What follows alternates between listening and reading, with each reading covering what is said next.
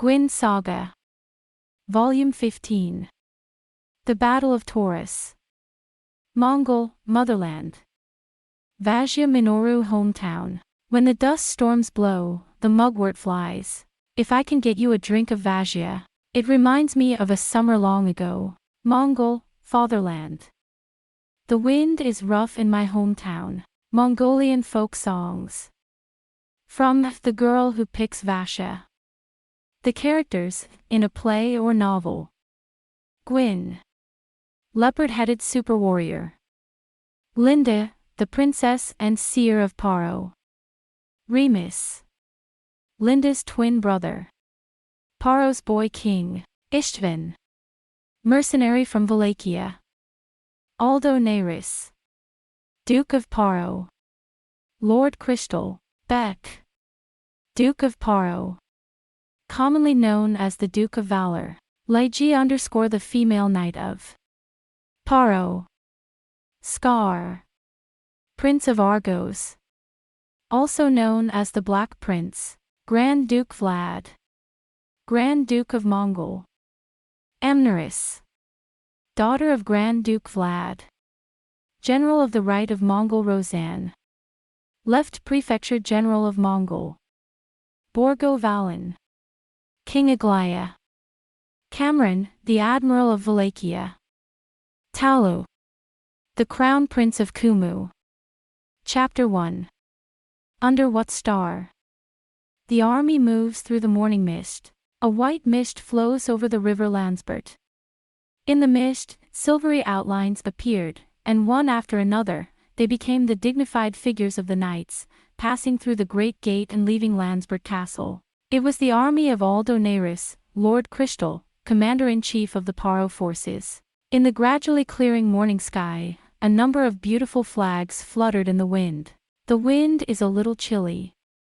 In the morning breeze are the purple flag of the Holy King with the design of Janus, the beautiful purple and gold flag of the Duke of Crystal, and the flags of each of the generals. Even though it was still early in the morning when the city of Crystal was still awake, thousands of citizens were already crowded on the north side of the Lansvale Bridge to see off the fine soldiers.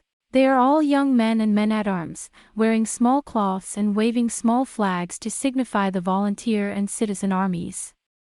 No women or children have yet returned to the Crystal.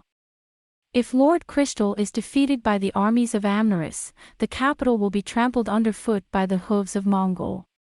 For the people of Crystal, the battle is just beginning. Knowing this, there will be no cheers or shouts of "Long live Paro" from the mouths of those who see him off. However, in the faces of the men of the citizens' army who quietly and reassuringly watched the rushed departure, there was a patriotic spirit that was obvious to anyone who looked at them, the desire to protect the capital with the hands of its citizens during the absence of the government. And how their faces shone with pride and determination compared to just a month ago, when they were quietly hiding under the control of the Black and White Knights. The shining face of the man seemed to tell us that for the proud people of Paro, freedom is life, the irreplaceable light. They stand quietly, gazing with a deep and fervent gaze at this army on which they have staked their lives. The first to take the lead is the valiant Dalcan, who leads more than 10,000 of the holy knights. In the meantime, Count Linus, together with Count Lyre, will lead the king's guard. Then came the main body. Only at this moment did the citizens of Paro greet the commander-in-chief, the object of their adoration, with a murmur and a buzz. Aldo Neyris's attire on this day was his favorite silver-hammered torso and silver boots. On his chest is an inlaid rune, and a wide belt tightens around his slender waist, which is studded with jewels. On his left hip, he wears his favorite rapier with an ornately carved silver handle, and in his right hand he lightly holds a purple tassel and a silver-wrapped horse whip. A pure white cloak fastened with large cameos on both shoulders fluttered behind him, and on the chest of his armor hung a magical divining ball made of crystal and runes, which he always kept close to his body. Beneath the chain was a silver ring that protected his throat, but it too had the gleam of a precious stone. He wears white-skin gloves, straddles his beloved horse of pure white, has a farmer pull his replacement horse, does not wear a helmet as usual, but has the farmer hold it for him, his forehead is covered with a silver cord woven with jewels, and his fine black hair is flowing down brilliantly over this white and silver appearance. He was dressed in a manner reminiscent of the Lure himself in the painting. 2 knights flank him on either side, flanked by several peasants and bannermen. Protecting the front and rear are the holy knights led by the Marquis of Lunnon. In the meantime, 100 or so mage troops with their hoods pulled down like black blotches were following them like shadows, which was strange to say the least, and also the greatest feature of Neris' army. However, the people of Paro are already familiar with Aldo Neris' mage troops, so they are not surprised. Finally, the mages had a large black chariot drawn by a black horse. In it, they must have stored various magical tools and other mysterious and unearthly things. After him, there was a company led by Avidus, which was a mixed unit consisting of mercenaries who had turned from Mongol, and volunteer troops recruited from the citizens. In the end, Dervalus led 5,000 of the holy knights to the shrine. Neris, who wanted as many men as possible, deliberately kept the number of Crystal's guards to a minimum. Neris and Valerius agreed that Adlon, Duke of Caravia, was expected to arrive in Tokyo soon with his valiant Caravian cavalry, and that Mongol could not afford to spend more men from the Torus Guard to take advantage of the crystal. Wallace and Aurelius will defend the city with only 3,500 men. The people were fascinated by the silver dragon and watched it as it went into battle. It was well disciplined, and its disciplined movements were pleasing to the eye. And in the center of it all, there is always the silvery son of Lure, Aldo Neris. If only Lord Neris were here. It's okay. Paro will win. Paro is a goddamn country. It cannot be defeated. He was caught off guard in the Battle of the Black Dragon, and Lord Neris was badly wounded in the first battle. Without Lord Beck, Paro was crushed by the barbarians of Mongol with no way to resist. But not anymore. Lord Neris is with you. Make sure you take control of the Holy Order, the pride of Paro. There's Lord Runan. And the mighty Durkan and Darvars, whose mage armies act as Lord Neris' hands and feet. Okay. Paro will win. The people looked at the heroic figure of Neris with childlike trust and admiration, and prayed for his fortune without fail. His eyes were also fixed on the 2 knights who followed Neris. The one on the right was a beautiful female knight with her hair braided tightly around her head like Ilana's, wearing a silver holy knight's armor and a crimson cloak, Ligeia, the daughter of the well-known Marquis of Lunnon. But the one on the left. It can be said that the people of Crystal know all about the affairs of the Crystal Court. The long history of the House of the Holy Kings, their legends, and the famous sovereigns, heroes, and princesses of the past, have been well known to the people through the hands of bards and court poets. But now, the young knight proudly standing to Neris' left, he was a completely unfamiliar face to the citizens of Crystal. And at first glance, you can tell he's not from Paro. His dark skin, his eyes and nose, he was probably born in Primorsky territory or the south. His young face flushed with youth. He wore a new suit of armor and rode a chestnut-haired horse.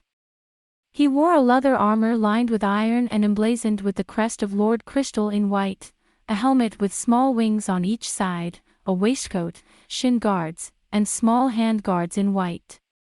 The blue cloak he wears is not that of a holy knight or a knight of the King's Guard, of course, but that of a personal servant of Lord Crystal. Who's that? Somebody's kid, I guess. No. Look at him. That's a foreigner. A foreigner in Lord Neris's entourage. It's a rare thing. I wonder if he got some special credit for it. You still look very young.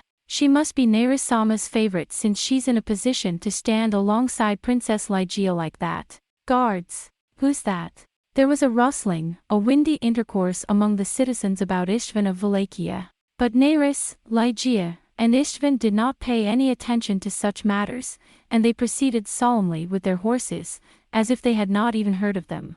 Soon, the main body of the army passed in front of the people, and Avidu's troops and the Derval's troops disappeared from sight in the direction of Genoa. The people had begun to disperse, one by one, to return to the city. Their doubts remained unanswered. Soon afterwards, the army of 35,000 men was seen off by the people of Paro, leaving the Crystal Palace far behind and approaching the hill of Genua. There they were met by Gith, the chief priest of the great temple of Janus, and the priests, all in full dress, to give them a blessing. They paused for a moment, and Nerys dismounted and knelt to receive the blessing of Gith. The generals also bathed themselves in the holy water of Janus and offered sacrifices to the great god, praying for victory. After a rushed ceremony, the column set off again and hurried on. From now on, there will be quiet fields and forests on both sides all the way to Yuno, beyond Kemi. The red road along which the Tyrant army had fled in disarray after its leader had been killed earlier was now quiet, with no sign of any fallen soldiers, but Nerys had set up a scouting party just in case and was advancing his army with caution after caution. Since this area was occupied by Mongols and became a battlefield, all the farmers in this area have left their land and evacuated to the south. The golden waves swayed in the breeze, the green of the forest on the other side of them, and the gentle deep green of the mountains above them, forming several layers of undulations. As he urges his horse forward, Nerys pauses to gaze at him with a somber gaze, wondering what he is thinking. It was an expression peculiar to Nerys that often made viewers wonder where her mind was wandering and made them want to look into her thoughts at any cost. Her eyes were gloomy and smoky, as if she were looking into the distance. He is loved and adored by the people and the nation, believes in his own power and schemes, dabbles in the realm of fishy black magic, is beautiful and wise, talented and skilled in swordplay and singing. And if he were to speak to me in a friendly way, I would tell him that he was lonely and that I was the only one who could understand his godlike loneliness.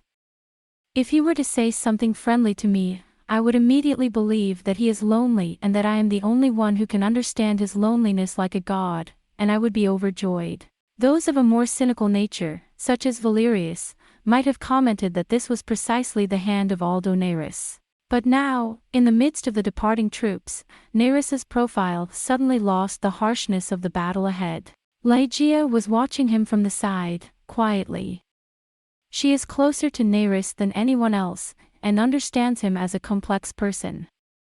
She is much more at ease when she is letting her mind wander than when she is perfectly fulfilling the role that Nerys wants her to play in his life, and a faint smile gently crept into Ligeia's firm mouth. But this was not the case with the Valachian Ishtvan who followed on the other side. What is this man thinking? He stared at the beautiful profile of Nerys with a curious look in his eyes. He still did not understand Aldo Nerys. All he knew was that Nerys was a very different person from all the others he had met and known. This, of course, aroused Ishtvan's curiosity and interest in Nerys, but it did not make him, who had never been frightened in the presence of others, sniffle. It's a strange coincidence, if you think about it. The Prince of Paro, the highest-ranking nobleman of the court, the Duke of Crystal, known as the Prince of Seria, and the orphan tavern girl of Valachia, a cheerful vagabond who has never known his father's face and who has moved from place to place in his life of trickery and mercenary work. By nature, even if the heavens and the earth were turned upside down, they would not be in a position to meet each other, and no one would imagine that they would have the slightest liking or understanding for each other. Nevertheless, it was a fact. Ishtvan did not know what to think of himself.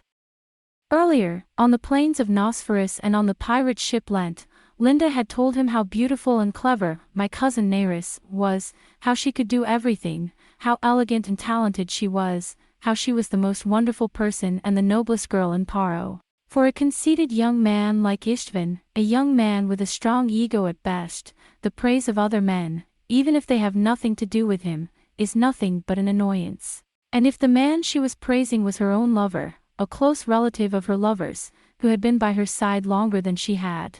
Nevertheless, the reason why Ishtvan wanted to bring Mongol's secret letter to the Lord of the Crystal was that he had no other eye than the royal family from the beginning, and there was no other royal family alive and well in the Crystal at present but Nerys, and also because for this ambitious young man, his own immediate ambition was more important than a little jealousy and envy in love.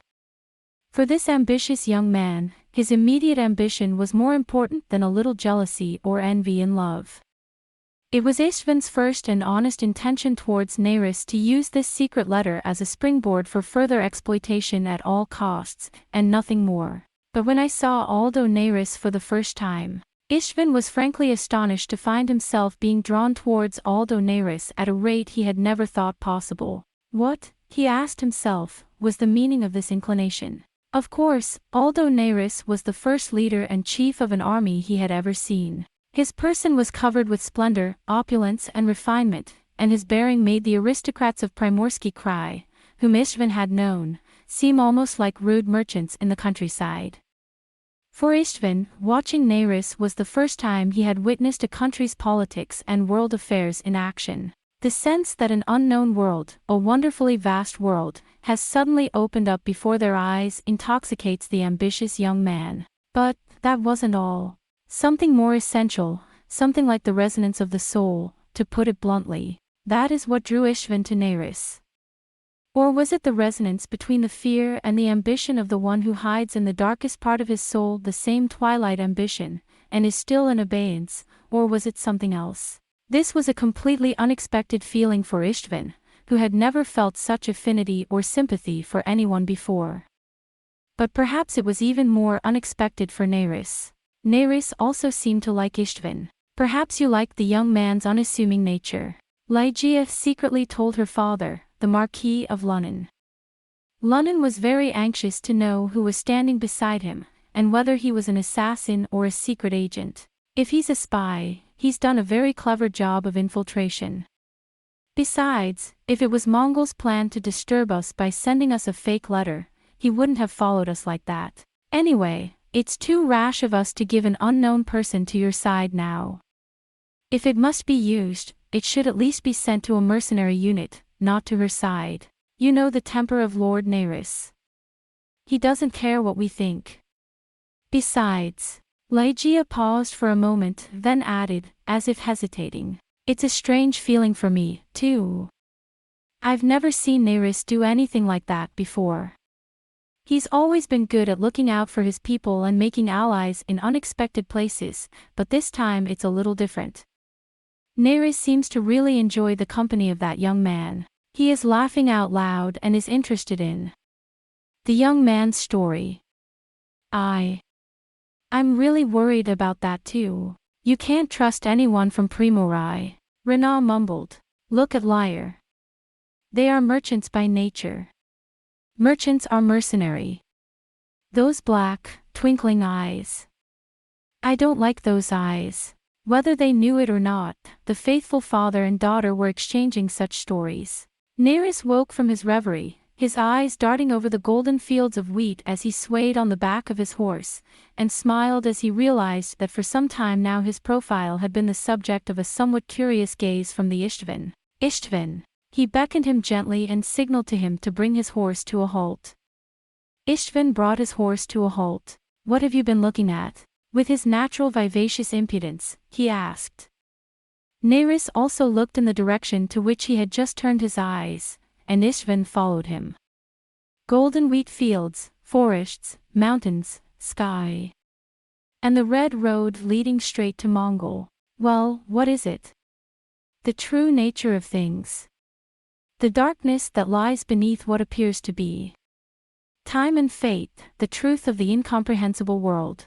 Neris murmured, as if he were seeing something unseen by the ordinary eye. But he immediately smiled, and waved his whip vaguely to the two sides of the road, as if to show his annoyance to Istvan. Istvan! What does that look like to you? And what do you think it is? What? Well, fields, forests, mountains. What else would you call it? That's what it looks like, isn't it? Because that's what it is. Yes. Neris laughed, not seeming to mind the way Istvan said it. That's what you see, isn't it? It's not something else. But not everything is as it seems. What do you mean? There are so many things we don't know yet. For example, who made this world the way it is? Because, it's God, isn't it? I believe that God came later than we did. Otherwise, everything in the world would be systematic and there would be no such thing as the unexplainable. But the fact is that the unexplainable is everywhere in the world. People do not even know that they exist. What the? A mountain is not a mountain, a tree is a tree, and yet it is not a tree. Is there no system that can explain all these things? We are finite and frail and too small. Was there once a being greater than us who created this world and left the clues to the Paro kings? Or have we ourselves degenerated and forgotten the great secrets we once knew, Canaan? What about Nosferatu? Istvin had no idea what Nerys was talking about, but at the word Nosferus, he cringed and shrank back. Nerys noticed him, but said nothing to him and continued to dream about him. I've always thought. This state we're in now, it's not the final one, it's not the first one. We, like those born in other times, should have the opportunity to read the clues and arrive at the right answers. Rather, for some reason I don't know, I can't help but feel that now is the time, that there are signs that this is happening somewhere. I haven't yet encountered any of those signs, though. I see them differently from the mountains and trees as they are, Istvin. That is to say, they look like mountains and trees now, but in reality they hide a much bigger meaning. Mountains are mountains and not mountains, people are people and not people. There is no way to understand this, not even in the Mage Tower of Paro. You're a person, but you're not a person. Suddenly, Istvin cringed again. For some reason, he thought of his old friend Guin, the leopard-headed man, and his strange, uncanny form came back to his mind. I have something I want to do, Nerys said slowly. For that, however, much power and wealth must be in my hands. And time, and luck, and more. I have the patience to acquire them one by one. But, alas, the repetition of daily trivialities always keeps me from what I really want to do. Nerys looked at Istvin with a dark gaze. But you don't know what I'm talking about, and therefore you're not interested. Let me ask you something, Istvin. What do you want to do? At length Ligeia came riding up to him and listened quietly. But she said not a word. Istvin replied sternly. Yes. Can I ask what it is? You'll be laughing at the fools.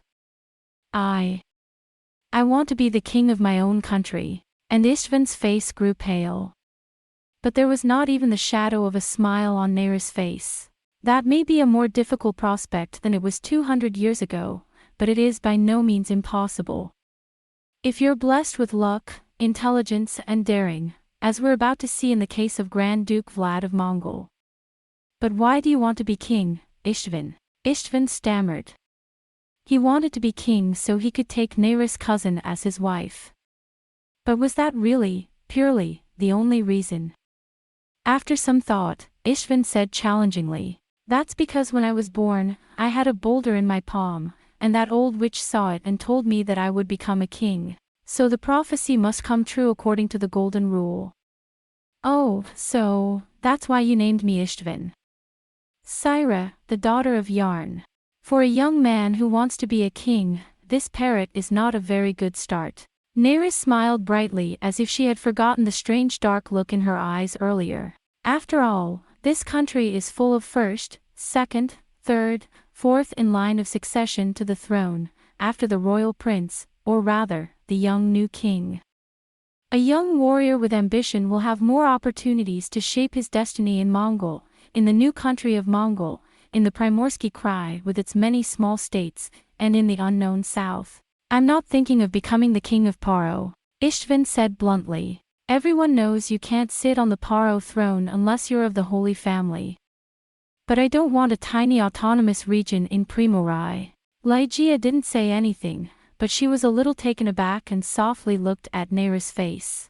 Surprisingly, however, Nerys' face was smiling with a radiance and joy rarely seen in everyday life. So what are you going to do, then? Become king of Mongol or something? I don't know, sir, not one thing yet. Istvin is agitated. But if the prophecy is true, then there must be a way somewhere. I believe in my strength, my luck and the prophecy. I will be a king, and not just in a small, poor, remote country, but in a big, rich country. Ishvan cut his words short and glanced at Nerys as if he were wondering if he had made a fool of him or offended him. Nerys smiled as she swayed on the horse's back. You're really young, aren't you, Ishvan? You say I'm too young to know better. But I'm only about 5 years older than you, Lord Nerys. I'm getting old. At least, my soul is very old now. Nerys's eyes once again turned to the far side of the mountains with a dark, incomprehensible gleam in them. Since you have spoken so frankly, I will tell it as it is, but I have no intention of laughing at you or of dreaming ridiculous dreams. I know you, Ishvan, the ambitions, dreams, anxieties, uncertain fears, stupidity, and pride that fill your young heart. The reason why I know that is because I too am an ambitious man. You don't have to want to be a king like you, there are all kinds of ambitions in this world. I want to master all the ultimate secrets of this world, and anyone who has ever had such a terrifying dream. Nerys kept his mouth shut. Ishvan and Lygia waited in silence for Nerys to follow them. Nerys, however, did not speak, but rode on, sinking into thought. The herd of horsemen stretches out before and behind them, moving in silence, and the wind that blows ruffles Nerys's lustrous black hair. Who has dreamt the dream? When Ishvan, with an expression that suggested that he was strangely attracted to something curious and unfamiliar, made a cautious suggestion, Nerys suddenly looked around with a startled expression, as if he had just woken up from a dream. A man who has dreamt such a dream will be terribly lonely. You'll be lonely, Ishvan. And yet, would you still dare to give in to your ambition? Do you think it's worth the cost of your loneliness to keep this ambition alive? Of course, you must think so now. That's what being young is all about. To think that loneliness is nothing to be afraid of, indeed, the very fact that you can have ambition is an outstanding quality, a destiny unlike any other, a quality that sets you apart. But when you give yourself over to it, you do not think that you are embarking on a path from which you will never return. We all set out with the intention of gaining something, and we think we can't possibly lose anything. But that's not the case, Dean. When you do, you pay a huge price. That price is to be like most other human beings, to have peace and a modicum of contentment, to be able to get along with the world and with other people, to have a secure and unshakable place in it, to be able to live peacefully and harmoniously, and to die with the satisfaction that you are satisfied with what you have as a human being. And the happiness of not knowing for the rest of one's life the horrible, blood-freezing loneliness of knowing that no one else is like you. Nerys's voice became lower and lower, and he seemed to be sinking into a meditation of his own. On the other hand, Ishvan is staring at Nerys with wide eyes, as if he is talking about something completely incomprehensible. Lygia, on the other hand, was looking at Nerys and Ishvan with anxious, searching eyes, and when Nerys misspoke his name, he stiffened, as if to say he understood. But when he called out casually, as if to distract Nerys from her meditation, his voice was soft and quiet. Well, Lord Nerys. You've spoken very well today. The voice brought Nerys back to himself once more. The eyes with an unfathomable gloom slowly moved back and forth between Lygia and Ishvan, and it was none other than his usual self. Yeah. Are you bored, Lygia? No, I'm not. I was just a little surprised. You don't usually talk to me like that at all. I guess so. Nerys laughed. A slow, spreading, gorgeous, seductive, confident laugh. If that's the case, it's probably because I don't usually have anyone to talk to about such things. I don't mean to criticize you or the people at court, but they seem to think that I am a better listener than a speaker. I've never been asked to tell them what I'm thinking. There's no way we could have imagined what you were thinking, Nerys, if we were as stupid as we are. Lygia said teasingly. Besides, I'm not ambitious in the least. Good for you, Ishvan. I envy Nerys that she enjoys talking to you so much. But I'm sure I'm not the only one who envies you. Ishvan stared at Lygia's smiling face, his eyes fluttering, unsure of what to say. You can't take what Lygia says seriously. Nerys laughed and said to Ishvan, but there was a faint note of annoyance in his voice. So, you're going to be king, and then what? Is it your greatest ambition to sit on the throne of a great and rich country? Or do you want to steadily expand your territory and annex all the countries around you? Yes, the bigger the country, the better. But for me now, the idea of becoming king of any country is a pipe dream that people say is laughable. Let those who want to laugh, laugh, Istvan. They will stop laughing one day. But I'm glad to hear you're not dreaming of becoming a king who will unite the world. Because if you do, and if you set out to make that dream come true, then eventually I, as Regent Lord of Paro, will have to fight against your invasion to protect our country. Nerys laughed in an unusually bright voice. Istvan was reluctant and could not decide how to behave or how much to trust his friend's goodwill. Lady Nerys is always joking. And Ligeia saw it and said, Lady Nerys, you mustn't tease the poor young man. He's in trouble, isn't he? I'm not joking, sister. Nerys apparently argued back. This young man might actually take the throne. Rather than an incompetent and unsuitable person who was born into a royal family, a wise and talented person with ambition to be king might make a far better king. Lord Nerys. I mean what I say. How do you know he won't be king? The world isn't as calm as it used to be. I see signs of turbulence on the earth again. But, Istvan, just because you believe in prophecy and your destiny doesn't mean the throne will come to you. Yeah. If there's one advantage a man born into a royal family has over a man born into a non-royal family, it's that he'll be raised by imperialism. Imperialism, do you know what it is? No. Not unreasonably so. In a word, it means having an eye to see everything from a higher perspective. Never be limited to any one position or way of looking at things, but of course, know all the different positions and ways of thinking, and use them for your own purposes. For example, just now you said that these mountains and these trees are mountains and trees and cannot be anything else, right? But I don't think so. Nothing can just exist for no reason, Istvan. Those mountains are the Waldenses, north of Paro, on the border of Paro and Chironia. Somewhere in them lies Waldstad Castle, the ancient fortress that was once a battleground between Chironia and Paro and later a keystone of Chironia's border defenses. It is the greatest obstacle to the country's expansion to the north. However, if this area was not a mountainous region but only a plain castle, the history of Paro and Chironia would have been different. And these fields of golden wheat. This abundance that Mongol coveted so dearly, comes from the waters of the Lila and the mountains that shelter it from the winds of the north. Do you know what this means? Yes, no. The history, behavior, and character of any country are all naturally shaped by its topography, its relations with the surrounding countries, its land, its products, and its natural environment, and therefore, in truth, if you know and watch carefully, you can predict what will happen to any country. If you know and watch carefully, you can know and predict in advance what will happen to each country. In the true sense of the word, sudden changes are much less frequent than people think. However, since people only see the surface of things, they are surprised only after something happens. This can be said about countries and people. All things have an organic cause and effect relationship. A true emperor must be the first to realize this. From a dull ear of wheat, and neighboring countries. Invasion, from a little sunshine, this year's decline in trade. Unfortunately, I'm far from being a true emperor. You can say what you like after it's happened, but I did not foresee the outbreak of the Black Dragon War, even though everything pointed to it, that Grand Duke Vlad would do this.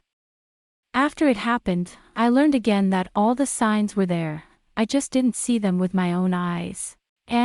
But, Istvan gasped and rolled his eyes as he listened, but then he started to move. I don't think it's possible to foresee things before they happen, without witchcraft. That's exactly what it is to try to be a god. Exactly. I believe that a king, though not God himself of course, must in many cases take the place of God. At least, that is what we must make people think. That is why I want to reveal the secret of the creation of the world. I don't want to be a god, but I think it's the right thing to do. In many successful countries, the ruler plays the role of a god very well. Achilles the Great in Cheironia, Hanem, Kitai. But when the king becomes too human, the same situation as in my Paro befalls many nations. But Mongol is a different story. Mongol has a special climate and a special form, the three great duchies. What did Naris think? He broke off and smiled at Ligeia. Look, Ligeia. Look how he listens intently, how he thinks. It's not that I'm always reluctant to talk. It's just that no one wants to share my interest.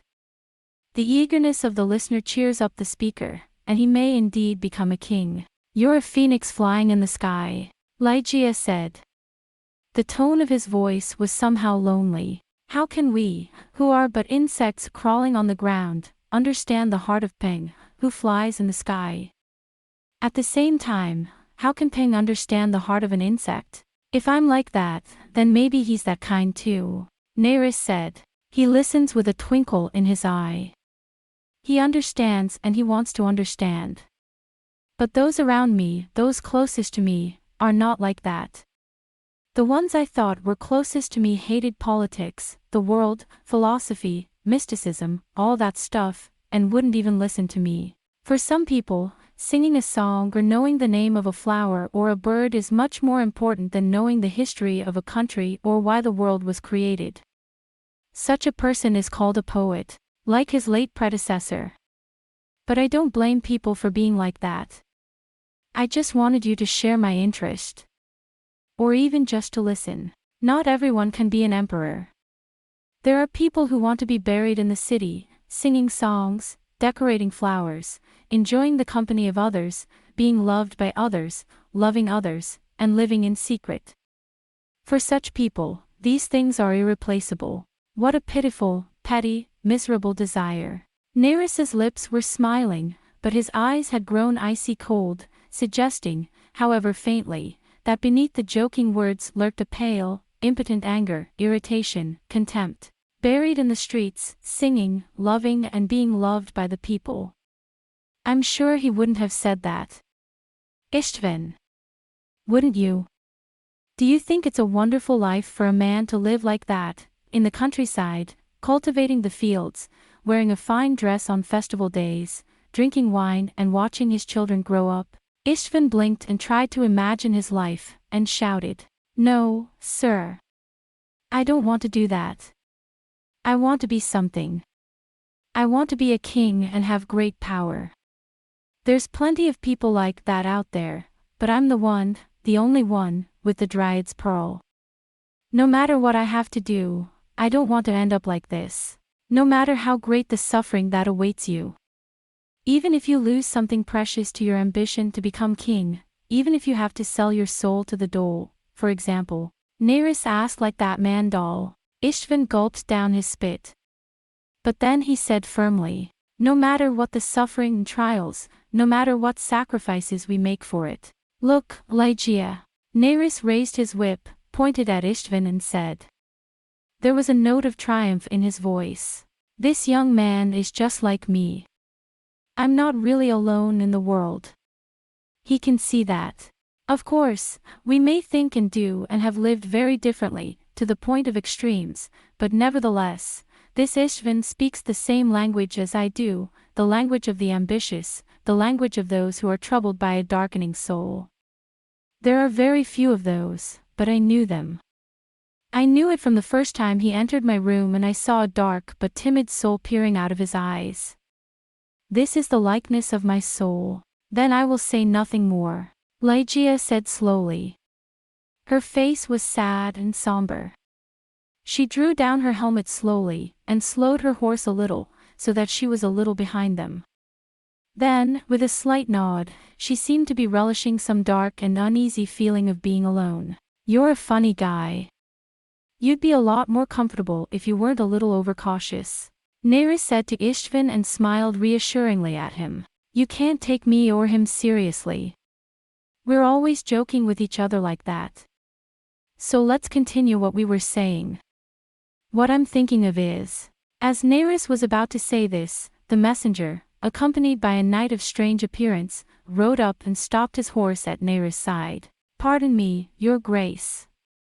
I've just been sent by the Marquis of Durkin to see Lord Neris." "Which one is Scar?" Neris shouted.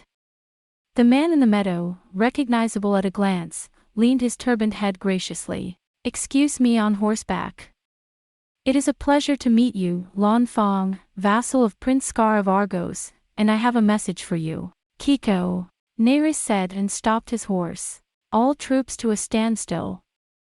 And, greetings. A message from my master Scar to the Duke of Crystal, Aldo Neris. My troops and the Duke of Beck of Paro have engaged the armies of the Duchesses of Mongol and Amneris on the border between Juno and Mongol. After several engagements, the Duchess forces have gathered their forces and retreated to the border, where they are believed to be in position. I would like to ask you, Lord Neris, to join my army and fight to defeat the Mongols. But for now, there is no sign of the lady's army, and my army is about 20 moors north of Juno. That is all. All right. There's nothing to discuss. Tell Lord Scar to wait for us at once. Take Lan Fong with you to Lord Scar." "Ha! You heard the man, boys. We're staying in Kami tonight, and we're meeting up with the Scar tomorrow." Neris smiled wanly and strained her voice. "We're off." It was just before dusk when they entered Kemi. If we wanted to force a march, we could have stayed up all night to close the distance to Juno, but according to the report from Scar, Amneris's army has withdrawn into the Mongol territory and so far has not shown any signs of making an immediate move. If this were the work of a more experienced general, I might consider pretending to be one. Neris laughed as he told Lunnan and the others. With that Amneris, it's no wonder the Grand Army is slow to move. In the end, it's the general who leads the army that determines its strength. But I understand that Bolin and Mencius are also with you. Renaud was a little more suspicious. In the unlikely event that they should surprise us while we are in Kemi and endanger the lives of His Highness Prince Scar or Lord Beck. And Lunnan says. What do you think, Valerius? I'm afraid that won't be necessary. Lord Scar is not the kind of man who can be taken by surprise, I'm afraid. I think so, too. Don't worry, Renaud. Scar isn't camped out like we thought he was. He's probably hunkered down in the mountains along the road, watching for Mongol troops. That is the way of the prairie people. Thank you. Valerius here thinks as you do, Lord Neris. And then there's Scar, who came up with the amazing idea of surpassing Willan, and did it, and succeeded. Neris laughed. I am too frightened to make such a foolhardy bet. But is it true, Scar, that you have crossed the Willan? Durkin said. I'm afraid I still can't believe it. How else could the Scar have appeared so suddenly on the borders of Paramongol? If he crosses the Danine from Lut, the news will reach Crystal from Karavaya. Crossing the Willan is still more practical than sending tens of thousands of troops across the moors of the Sangut without crossing the Rukaravian. And Scar would not be riding a winged steed. When the truth comes out, Renaud said in a chanting voice, it will be sung throughout the world as yet another dreadful tale, by the bards of the Black Prince Scar, the saga of the passing of Willan. Yeah. That's right, Neris said dreamily. He seemed to be stupefied by it for a moment. Kami is located about halfway between Yuno and Crystal, and is a small town that is usually much quieter than Yuno. Since the Mongol invasion of Paro, Mongol had stationed a battalion of troops at Juno to guard the border, and Kemi came into the sphere of influence of Mongol. However, now that the garrison troops have withdrawn from Juno, this small town has regained its former quiet and somber expression with surprisingly speed. The people of Kemi lined up at the mouth of the road to welcome their original ruler with joy. Although the elders of the town had already been squeezed by Mongol in order to welcome the 35,000-strong army, they were ready to give away all they had. Neris congratulated the people of Kemi, but he was well aware of how the plundering and taxation of the Mongols had been to them, and he did not wish to see Kemi exhausted by yet more generals. Therefore, at the entreaty of the elders, Neris decided that only he and his bannermen should go into the main camp of Kemi and lodge there for the night, while the other 30,000 odd generals should be sent out to the north of Kemi and encamp there. In addition, he gave a great deal of money and goods to the town of Kemi in exchange for a portion of the food and water for the soldiers. It was already night when Nerys finally settled down at the main camp in the town of Kemi, where he had been assigned to stay. Lunnan, Ligeia, the mages, and a few other attendants accompanied Nerys, while the rest of the banner men set up camp in a circle around the main camp to protect the Lord. It was, of course, much smaller and less luxurious than the Crystal Palace, but even so, it was filled with a variety of furnishings and flowers to make it a comfortable place to live, thanks to the care of the elders in the top room. When Ligeia came in quietly to see if Nerys was comfortable and if there was anything she wanted, Nerys was not yet at rest, but was leaning back on the couch, lost in thought. "How's your room, sir?" "Yeah. It's perfect. Shall I have them bring you a light supper? Or a drink?" "No. Not yet. Can I help you with anything else?" "Don't be so cautious. I want you to get some rest tonight." "I will." Nerys is lost in thought. "Is he, Istvin? I saw you outside, tending to your horse. I wish you'd call him. I want to talk to him." "Yes, sir. Mr. Nerys," Ligeia said, staring at Nerys with wise eyes. At the risk of sounding picky again, Nerys-sama has grown quite fond of that young man again. "Is that strange? How is it possible for me to have feelings for someone? Like I'm a doll or heiress with a heart of ice. Outrageous." Ligeia thought for a moment, then said boldly, "I'm not going to do it. In truth, I don't want to be bothered by people complaining about every little thing Nerys does. But for some reason, Nerys makes me do it all the time. I'm a spoiled brat who worries. Yes, for me. You also always worry when I like someone. My loyalty to you is so unwavering. I'm not jealous or worried about being the first favorite." Ligeia's cheeks flushed. "I just wanted to say this. Why do you let that young man get so close to you? I don't think he's quite what you think he is, Lord Nerys. I'd rather see Ran of Karavaya. May I speak my mind?" "Yes. You're the only thing that matters to me, so I say. I knew you'd always regret what happened to Dean. But I think it was for the best. He's so different from you. His heart is too soft and gentle to stay at court as Nerys' right-hand man, as she expects him to be. And a coward. He left me alone and ran away. I might have been the one who wanted to run, but it was Lord Nerys who persuaded the Dean to leave Paro. I can't believe you're now seeing the Dean in that Valachian youth. Me, him and Dean. No way. Istvin is nothing like Dean. On the contrary, I think. If only Dean were a little more like that Valachian lad, a strong brother with drive and ambition, vitality and self-reliance. If Lord Dean had been like that, he would have had to fight Lord Nerys head-on at some point. It's because he's the kind of person that he ran away instead of trying to fight Nerys. Isn't that right? That's right. It was running. Always, it was running, from everything. Doesn't it know that it can't stay that way forever? That you can't run from everything forever, that one day your unique destiny will catch up with you? That's true, but I can't say that being born a brother to Lord Nerys is an easy fate to accept. Besides, the Dean is a gentle, quiet man whose light is usually dimmed in the shadow of the Nerys. Even Istvin is like that. I think so. I'm sure he's a young man with something, but right now, he's under the spell of the Nerys. But you don't notice that. You're so aware of everything, Nerys. Nerys smiled. I'd like a drink. And some fruit, too. And you? Ligeia, I'll leave you now. The sight of you makes me forget that we are in the middle of a war. Ligeia gave a small sigh. In the end, I wonder if trying to get close to your heart is nothing but an impossible and unreasonable act. You seem to be at ease with me, listening to me and talking to me about everything, but when I really try to touch your heart, you immediately close your mind like a shell. Most people don't even realize that he has withdrawn his heart, and he is so soft and gentle in his rejection, but His voice trailed off into a whisper, almost like a monologue. Nerys took Lygia's hand gently. I've opened up so much to you.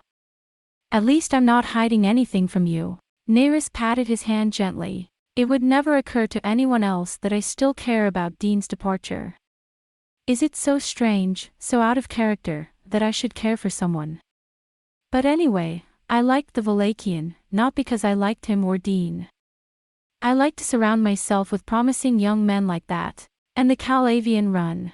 Then why did you mistakenly refer to him as Dean? But Lygia swallowed those words. I'll call him, Lygia said as he stood up to leave. But please don't keep us too late. Tomorrow morning will be very early and we'll have a hard day's work ahead of us. I'll do as you say, Mother, I said. My dearest Lygia. You are like a true sister to me. Nerys chuckled. Lygia shook her head and went out. Ishtvan came into the country about a month later. You wanted to see me, sir. I was just about to take the day off. I just needed a little company, that's all. Nerys sent his servant to bring 2 jars of wine and 2 cups. I'd like to talk to you for a little while. I'd love to. Yes, yes. Nerys poured out a cup of wine with a graceful hand, and Ishtvan accepted it with reluctance. As Nerys slowly sipped the vermilion wine, he seemed to be lost in his own thoughts. When Ishtvan became uncomfortable and began to writhe about, Nerys raised his eyes and looked at Ishtvan with a smile on his face. You've been through so much, Ishtvan. More than I could ever imagine. Oh, well. Lygia, that scary female night princess is always accusing me of being naive and not understanding the subtleties of human feelings. I think I can see the world from the depths of the court. What do you think, Ishtvan? Do you think you know the world better than I do? Yes, well, I suppose that's one thing you know quite a bit about for your age. Ishtvan said sternly. First of all, I've done most of the work. That's awesome. Nerys chuckled. How old are you? I'll be 21 soon. You've been in Wallachia all this time. No, not at all. From the time I was 4 years old, I worked as a field hand and a gambler's errand boy. By the time I was 12 or 13, I was already known as a great dice player. But it wasn't until I was 16 that I ran away from Wallachia because of a dispute. Never touched the soil of your hometown again.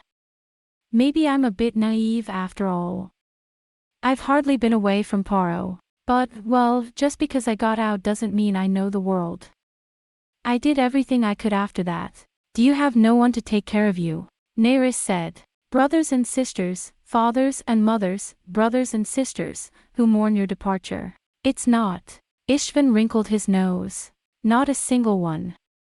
My mother's dead, my sister's dead, and I don't even know if I had an old man or not. I had no desire to go to Wallachia. You must be jealous. There was a strangely earnest crack in Nerys's voice, which startled Ishtvan and he looked up. What? I am bound to Paro, Ishtvan. Prince, Lord Crystal, third in line to the throne, that name binds me. I've known men who've run away. Those who leave are happy. But for those who stay behind, the scars last forever. Betrayal, yes, it's unforgivable for those who are betrayed. Ishtvan looked at Nerys, not knowing what to say. For while he spat out words that sounded hateful, Nerys's face was calm, and there was even a faint smile on his lips. I don't like to be betrayed. Of course, no one likes to be betrayed, but it would have been better if I'd left. But I couldn't. I had ambitions, yes. But if the one who left had been ambitious enough to seize his destiny just as you did, then I'd still have forgiven him. I like ambition. I like the desire to be unworthy. I wish he had been like you, but he left just to get away from me. Nerys cut off his words and gulped down his drink. Ishtvan. What would you do if the only person you ever forgave, loved and relied on betrayed you, betrayed your expectations, waved your hand away and ran away? Would you forget him, chase after him, punish him? Would you hate him enough to try to kill him? Yeah, Ishtvan thought. I don't know, because I've never given my heart to anyone like that, but if I did, I'm sure I'd want to. probably torment and kill that person. Torment me, Neris murmured meditatively. Or pretend you've forgotten, pretend you're not upset by such a betrayal. Isn't it unbearable that others should see you so fragile and weak? You're like me, Istvin. It's a strange thing, no one would expect to find any resemblance between you and me anywhere. Well, who is the one who betrayed and tormented Lord Neris? Istvin asked bluntly. His curiosity got the better of him. You're the first person who's ever asked me that to my face, Istvin. Neris burst out laughing and seemed to hesitate for a moment, wondering how to answer, but in the end he said nothing and said something else. Men like you and me, Istvin, are surely weaker than other men, more easily defeated by desire, and wanting too much. For life and for others. If you don't want something, you won't be betrayed, but some people can't help wanting as much, as high, as deep as they can reach. For example, I want silk beddings, flowers, and fruits that make the air fragrant around me, even if I have to spend the night. I want only the best, and it hurts me deeply to think that I have to settle for less than the best, just as it hurts me to think that you can't help being the king of a small autonomous region in Primorai. I'm sure people would call this an unfortunate trait. You don't know what's enough and what's restful, but remember that, Istvin. It's always these few who move and change the world, who bring about great changes, progress, and upheavals. No matter how many thousands and tens of thousands of people there may be, who are content with their meager possessions and go on with their lives, the world will never move even one step from the way it is. I tell you this because I know you understand. I want only the best for my life and for others. In return, I don't care what I have to pay for it. Though Ligeia worries that such a thing might one day cost me my life. Poor Ligeia, a woman, no matter how clever and good she is, cannot understand a man's ambition. Women are made to settle down and be content in one place. There are no exceptions for any woman, even a woman like Amneris who is called a lady general. A woman can't have ambition. Don't you agree, Istvin? Yes. That's right. A woman always thinks one thing, she wants to keep a man to herself, Istvin said, recalling some scenes from his past. But I'm always wondering if there's any woman who can help me with my ambitions, even though I don't want a woman who has ambitions of her own, I don't want such a woman. I'm sure you're not, that's for sure. Well, Istvin was a little hesitant, but... If I may ask, what, exactly, is the ambition of Lord Neris? After all, to become king of Paro. After saying that, he looked around reflexively to see if anyone was listening. Neris smiled falsely. I may be out of touch with the world, but I'm a few years older than you, Istvin. And I've been aware of the mechanics of ambition much earlier. There's no need to be shrill. I don't see the throne of Paro as the final goal of my ambition. It's always available to me. But I'm the rightful heir to the throne, I'm the brother of the previous king by blood, and I can always combine my first and second crowns by marriage. By marrying my cousin the princess. No, Istvin, my ambition lies farther afield. Until I have some idea of what it is, I don't care whose head the crown rests on, in fact, I'd rather have a separate head for it. What's wrong? Neris scowled as she noticed how pale Istvin had become. Yes, no. Istvin barely contained himself. It's just, it's making me nervous. Anxious. Surprisingly, Neris looked at Istvin and started laughing. Are you not talking to a horrible blasphemer, a traitor, who may have been drawn into a terrible plot without your knowledge? That's a surprise, Istvin. I'm surprised you'd think that, but a man who has ambitions of his own can never be too careful. For most people, ambition is the most frightening, disgusting, and unwanted thing. I know that all too well. That's why I've never shown this ambitious side of me to Rena, not even to Ligeia, to tell you. Neris put down his cup, stood up, and began to walk slowly around the room, but then he continued as if he had an idea. My ambition, and not only my ambition, but I believe that any man who has enough faith in himself to have an ambition will surely come to the same conclusion. One is to become a god, of course, this is a metaphor. To be a king, to hold the secret of the creation of the world in one's hands, to conquer the world, or, much more modestly, to be the lord of a castle, all of which are ultimately the same thing, to be in the image of God and to have his power. And the other is to have a goddess who is worthy of being at his side. If, as you say, she can help him in his ambition to become a god, that's the last thing a man wants. I agree, power and companionship are the only two things that matter. You can't have one or the other. Even on the throne of the whole world, a man without his ideal mate, his own goddess, would be nothing but an unhappy, lonely god. But also, no matter how much he marries his beloved princess, a man without power is no man. Fortunately, I intend to have them both in the end. N.A. Ishtvan was panting. His mouth was dry, his head was foggy, and it seemed as if something was ringing in his ears. Lady Neris is, woman, goddess is. There's nothing to hide. She and I are practically betrothed. My cousin, Linda, the princess of the last king, she's going to be everything to me. Linda. Ishtvan was overwhelmed and sat there in a daze. The voice of Neris, which he does not know, enters his ears without mercy. I took her as my wife a long time ago. Even when she was just a child. And I watched her carefully like a man watching over a flower that he had planted as a seedling and which was gradually growing into a bud. These wars have prevented me from doing so, but not for long. When Mongol is defeated and peace is restored to the Middle Kingdom, she will leave Karavia and enter Paro. The people look forward to the wedding of the first princess to Lord Crystal, and though she is still young, I will be able to guide and nurture her. She and I are meant for each other. Her marriage to me will unite the first and second in line of succession to the throne. It is also the consensus of the people of Paro. And most importantly, she possesses the qualities of a seer, a quality rare among the women of my royal house, which will give her vital and indispensable assistance in my ambitions. With her, my path into the world will be opened. You are right, a woman does not have ambitions of her own, she gives strength to the ambitions of a man. Well, Ishtvan said in a hoarse voice that did not sound like his own. Do you love him? And does he also love you? Yes. Neris's searching eyes were fixed on Ishtvan, as if he were wondering. But even the Meichi of Neris, who was far away in Nosferus, on the Sea of Lent, could not tell the strange fate that had brought the Valachian mercenary and the Paro princess together, and he answered. Oh, I love you.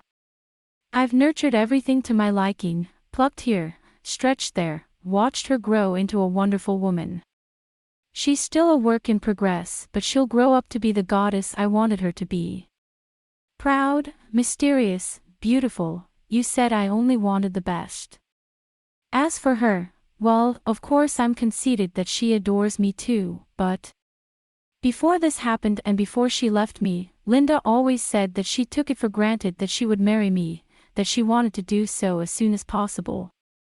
I'm sure you'll agree. He's a nobleman, you'd never stand a chance against him. Beautiful, more beautiful than anyone in the world, gentle, smart, brave. I've never seen anyone as beautiful as Neris. When I'm queen of Paro, you'll be my husband. Ever since I was little, I've been in love with Neris. Neris is the one who might be my good friend, my cousin Neris, my Neris. Suddenly, Linda's voice from long ago, which I had forgotten, came back to me. Is that right? Oh, is that so, Linda? Then, what was I to you? Ishtvan. Aren't you feeling sick? Neris's concerned voice brought him back to himself. He barely managed to muster a smile. What? I don't know, my heart is suddenly a little. I'm sorry, but I have to go. I think I ate something bad. I think I'm drunk. Neris's bright eyes were fixed on him with a scowl. Ishtvan was sweating cold all over. I apologize for any inconvenience this may cause, and thank you for your patience. Just go and have a good night. Tomorrow is a hard day's work. Then an expedition. You'll need to be strong and healthy. Oh, it's all right. I'll have my men bring you some of my medicine later. It's a shame you had to do that. Ishvan gazed at Nerys with sorrowful and indescribable eyes, as if he were a small animal about to be killed. He had an impeccably beautiful and noble face, vaguely resembling Linda's. The gentle, anxious look of the deep night, the grace and dignity that pervaded her whole body. Struck down, Ishvan staggered out. Nerys stood up and saw him to the door. His anxious eyes looked at him searchingly. When Ishvan left, Nerys slumped back in his chair and pondered, as if he were trying to solve a riddle he could not solve. His brow was wrinkled, and like a beautiful statue he lay motionless in the depths of the night. On the other hand, Ishvan, the poor Ishvan, did not know how he came to be in the small room that had been assigned to him. He barely made it to the house, locked the door, and sat down on the bed as if he were going to collapse, cradling his head in his hands. Linda. You weren't mine. Was your heart in the Duke's hands? On the sands of Nosferus, on the seas of Lent, on the steppes of Argos, you were always beside me. What was I to you?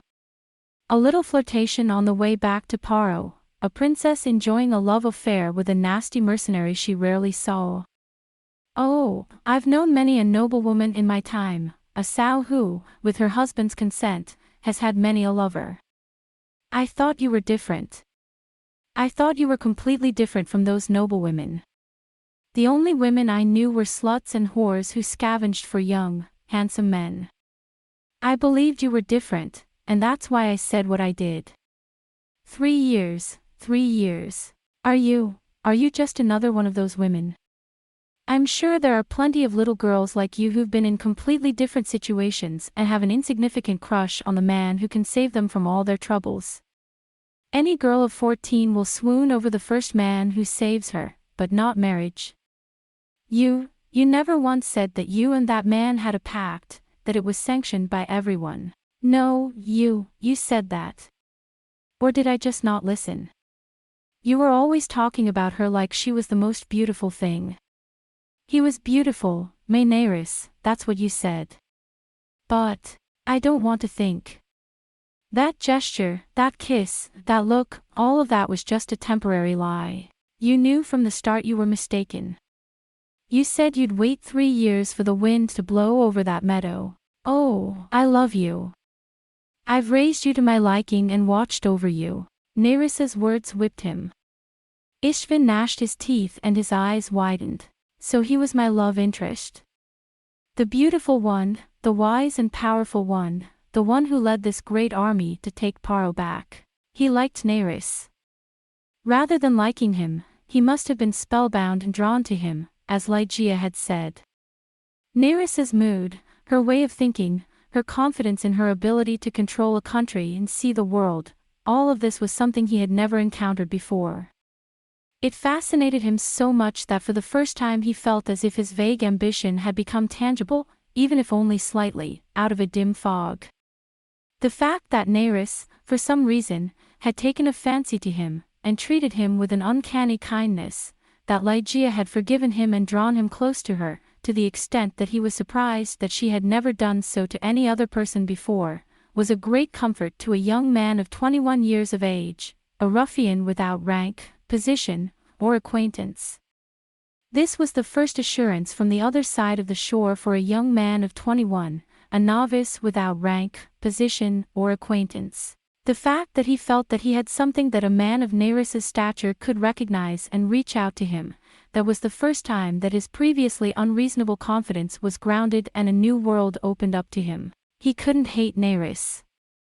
Even though he thought of her as his love interest, he couldn't help but admit that she still fascinated him and held him under her spell.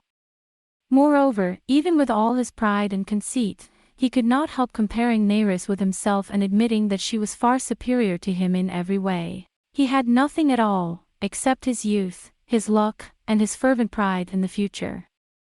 He was a lonely traveler without a backbone who must now carve out his own unknown destiny and somehow reach the girl he loved and her kingdom. And what about Nerys? Even Ishvan could not help admitting that Nerys was in every respect a perfect match for Linda. Nerys and Linda were born into the same class and the same circumstances. There is nothing unnatural about their union, which will be celebrated by all the people of Paro. When they stood side by side, their dignity, their manners, and everything about them must have appeared to the eyes of men as a natural pair, smiling and beautiful. Istvin, on the other hand, was the illegitimate son of a Tyrian prostitute. He had neither a graceful gaze, nor crisp white limbs, nor smooth silky skin. Linda. Istvin's heart was filled with the image of the noble princess, like the goddess of the moon, who had stood in the dark corridor, beautifully dressed, on the night when she had been rescued by the Saria, the flagship of the Aglaia, to go to dinner with Princess Illumina and Admiral Tor Dariu. At that moment, he was seized by a tingling, indescribable desolation, discomfort, and humiliation that he had never experienced before, and like a mourning dog, he crouched alone under the mast, pining, and was comforted by Guin. Are you and I living in different worlds after all?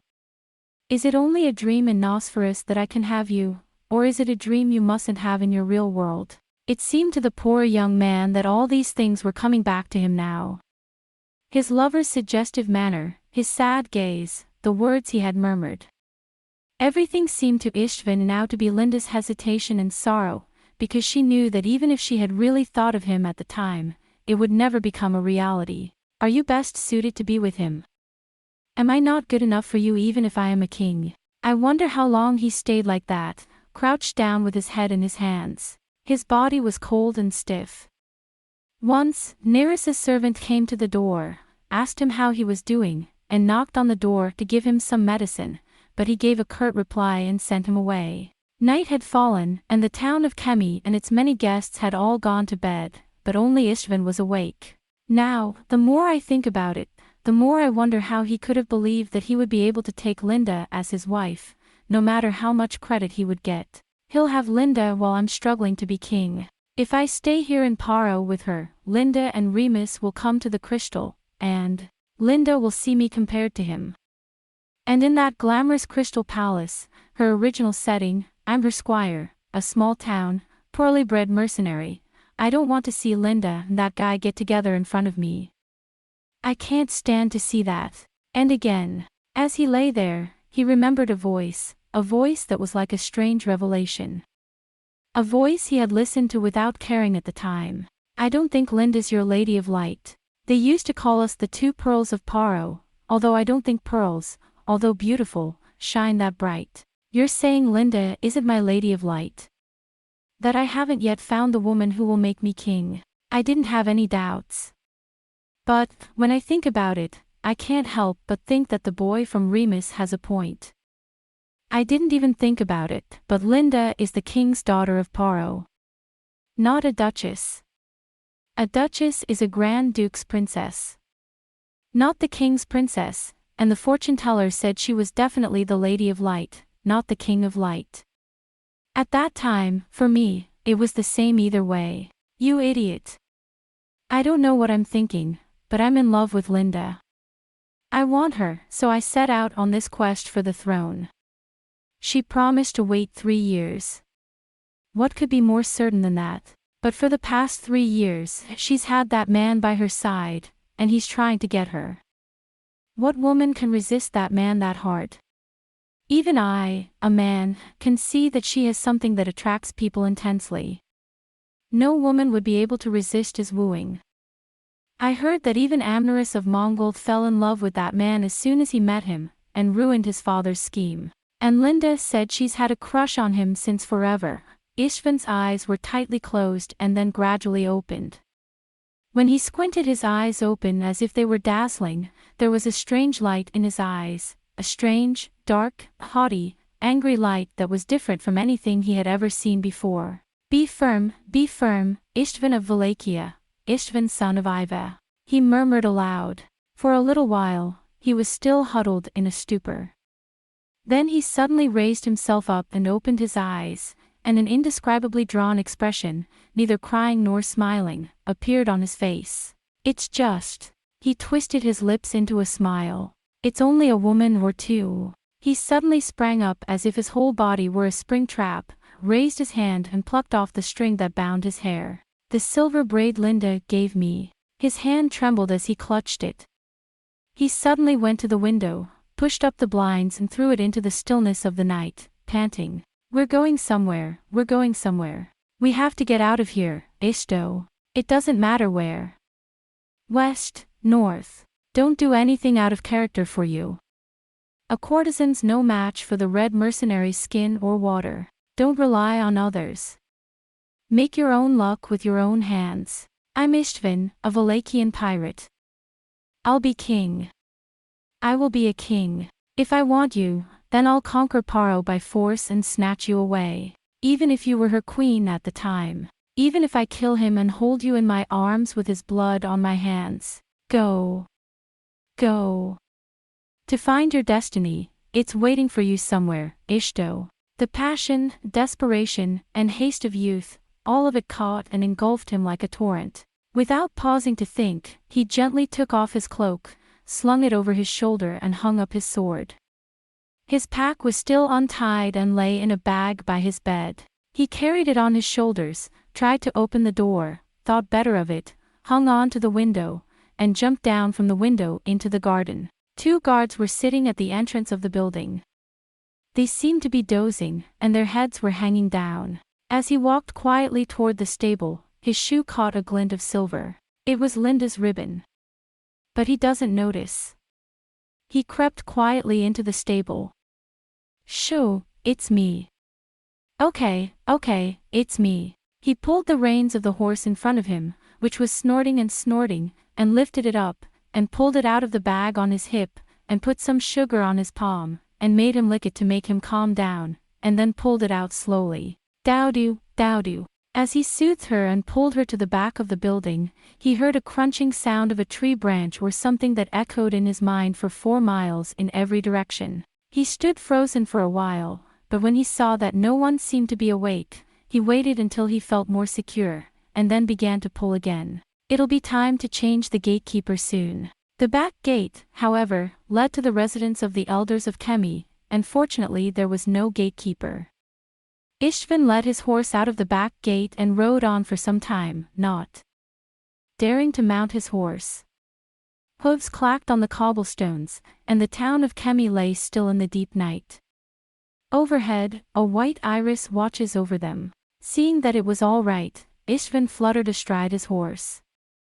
He stopped his struggles with a firm tug on the reins. As he was about to apply the whip to the horse's belly, he suddenly looked back toward the main camp from which he had escaped. It was now dark in the chamber of Neris, which had been lighted until quite late.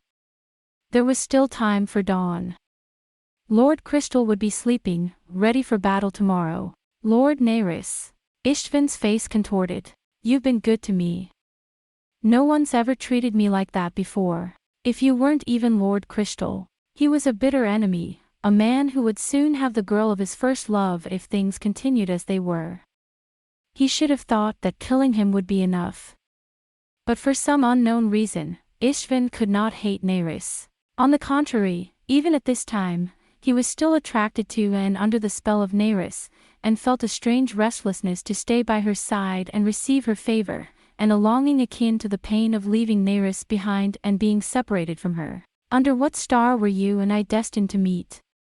Under what stars are we so attracted to each other? Istvin shook his head violently, as if to ridicule himself. To the north is Juno. Let's go west. Let's go to Calonia. I've made up my mind. He fell on his horse's belly. Again he was a lonely fugitive running through the city at dawn. As of yet, no one knows what kind of fate, and what kind of tragedy will result from this brief and mysterious encounter between the 2 owls. In Istvin's heart there was nothing but love and hate for the foul Neris, the pain of his first love, and the flutter of the arrow that flew free from its spell. Through the dark streets of Kemi, the figure of Aki grew smaller and smaller. The next morning, a maid who had been sent by Neris to check on him discovered for the first time that Istvin had escaped and run away. Chapter 2. The Fast and the Furious.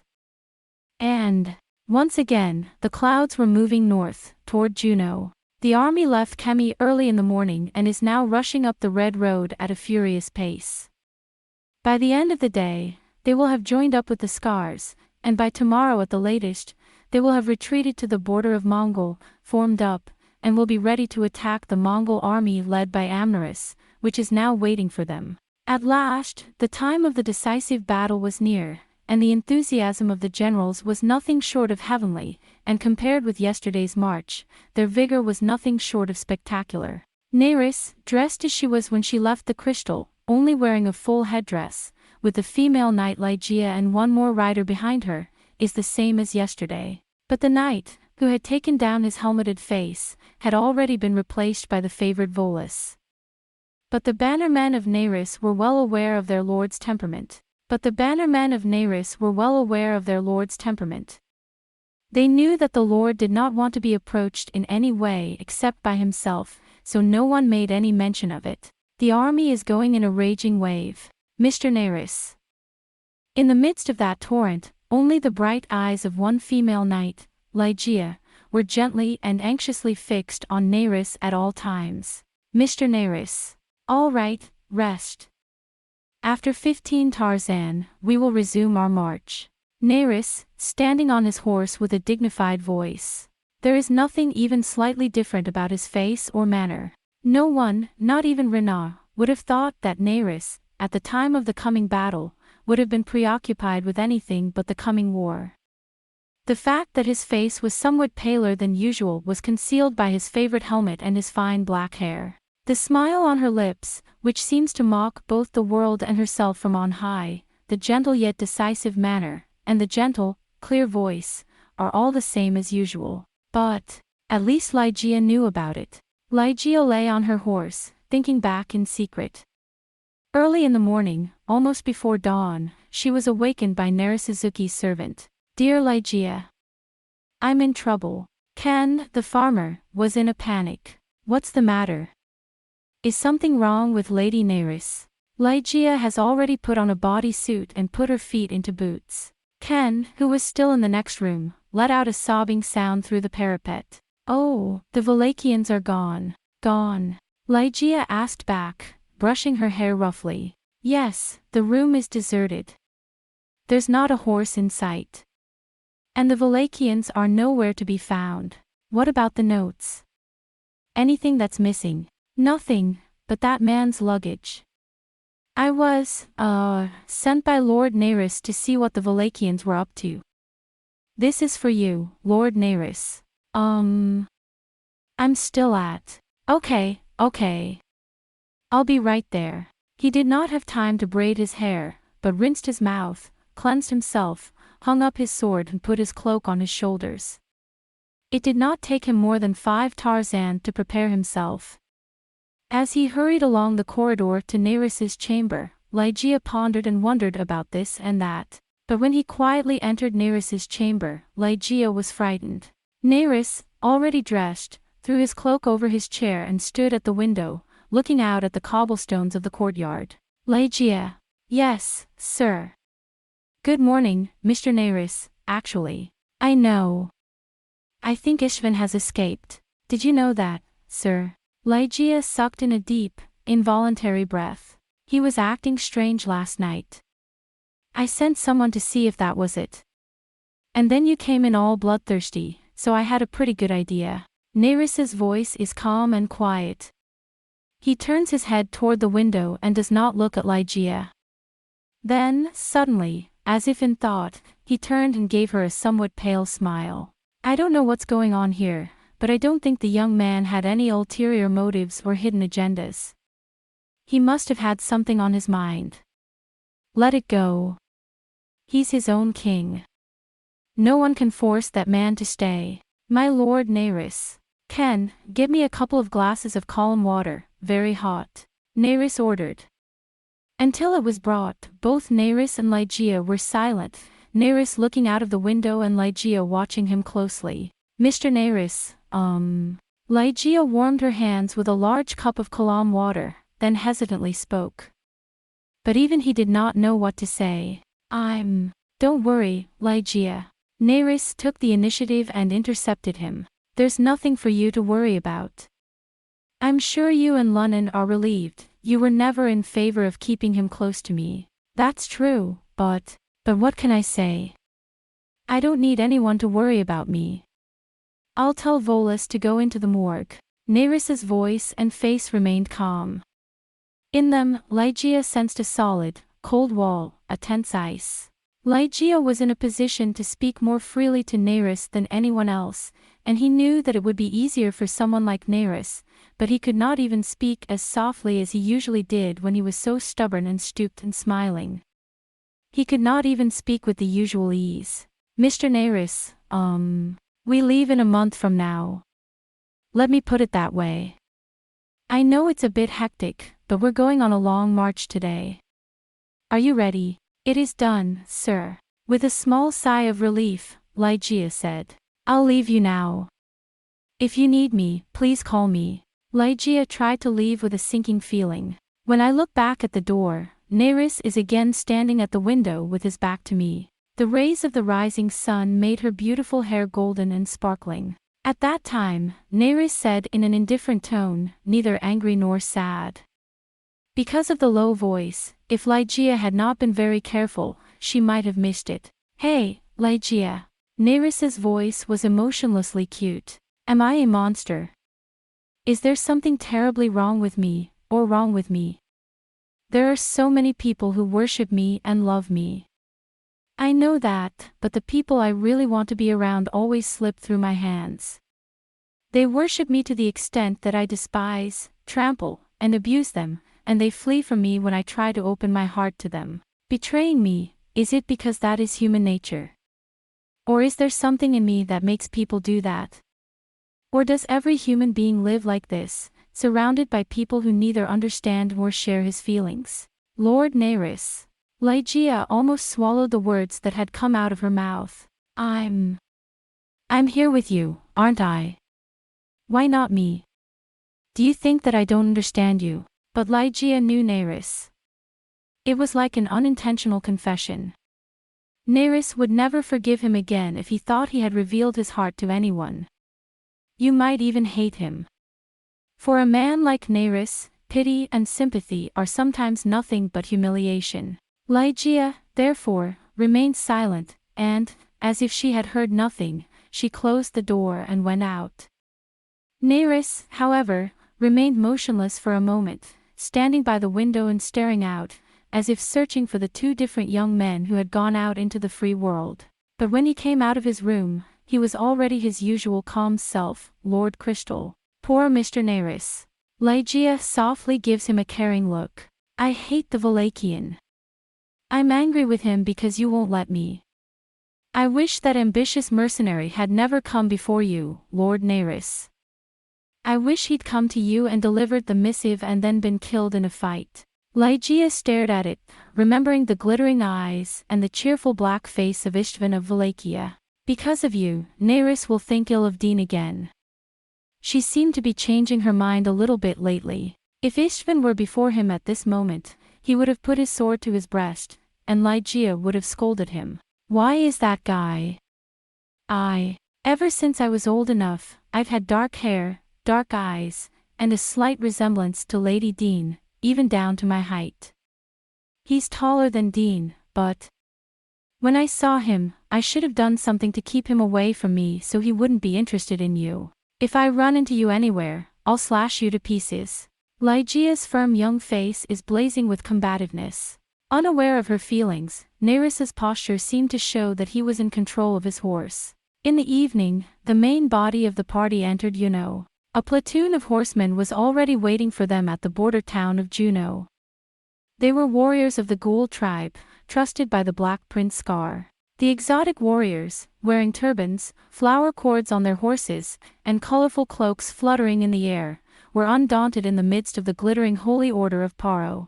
My master, Scar, awaits your company north of Juneau. Okay. I'll keep the main army in Juneau and we'll discuss our future plans. I want to see Scar first. Yes. That's what I intend to do. Lord Nerys. Lunnon, the anxious one, whispered in panic. This is the borderland, and I would like to ask Scar to come to Juneau. But it would be unwise for a small group of men to come here. Don't worry, Renaud. Bring a squadron of holy knights to escort you. And Ligeia, Volus. Ha! Linus, Valerius, Durkin, come with me. Yes, sir. We are. Dylan says quietly. Yes. Nerys laughed. Scar hates mages. Dylan, one sang, you're the only ones who can follow me. The rest of you, go to Fort Juneau and wait for my orders to come. Don't remove your armor yet, in any case, I'll be back in a few days. Ha! Be careful, for there are enemies ahead. I know. Let's go, Lunnan, Ligeia. Nerys strained her voice. Show us the way, prairie folk. About 500 men separated from the main body and followed Nerys. After passing Juneau, you will soon find yourself in the forest of the border region. It was in this area that Amneris, passing by unsuspecting, was taken by surprise by the Scar army and fell. The sun was already nearly gone. The party hurried on, carrying torches and listening to the howls of wolves and the cries of the caramoo birds in the shadows of the forest. Not 5 months later, lights began to glimmer among the trees in the forest. So Scar's main camp is in the forest. To no one in particular, Nerys murmurs. How very typical of the wolf of the steppe. Wait here for a moment. I'll send for my master, Mr. Scar. The gulls left the road and went into the dark forest without fear. There may be wolves and ghouls wandering the land. Volus says admiringly. They are the people of the steppe. They are the people of the steppe. They must feel safe in the trees and meadows and mountains, at one with nature. Nerys answered cheerfully, perhaps too cheerfully, Ligeia thought. Not long after, some lights were approaching through the trees. The people of Paro, who had stopped their horses on the road and were waiting, saw in the flickering torchlight the dim shapes of several groups of horsemen against the black forest. It's been a long time, Nerys. With a loud voice, a large rider appeared from among them. It was as if the darkness had gathered in front of him and taken the form of a man. Even to the eyes of the knight, the bright white teeth spilled out. Scar, which way? Hello, it's me. I'm Scar of Argos. Your cousins are here. Scar leaps from his horse. Nerys, too, fluttered down. The Black Prince of Argos, his black turban and black dress almost blending in with the darkness, shows his rough friendliness and takes the nobleman into his thick arms, cloak and all.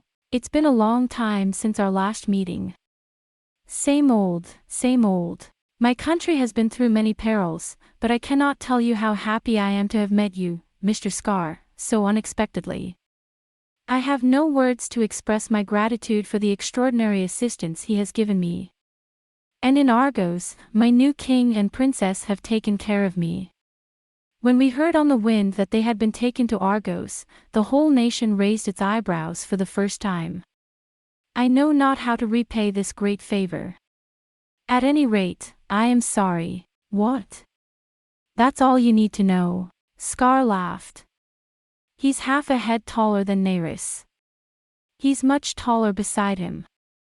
The silvery figure before him looks like a white stag before a black wolf. It's no wonder Argos is helping Paro. They're brothers, after all. No need to thank me.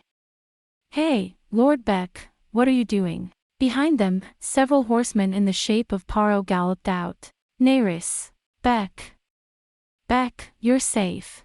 Nerys, finally. Finally dash. The voice of a man of many emotions was drowned in his mouth. Lord Beck, his travel-weary face twisted into a wry smile, gazed at his beautiful cousin, squinted as if he could see her form clearly in the night, and then clasped her shoulders tightly. Because of my absence, your majesty. Heard that the pearls were gravely wounded.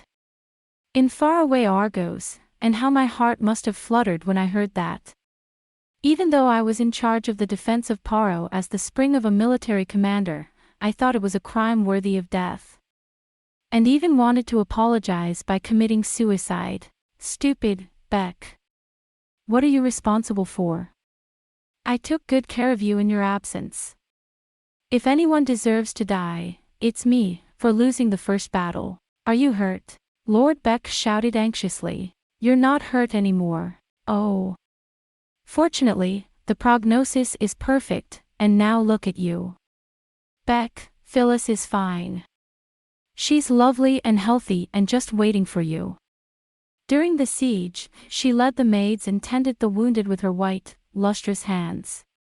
The princess is a precious person. Phyllis. Lord Beck's warrior-like face contorted, and the rest was unspeakable. I've come this far. I'm back. Long time no see. I'm Telsides. I see you're looking as good as ever. This Telsides. The brave Count their sides, too, was dismayed and wept manfully as he clasped Neris' hand. It's Rands, sir. Beck, Telsides. Lunnon, Princess Lygia, Durkin, and Linus and Valerius. Lord, please be safe.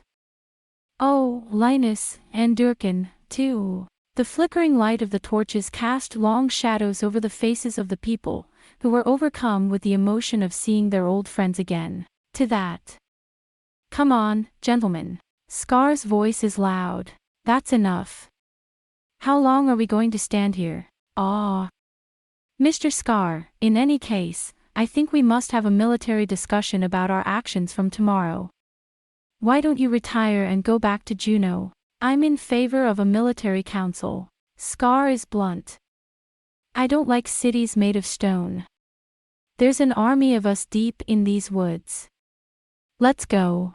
Renat, Durkin, and the others looked at each other, a little perplexed and troubled by his forcefulness. But Neris smiled and nodded. All right. Let's go, Runin, everybody. Scar's already walking ahead of us. In secret, Durkin whispered to Renat, leaving him to it. I have heard tales of you, Black Prince of Argos, but it seems to me that you are a better paper breaker than I have ever seen. You're somewhat arrogant, aren't you? Renat whispered back. Well, if he's a brave and rugged wildling, I can't blame him, but I'm sure my young lord can handle a simple wildling like him. And indeed, as a warlord, his bravery rings true. They are nomads of the steppe. Durkin murmured as he thought of that faraway land. I guess everything is different from Nakahara, though. Renat nodded deeply and rushed to give his hand. Be careful, Durkin. There's a tree root sticking out there. On the other hand, Neris was skillfully leading his horse through the trees alongside Lord Beck. It's like a dream, Neris. Still, somehow, I feel as if I were in the steppes of Argos, listening to the wind blowing, dreaming of going back to the Middle Lands and seeing my old friends. Beck says, in a voice of great emotion. In fact, how often have I dreamt of the crystal palace of Paro, in the chalk palace of Machar, in the tent of the meadow. Each time, the scene of his death would come up, and I would wake up in a trance, and know that I was far away in Argos. The loneliness of the sound of the wind blowing across the meadow can only be understood by those who have heard it. Many a time, if King Stack would not send me an army, I would have taken only 200 of my attendants and left Machar to go back to Paro, but each time I was stopped by the Princess Emma.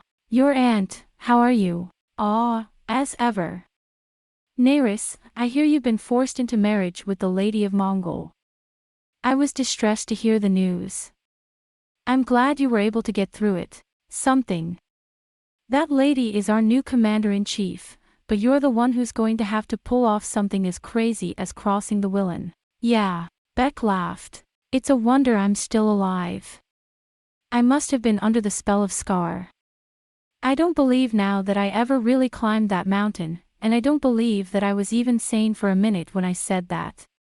What a mountain! Dozens of soldiers were falling into the ice before my eyes. Even their screams were lost in the blizzard. Lord Beck shuddered. Oh, I can only imagine what a nightmare that must have been. Everything is a dream, and everything is a dream.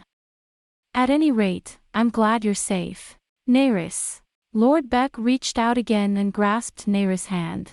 I want to thank you for keeping me alive. Thank you for bringing Crystal back to me. Thank you for taking on this unprecedented national crisis single-handedly. If it weren't for you, Paro would never have been reborn.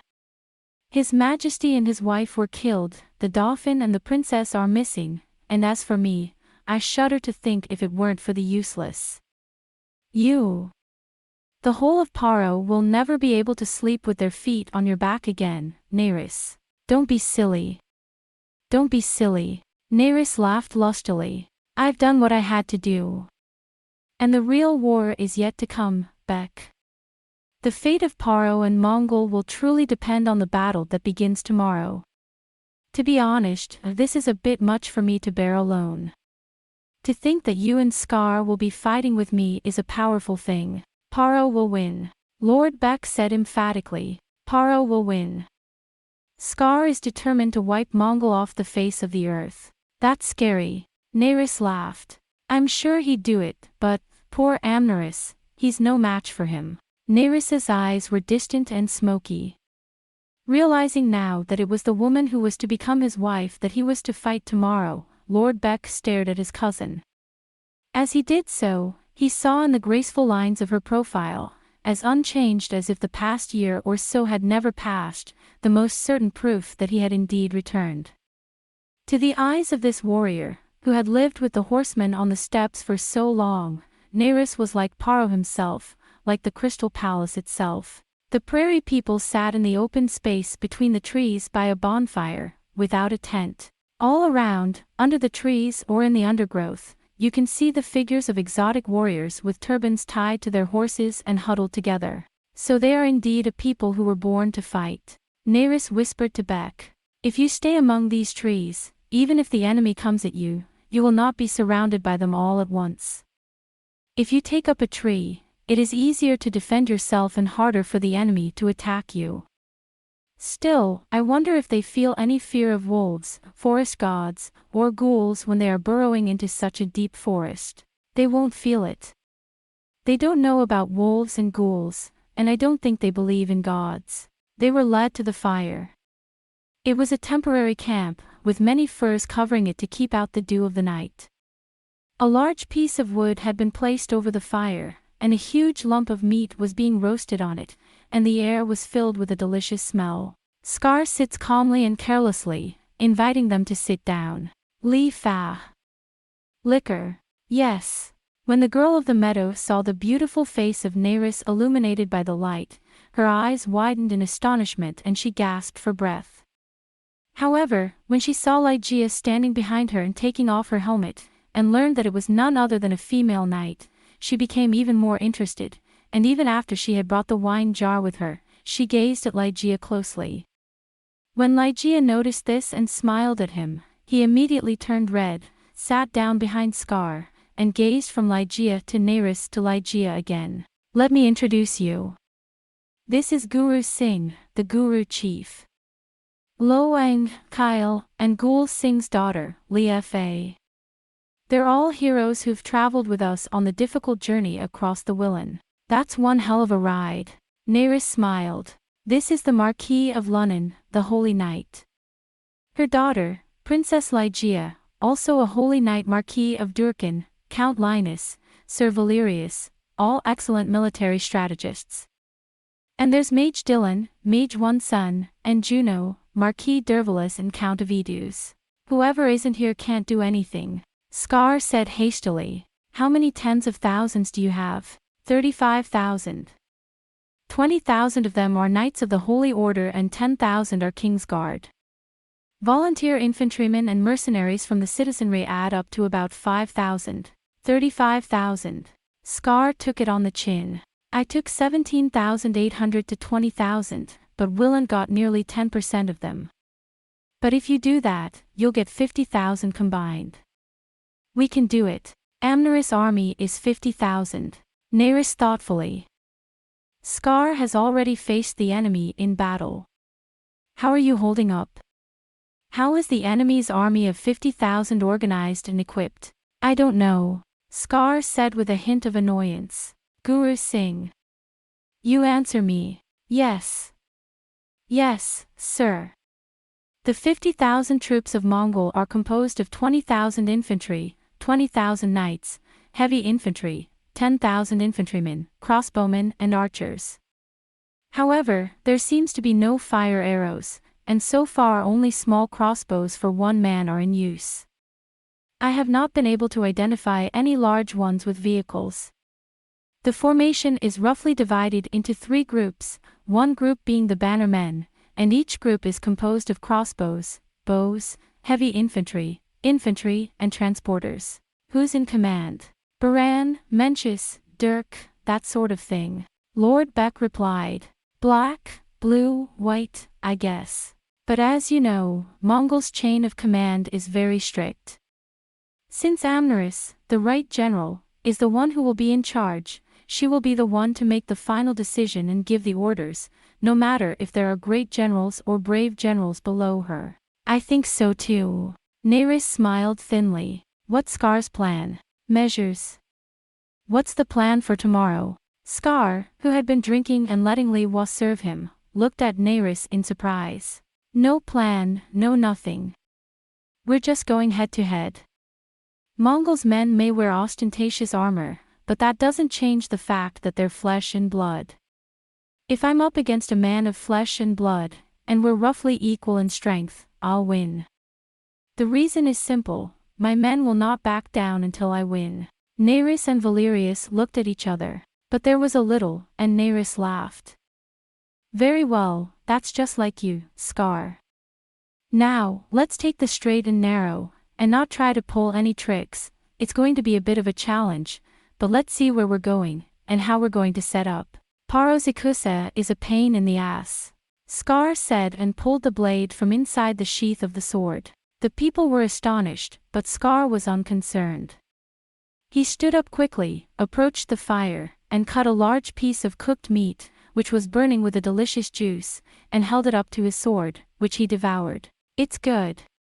Don't they all eat that? Ha! Scar, let's get this over with first. Lord Beck rushed to intervene on his cousin's behalf. Nerys smiles silently, and Valerius has an owlish grin on his face. Don't you want some, Nerys? It's burning just right. Thank you.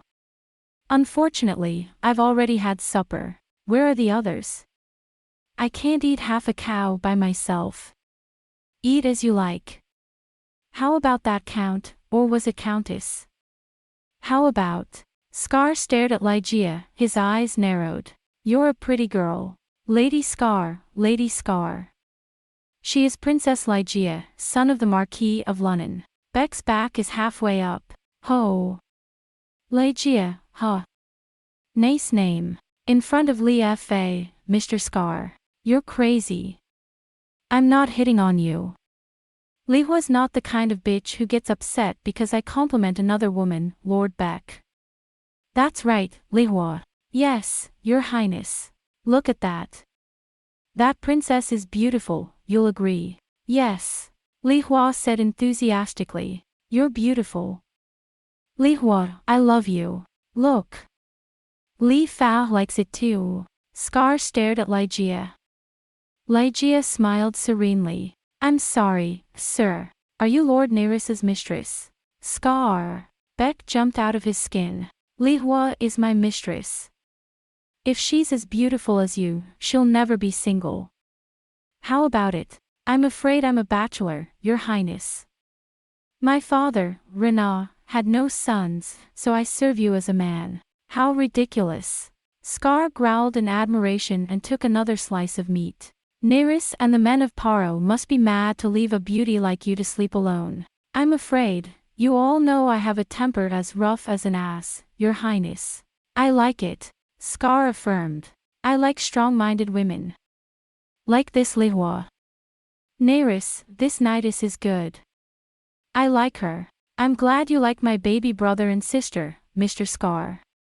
I'm glad you like my baby brother and sister, Scar. It doesn't matter. We have a war council. Lord Beck is screaming for help. I've been on edge for a while now. Scar stumbled to Nerys's side, took her by the shoulders and whispered. Between you and me, your cousin is so serious and ostentatious that I don't like him. I thought you would be even more troublesome, but you seem to be much easier to talk to. Beck is a serious guy. Nerys burst out laughing. At any rate, to put his mind at ease, let's have a nice little military conference, Mr. Scar. After that, we'll have a feast. Troublesome. Scar wiped his chin. She's a good woman, by the way. I wonder if she'd give it to me if I asked her to. Now, Ligeia is a stubborn woman. He won't do a thing unless he wants to. I hope you like it. He's here. She's beautiful and she's fierce. Does she use a sword well? She is a great warrior and a holy knight despite being a woman. Does the man know? I'm sure they know. Of course he does. That body. Scar witch. Narish chuckled. I'm sorry about your lovely wife, then. The prairie woman understands that a powerful man can have many women. They won't neglect Lihua just because he's got another woman.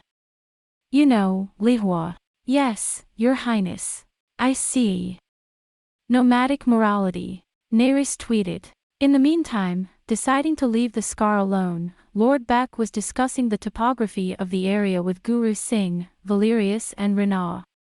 From this area to the border of Mongol, there is no remarkable change in the topography. From Kemi to Yuno, the Red Road, which goes straight northward, splits into two outside Yuno, one crossing the Lila River to Ruan and Gaya in Kumu. The other road, the Peros Road, bypasses Lake Oroi, into which the Lila River flows, and heads northeast along the Kumu border all the way to Torus. In the past, the borderline of Mongol ended at Haifa in the forest area, and the southern part of Kumu territory stood between Paro and Mongol.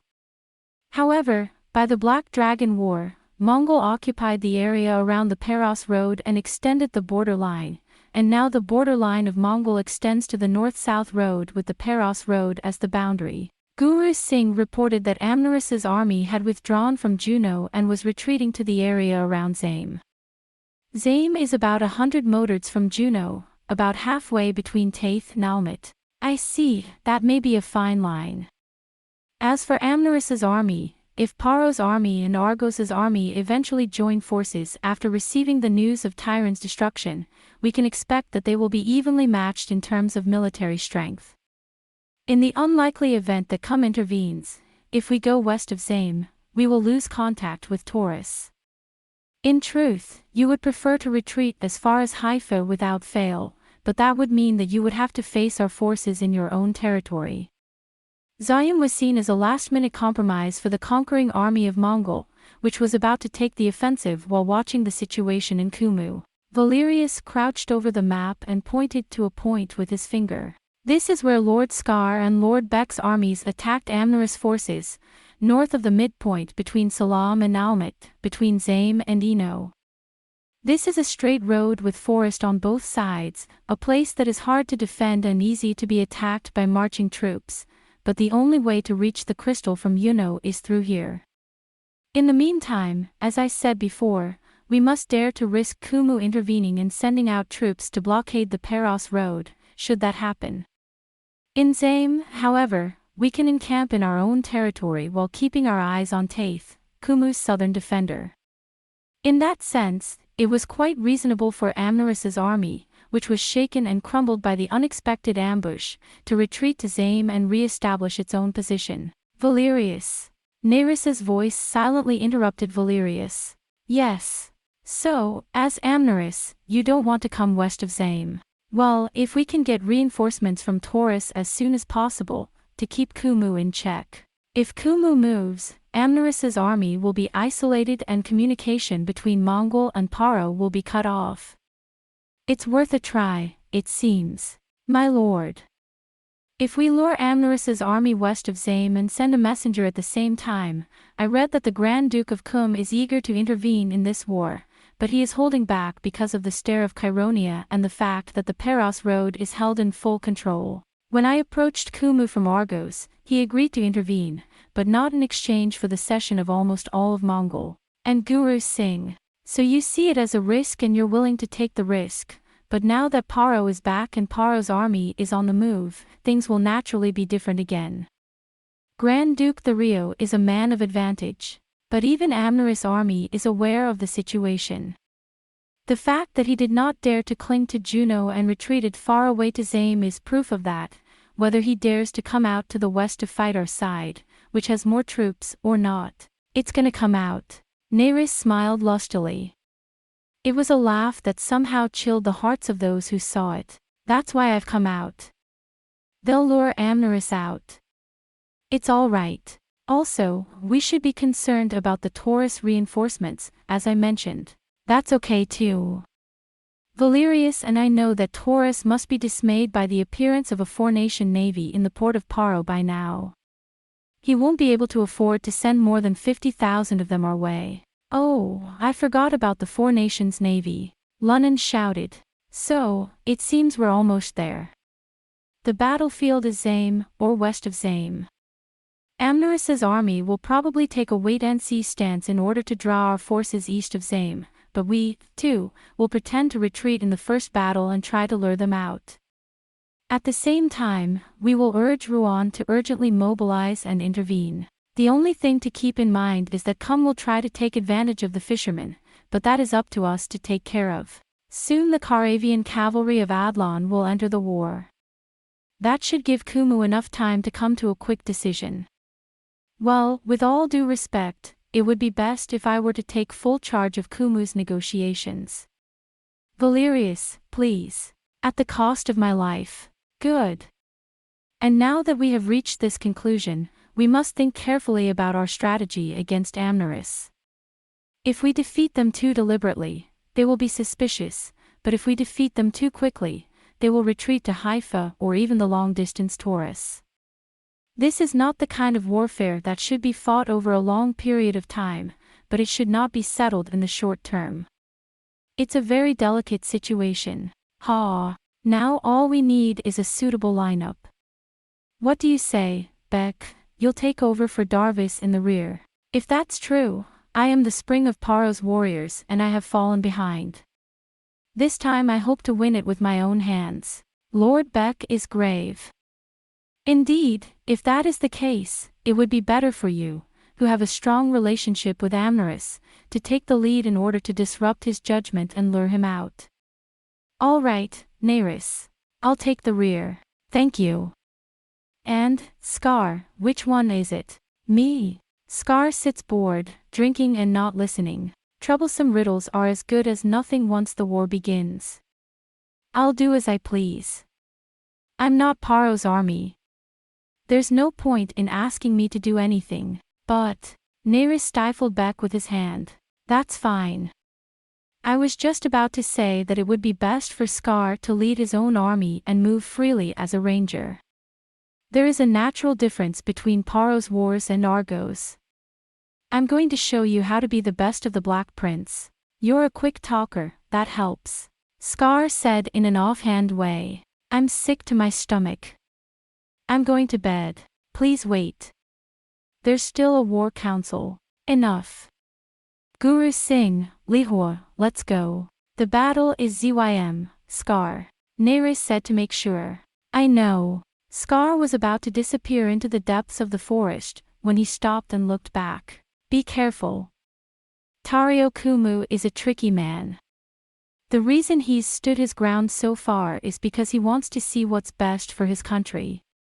But that man wants the Mongols for himself. If you interfere, he'll take your house and you'll take his. You'd better let Kumu send his troops to fight in Mongol territory after we've entered it instead of blockading the Peros road. Otherwise, the matter will be turned into a matter of autonomy within the Principality of Gora and we won't be able to attack Torus. After saying this, he slunk away from the fire, his black figure quickly disappearing in the darkness. Nereus looked at Beck, but when she saw Valerius, she smiled and whispered to him. You ate and drank and plucked your beard as if you weren't listening, but you were listening to everything. You'll get into trouble if you're fooled by the appearance of a simple wildling. Well, that's the Black Prince of Argos, and I'll be treating him as such, so we'd better get going. Return to Juno, gather your men and leave at sunrise. Let's go, Beck. It takes about 2.5 days from Juno to Zame by horse. The battlefield was decided to be Zame, and Paro's army, led by Aldo Nereus and Beck, left early the next morning. As soon as we leave the small stone-built border town, we are again confronted by open fields, forests, and mountains on either side. When Paro's army passed by the place where Nerys and the others had met with the Scar last night, there was not even a trace of the steppe people to be seen beyond the forest, save for a faint puff of smoke from the fading fires. Perhaps, in keeping with their natural wildness, they had forsworn the road, and were moving about in the shade of the forest, sheltering themselves in the trees and undergrowth. To them, it would be insane to march in single file on the road, which they could stare at from anywhere. Even so, I didn't think that an army of 20,000 could be so perfectly distracted. Nerys gushed to his aid in admiration. And if we were to be suddenly attacked in the darkness of the night, even if we were considerably outnumbered, we would be dismayed, bewildered and confused. If they do that a few times, we won't be able to sleep easy and the whole army will be completely exhausted. In any case, I have no desire to fight against the Black Prince of Argos. Especially not in the meadows and forests and mountains and wherever their god Moss may lead them. But I'm sure Lord Nerys can think of a way to defeat him. Sort of. Nerys chuckled. Just as the wolf of the steppe has his own way of fighting, so does every man have his own place. For example, if you are drawn into the midst of a city made of stone, even a Scar may not be able to wield his power as well as a meadow. A city made of stone. Perhaps it was the old and foul city of crystal that was in Nerys' mind. It was the place where the blood of the one she loved, ruled, and knew flowed. Although Nerys and the Black Prince Scar, it would have been difficult for people to imagine two men who were as strikingly contrasted in every way as these two men, who are now teaming up to fight each other. The black whirlwind of the steppe, the wild, wolf-souled, hot-blooded Scar of the Gulls. He behaves like a man without a man by his side, but his natural wildness and freedom make him a wild attraction to the people of the steppe. On the other hand, Nerys, although Nerys was the foul demonic blood of the 3,000 years of Paro, the very essence of the fading decadence and maturity. With a pensive smile and the scent of salvio, in his gentle white hands, he carries a rapier, a kithera, and sometimes a magic Ouija board and a poisonous potion. Even on the march, the Crystal Duke makes his servants carry his beloved kithera, and with a huge battle axe in his scarred hands, he smells the meadow the Black Prince of Argos, running through the air with the scent of grass. How many of us could not sense the fate of these two men, who are so different from each other that they must eventually collide head-on? At least Valerius is feeling something. You're just like a brave man. Brave, open-minded, decisive, no, really, a man. Linus, a good-natured man, was full of admiration, but Valerius, grinning, did not respond. What? People are talking to you and you don't think they're talking to you? No, it's true, Master Linus, you're right. But dragons and tigers always fight, as the saying goes. Whether or not the fact that we are now fighting side by side, and that we both know that Paro and Argos are the same person, will not be a source of misfortune later on, only Yarn knows. After all, sometimes it's better for a man to be ordinary, especially when it comes to the throne. Now, it's a strange coincidence that King Stack of Argos, brother of Scar, is so mild-mannered and ordinary. Not that I have anything against His Majesty Remus, but as long as we're both Dauphin and Prince Regent, it's all good. But if it should come to pass that Scar is King of Argos and Lord Nerys is King of Paro, well, as a loyal Paro subject, I'd be happy if my country and Lord Linus were safe. At best, I can only help His Majesty Remus to keep Lord Nerys from overwhelming him. At least, in my opinion, a man who's too smart and fearless is not fit for the throne. It's best for a king to be ordinary and easygoing and have sharp men under him. Valerius. What are you mumbling about in your mouth? Linus warned me. No, nothing. I was just working on a solution for the runes. Valerius smirked again. With each person's different thoughts and feelings, the army is moving towards same. Even at this time, with a great battle ahead of us, there are those whose thoughts wander far and wide to the future, those whose hearts are filled with twilight ambition, and, of course, those who dream of the kind girl of their hometown. It is true that there are as many thoughts as there are hearts, and the war clouds that spread out in the distance seem to have forgotten their heaviness for a while, at least in the face of those thoughts. Slowly the great army marched on. Tonight they would encamp along the red road hidden far beyond the mountains, and Zaim's army of Mongols had not yet shown even a shadow of itself. But the army of Mongol, which had arrived at Zaim a few days before, had been wasting its days in a series of military discussions about this and that with many theories. I believe that we should run to Haifa anyway. No. You'll only draw the enemy to your homeland. We'll take back Yunho and destroy the crystal. This is outrageous. I've been thinking of retreating to Torus and starting over with a larger army. That's outrageous. We have received a grave message from His Highness the Grand Duke that we must defeat the crystal and hold Paro in check. And yet we have not fought a single battle with the army of Paro itself, but have been frightened away by a mere 2 or 3 skirmishes. A while. The war is not a war of honor. That's why I'm saying that we can win. We were frightened by the surprise attack and retreated too quickly. It was so unexpected that we were caught by surprise and lost our position, but the enemy was much smaller than we thought. For a while. After that, of course, they will have joined up with the main body of Paro's army, and we must assume that they will be at least as numerous as we are. That's why the time was not right. We could have beaten him if we had dared to press on instead of retreating. What's the use of talking about it now? It's the same as yours. What do they say? The White Knight Corps under Amneris took a direct hit from the surprise attack of the Scar army and stood off. But, of course, it is the commanders of the White Knights, such as Dirk and Rint, who are to blame, not Amneris, for any fault in his command. Mencius, who was in the vanguard, was also humiliated by the accusations that he had failed to take precautions in the vicinity and had failed to foresee the surprise attack. On the other hand, the mage Gaius and the others tried to judge the situation calmly, and Bolin, who was in the background and did not actually collide with the Scar army, was in a much more comfortable position. Each has a different position and a different opinion, and therefore a different argument. Some advise retreat, some insist on progress, and all hold fast to their own theories. In the midst of all this, Amneris, trying his best to hold back his irritation, sits on the upper seat and does not utter a word. Bothering. I'm sorry. There are those who insist that we continue on to Juno, and those who tell Haifa to turn back and see what happens, and those who say that we should use this ZYM to face the enemy. Each of them has its own reason and rationale. As you listen to them, they all seem to have a fearful failure in them. The only thing that was out of the question was to go back to Torus and start over. I swear to you, I will not return to Torus until I have Aldo Neyra's head. I came out with a big show. There's no way I'm going back without a fight. In addition, Burke also led about 20,000 troops from Juno, who had been defeated by Tyron's death and were catching up with him, to join Amneris' army. Even though the armies of Scar and Paro have joined forces, it is certain that we are still superior in strength. Oh.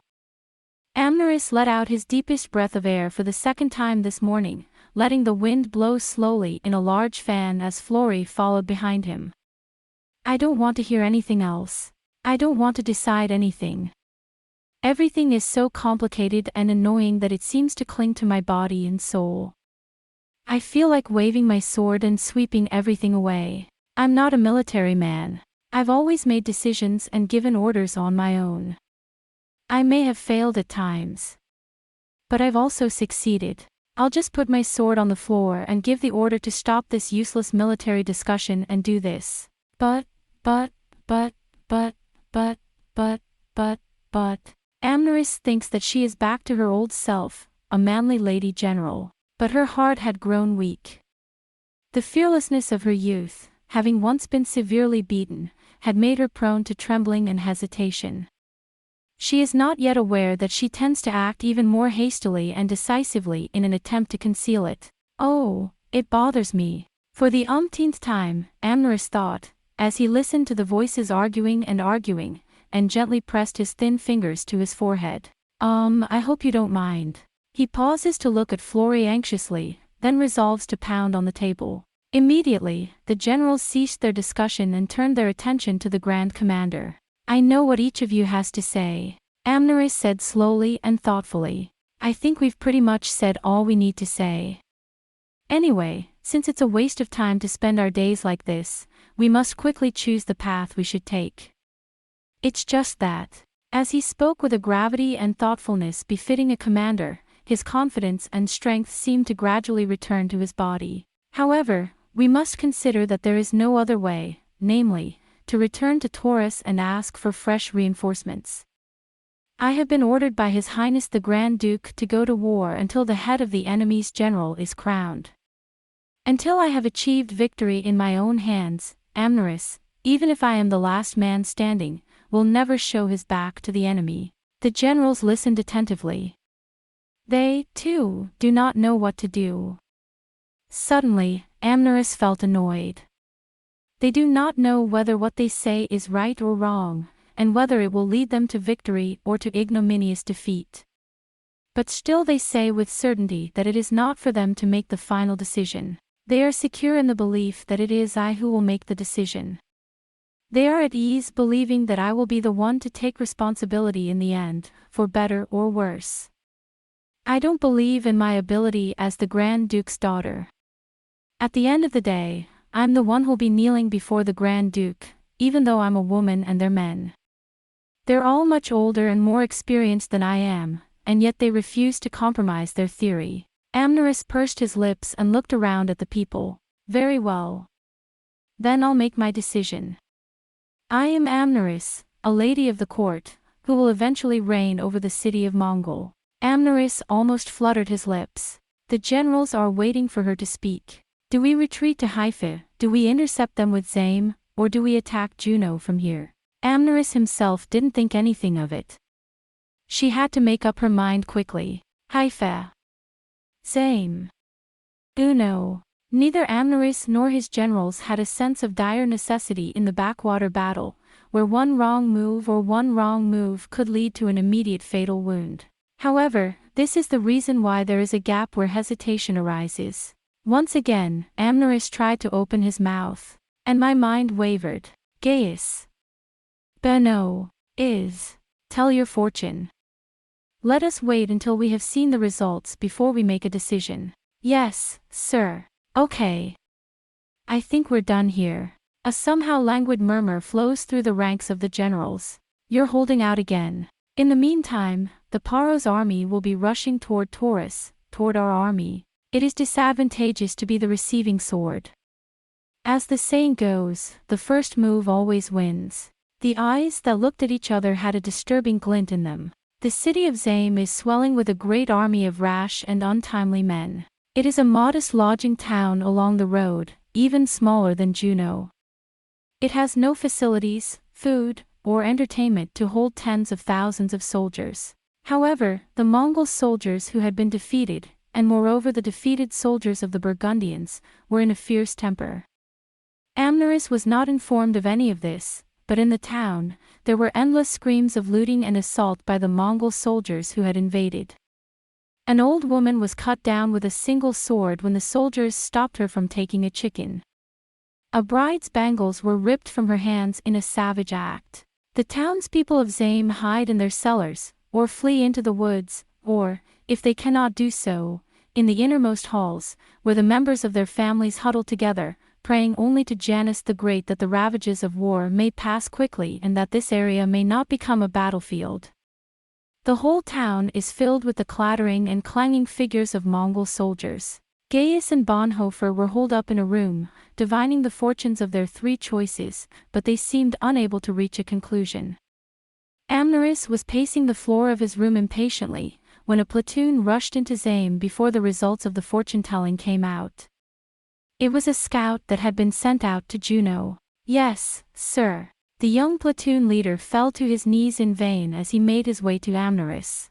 40,000 troops of Aldonairis, Lord of the Crystal, who have been marching north from the Crystal toward Juno and Zame, have passed Juno and are marching directly toward Zame. If things continue as they are expected to make their appearance in Zame within a day or two. You're here. Amneris's face tightened quickly. It's here. At last, the time has come. War Council. Amneris sent a messenger. This was no longer a time for waiting for the results of fortune-telling and leisurely debating. Once again, I may have lost my timing. This doubt flashed through Amneris' mind. But she brushed aside her fears. Since Jiam was there anyway, it was difficult for him to go to Yunho in peace. The soldiers were tired from the surprise attack. Now they're well rested and more than ready to meet him. It's okay. I've made up my mind. Again it was a debate, but this time, from the beginning, Amneris refused to open his mouth to the people. He gave the word of the scout commander and said simply, "The whole army of the Ming dynasty has left Zame and is facing the Paro army west of Zame. Take advantage of their momentum and march on Yuno and Crystal. The formation is the same as the other day. Mencius in the front and Bolan in the rear. The battlefield should be west of Zame, known as the Field of Column. Attract enough of the enemy and hit them at once." "Good. I know what I'm doing." The generals are brave. When the wind of battle blows, the fox's doubts and hesitations, as well as the clamor of 100 families, are quickly dissipated, leaving only the feeling of excitement. We are vastly superior in numbers to the enemy. Decide at once in the first battle, and crush them in a single breath. The man who raises the head of the enemy General Aldo Naris will be promoted and rewarded as he wishes. Work hard and you'll see. Bolan shouted on behalf of the generals. All right. It's done. Let's get ready to go. Amneris sat up with a click of his boots. When a rather grim-faced Gaius and Bonhoeffer entered, the generals had already dispersed to prepare for battle, and Amneris had already retired to his room. Flory took his place. Your decision has finally been made, sir. Benoit leaned his head closer. And now for the princess. Amneris, who had been called to come out, looked at the two mages in a good mood for the first time in a long time. Oh, Gaius, Benoit. You're a little late. They have no choice. About that, sir. Benoit sneaks up on him. I'm afraid there's a very bad star in the direction of Torus. According to our predictions, the three choices are good for going forward, bad for retreating, and very bad for going too far, so I believe your decision to go west of Zame is in accordance with the will of heaven. It is difficult for us to say what this deadly star blocking the Torus will indicate, but as everything depends on the home country, we suggest that you act with caution. What do you want me to do? As he listened, Amneris' brow furrowed and he cried out. What do you want me to do? Well, then. Benoit and Gaius face each other. If you, your highness, have full faith in the divination of demons, you may now return to Torus immediately. What do you mean? Amneris kicked out. We don't have time for that kind of nonsense. The enemy is already at our doorstep.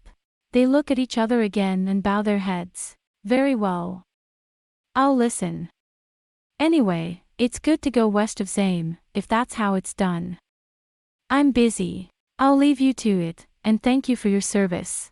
The two of them are head over heels again. What an idiot, what a bloody idiot. After they had left, Amneris snickered. You want me to take you back to Torus?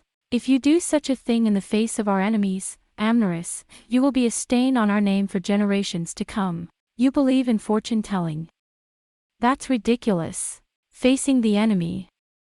In front of a person. Tomorrow, the day after tomorrow at the most, I will meet that man and fight him, Amneris thought with a strange surge in his heart, as if he had just realized it for the first time. And now I'm going to live to see the man who stood before me as my enemy. I don't think anymore, not about you, not about Naris. No matter who you are, an enemy is an enemy and war is war. She cut her hair and took her sword in her hand, and wondered how she would look in that man's eyes. Trying not to think about it, Amneris held back the fiery anguish that spilled from the corner of her heart, just barely squeezing her lips. I am Amneris, Lady General of Mongol. It's okay. This is it, this is the way it was meant to be. Flory. Amneris shouted as if he were shaking off all the thoughts that would go on in 1,000 different directions if left alone. Prepare for ablution. After that, we'll perform the victory ritual. Although Neris's army entered Zame's zone somewhat later than expected, on the following night, the sun has already set, and the forest is black on both sides. Neris proceeded cautiously, sending out scouts every half-mortar. The lights of the Zayim, now somewhat lower down the slope, glittered like little clusters of jewels. Yes, sir. The scouts were accompanied by a few old men with tired faces and wealthy middle-aged men who did not look like human beings. The chief of the town of Zame, Karnal, and several of his elders have come with me to seek Lord Crystal's will, but I do not know what to do. Zymes? All right. Come here. In any case, the time had come when it was impossible to proceed. Neris granted an audience and halted the whole army, leaving them unarmed and unguarded, to eat and rest for the night. Rena, Linus, Valerius, and Dervalus lined up in the main camp, with Lord Beck following close behind on Neris' right. In the midst of this imposing formation, the people of Zame seemed to be frightened. Lord Crystal Aldo Neris, Duke of Beck, it is a pleasure to meet you. The 6 elders of Zame, including the mayor, Karnal, were all dressed in long, plain clothes, with not a shred of iron on their bodies.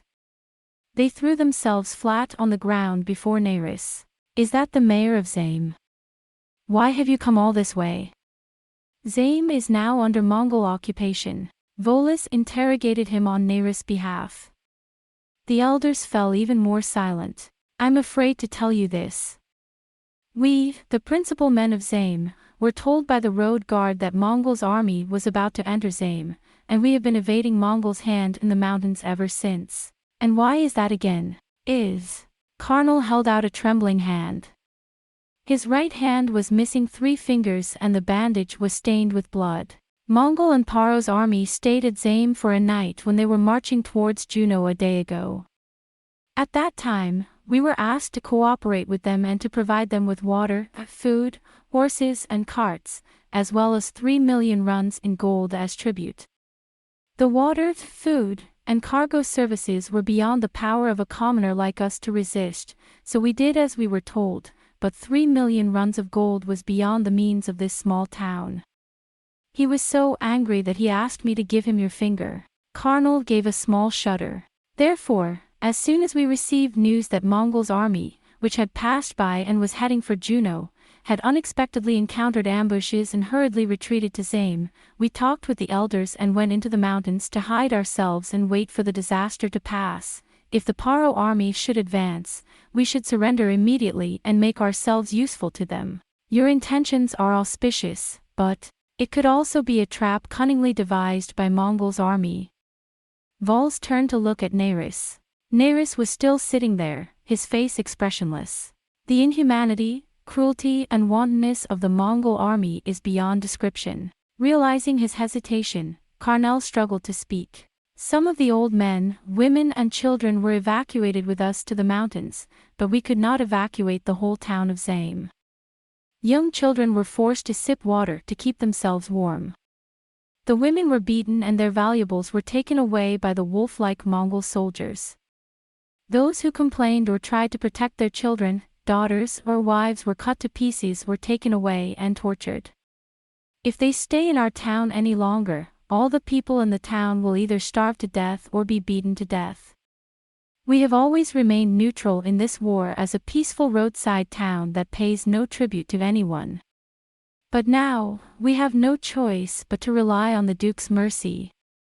Please, please, save our town from the bandits of Mongol who think us wretched. Please save our town from the bandits of Mongol.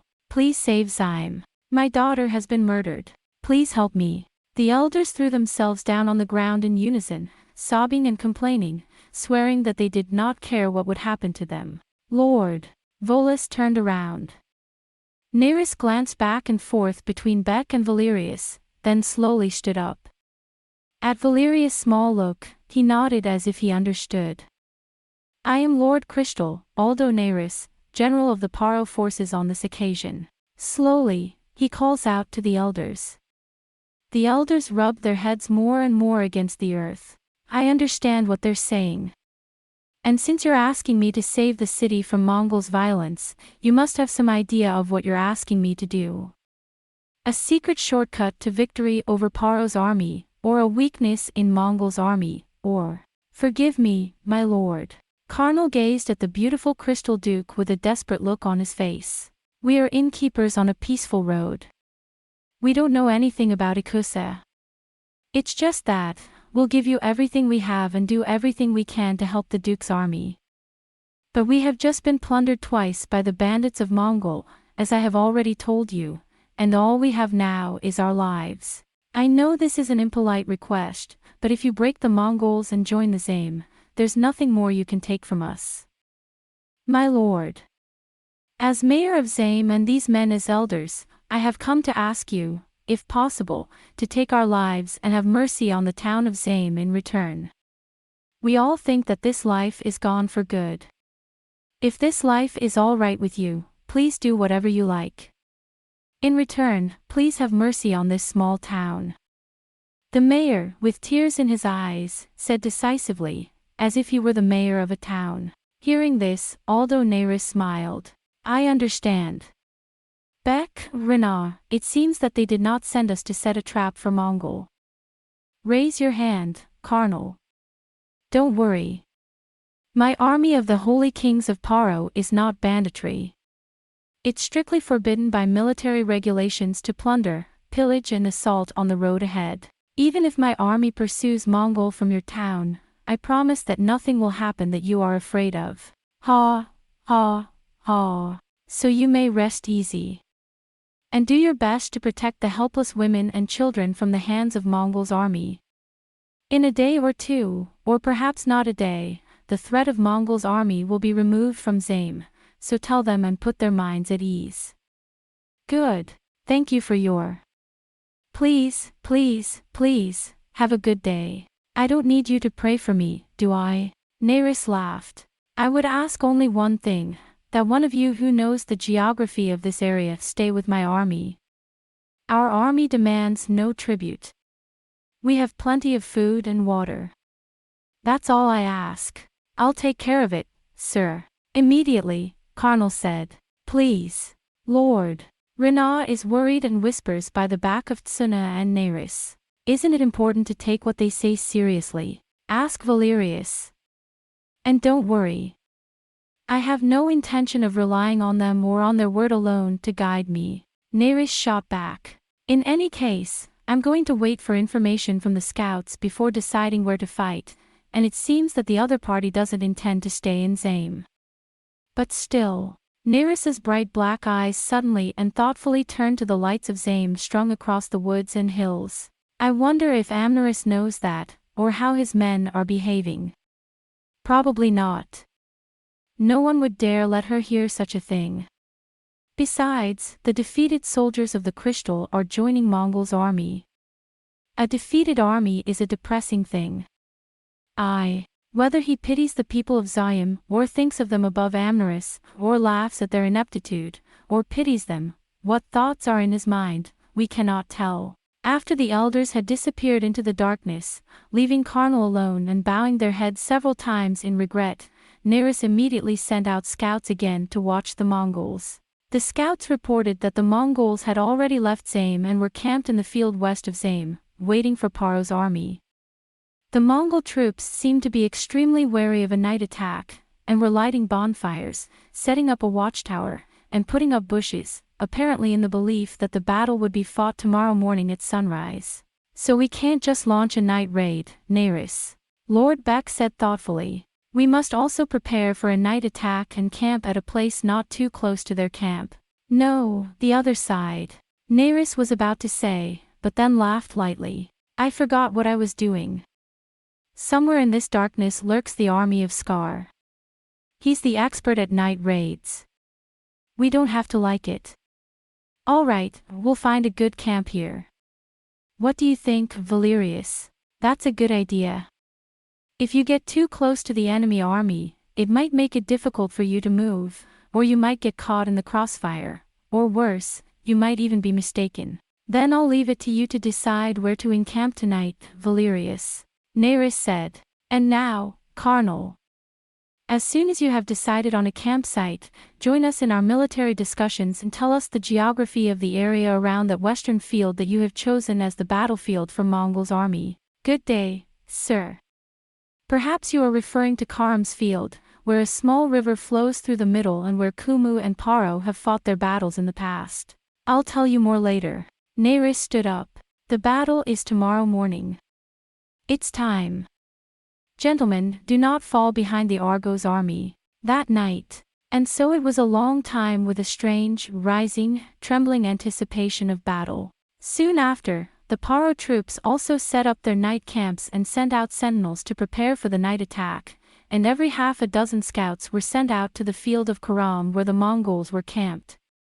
The soldiers, without their battle dress, took a nap lying down in turn, but there must have been many who spent the night in sleep with a burning heart. The army of Mongol will not be changed. They're setting up camp across the river with their lamps burning. It doesn't look like it's going to start moving anytime soon. The report of the scouts was also the same as before. At this point, there was no need for either of them to make any more strange moves. All that was left for them to do was to clash head-on and try to subdue their opponents with force. Besides, Mongol's army boasted of its own mobility and rushing power, so it was unlikely that they would devise a plan to trap us.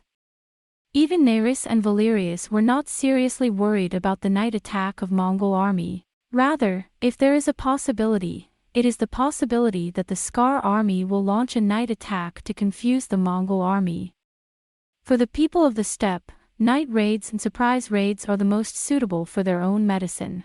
Therefore, Nerys and his men were expecting a sudden commotion from the field of Karam, which was only 2 mots away, and the scouts would tell them the confusion of Mongol's army.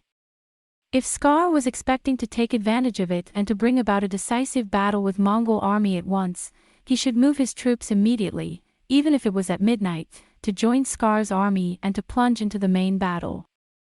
On this point, too, Nerys, Valerius, Beck and the others are in agreement. Therefore, half of the men were always awake and ready to go at any moment, and they took turns to sleep every 3 hours. Nerys and his men, of course, took a nap on the rug without their armor. However, the fire of the war, which he had been waiting for and anticipating secretly, showed no sign of being lit for any length of time. The night is falling slowly. The pale irises are circling over the forests and mountains of the free borderlands, the night birds are crying loudly. And this long night, which seemed as if it would never end, is coming to an end. Before long, the sky began to change from true darkness to the flickering whiteness of Aurra, the goddess of the dawn, and amidst the whispering of people, the galloping of horses, the rustling of the wind, and the murmuring of water, pichu pichu and the early chirping of birds began. When they came to, they found that it was daybreak. The bonfire is burning, and white smoke is flowing into the valley. He must have slept little, but is he still young, or does he live by the spirit of the stars, different from the rest of the world? In the main camp, where the others were still cloaked and sleeping soundly, Nerys came out, her long hair flowing freshly, and with a fresh, cheerful face, as if she had had a good night's sleep. She left the tent and walked slowly about the place. "Good morning, Lord." Valerius appeared out of nowhere. "Well, I wasn't in the mood for much sleep. Scar finally didn't make the night attack. Well, I'm afraid I'm a little off base myself. What the hell is that guy thinking? Well, I'm sure you have your own ideas. That's true. But we don't know if they are accounting for our behavior. I don't think you've done much math. But we can't just assume that. It's going to be a beautiful day, isn't it?" Nerys looked up at the sky turning white. "In a weather too good for war, and too good for many to die. Ha! It's time to send out the scouts again." Nerys was about to say, "Lord Nerys." Before he could hear Valerius's piercing cry, Nerys had flipped himself over and jumped out of the way. A black gust of wind came rushing in, blowing up the leaves of the grass. "Who are you?" Quickly, a long, thin, needle-shaped sword appears in Valerius' right hand. "But, wait, Valerius. Nerys was already looking at you by then. Mr. Scar." "How nice to see you, Mr. Scar, so early in the morning." "Lord Scar." Valerius was dumbfounded. But it was unmistakably the Black Prince, Scar. His dark eyes glittered and he must have galloped through the camp on his horse.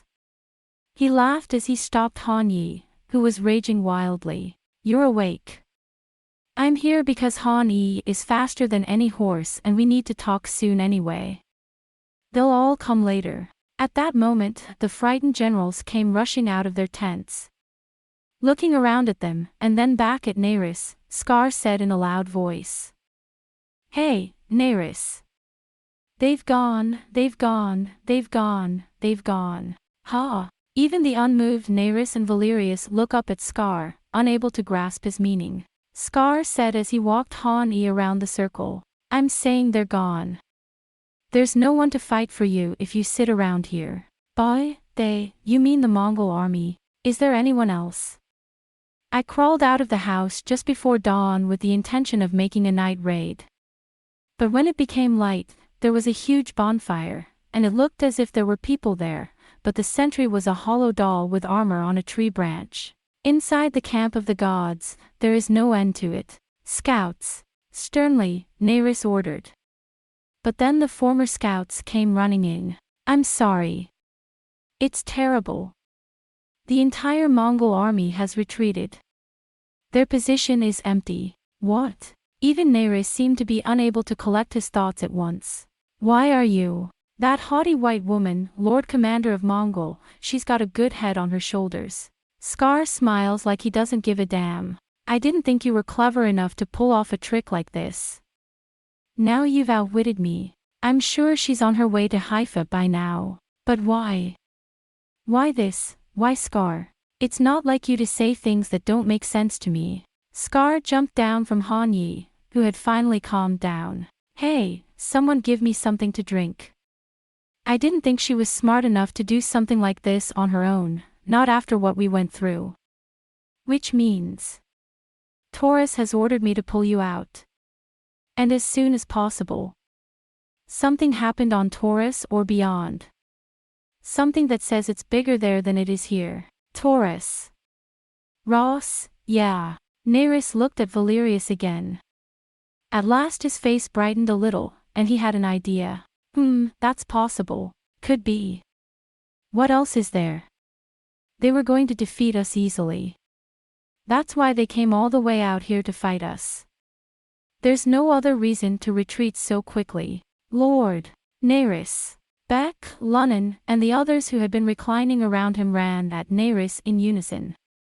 As if to restrain them, Nerys raised his hand lightly. "So," he said, "what are your thoughts on which Scar?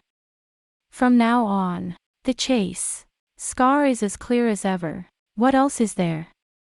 We're going to keep going after Haifa, Kadain, even Torus, and crush Mongol. But that's what I was thinking, too." As if to put pressure on the lords who seemed to disagree with him, Nerys said firmly, "Whether we make it all the way to Torus or not, we're not far off.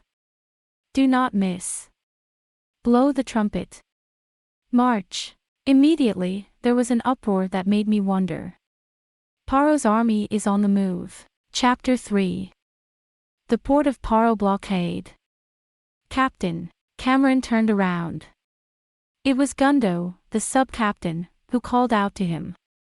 Cameron stood on the bridge of the Orneus, which was moving through the waves, and looked at him with a difficult face. "What, Gundo?" "There's a flag signal from the Queen of the Seas. She wants to stop at Talia for water." Cameron frowned. "What do you want me to do?" "Let him do what he wants.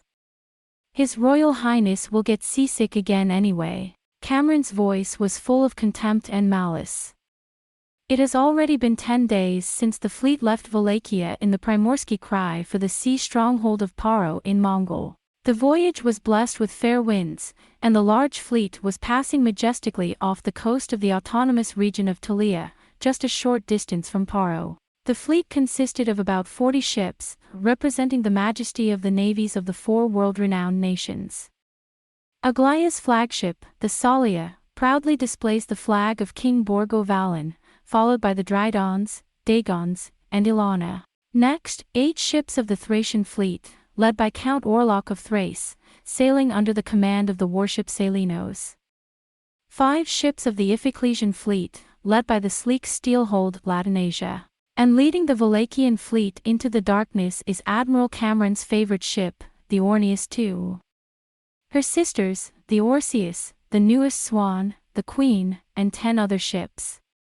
In addition, there are small and swift cruisers, transports packed with infantry for land battles, and cargo ships. Although they were all in the same region, the ships of each of the 4 countries were distinctly different. The smart and fast Iphiclesian ships. The Thracian ships were built in the manner of the Vikings, with hacks on the port side to which swords could be attached in case of battle. The ships of Aglaia, with their 3 masts and beautifully trimmed sails, and the Wallachian ships, of which Cameron secretly prided himself on being the best, were built with no small amount of ingenuity, but with a clean, uncluttered, and sturdy construction. It was a brilliant and splendid sight that struck even those who were not particularly interested in the sea and ships.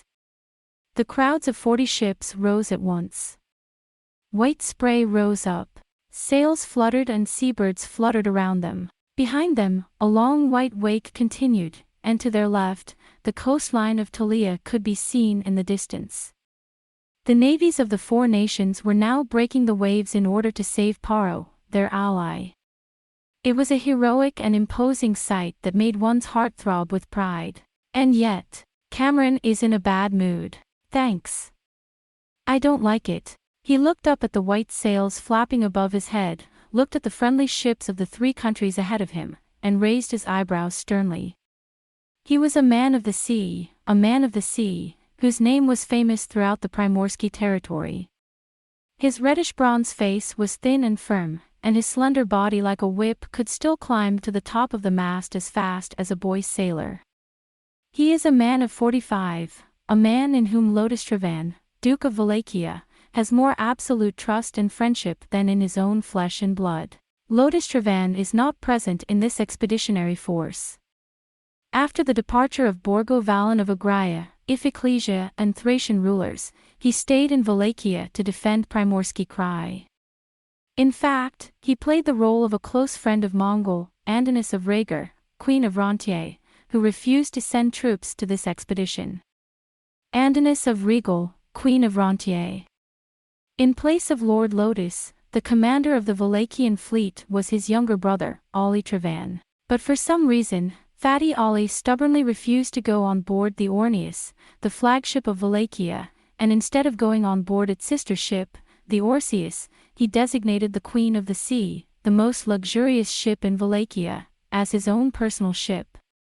Cameron, who had a secret suspicion of Ali Trevan's loyalty to his brother and his motherland, wanted to grab him by the scruff of the neck and take him aboard the Orneus, if only to keep an eye on him. But in truth, Cameron hated this fat, drunken, philandering lord and brother to the point of vomiting. Sure, I won't let him and his concubines pollute the clean ship Orneus.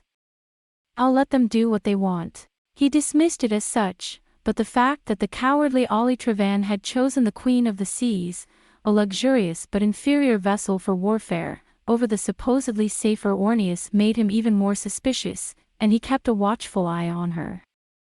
Sure enough, Ali had boarded the Queen of the Sea with 10 of his favorite male prostitutes, 50 maidservants to attend to his personal affairs, and a large supply of wine and luxurious food. Seeing his lazy life, Cameron must have been tempted to throw his younger brother into the sea. The sturdy captain had hated his brother's childish games like a snake scorpion ever since the boy he thought of as his own son had been forced to leave Wallachia as a wanted man because of his brother's philandering. But I don't like it. That's what Cameron's been repeating in his head. But what is it that's bothering him so much? The Queen of the Sea was sailing at the tail end of the Wallachian fleet.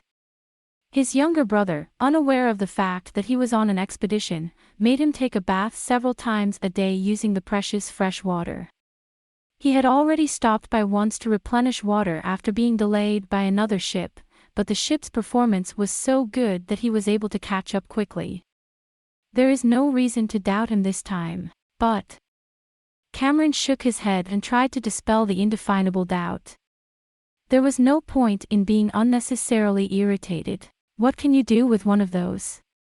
All the other ships are firmly in my hands. Regardless, the 10 ships of Aglaya are in the crosshairs. Admiral Thor Daru, the leader of the agrarian fleet and assistant to Borgo Valan, has been Cameron's beloved brother of the sea for 20 years. You can't do anything. Even if his brother and the Count of Orlok in Thrace or the Governor Corvinus in Ephrasia were planning something together. Cameron was once again convinced of this, and looked out over the sea with a slightly cheerful face. He has lived and fought on this sea.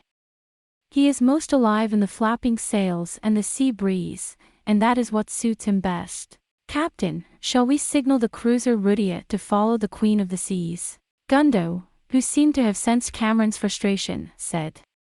He was still standing behind him, watching the captain's every move. Cameron shook his head. Let it go. I'd be happy to shoot you dead in Talia. The navies of the 4 countries boast of being unbeatable in the world. Although this deployment is rather small in scale, it is hard to say that it has revealed the full extent of their capabilities, but no one expects that the navy of Mongol, which is not a maritime nation by nature, would ever fall behind.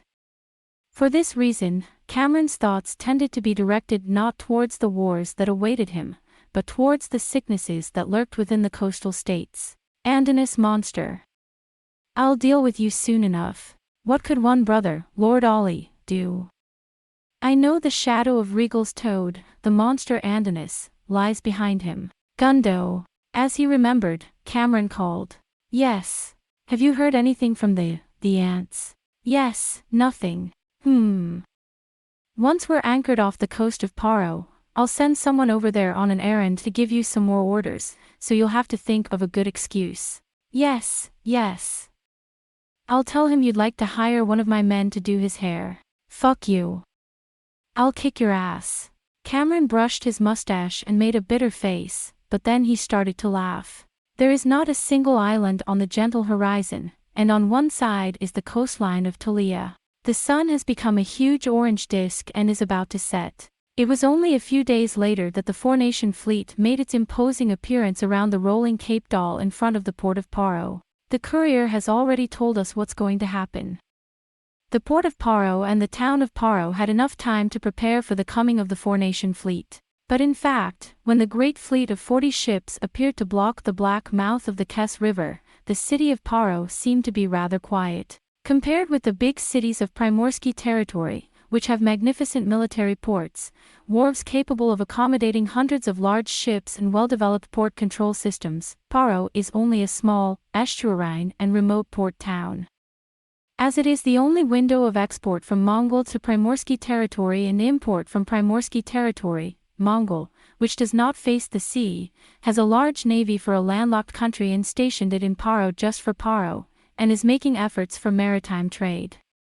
Therefore, the size of warships and merchant ships that Mongol can have is limited by necessity. Therefore, the size of military and merchant ships that Mongol could hold was limited.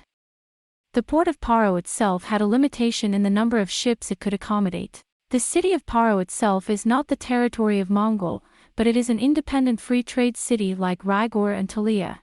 But since the last few months when the situation in the Central Plains has become uncertain, the city of Paro is effectively under the occupation of Mongol by a large number of soldiers sent by the Grand Duke Vlad. It is.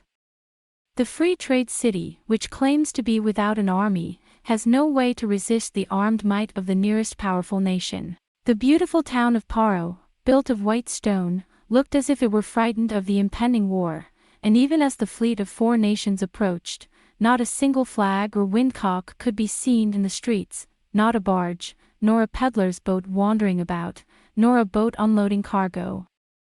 There was not a single person to be seen from the wharf to the town, as if it had already become a deserted town. How dare you bullshit me? Cameron, standing on the bridge of the ship, holds a peephole over one eye and looks around at Paro. Look, Gundo. I don't care if the Paro guys are hunkered down like shells, there's not a single warship in sight in the harbor. I wonder if Mongol gave up on Paro harbor too soon. It can't be. The day we give up on this place, Mongol supply lines will be cut off. Most likely, the ships have pulled back a little further up the Kes and are hiding out, waiting to see what happens. These ships are big.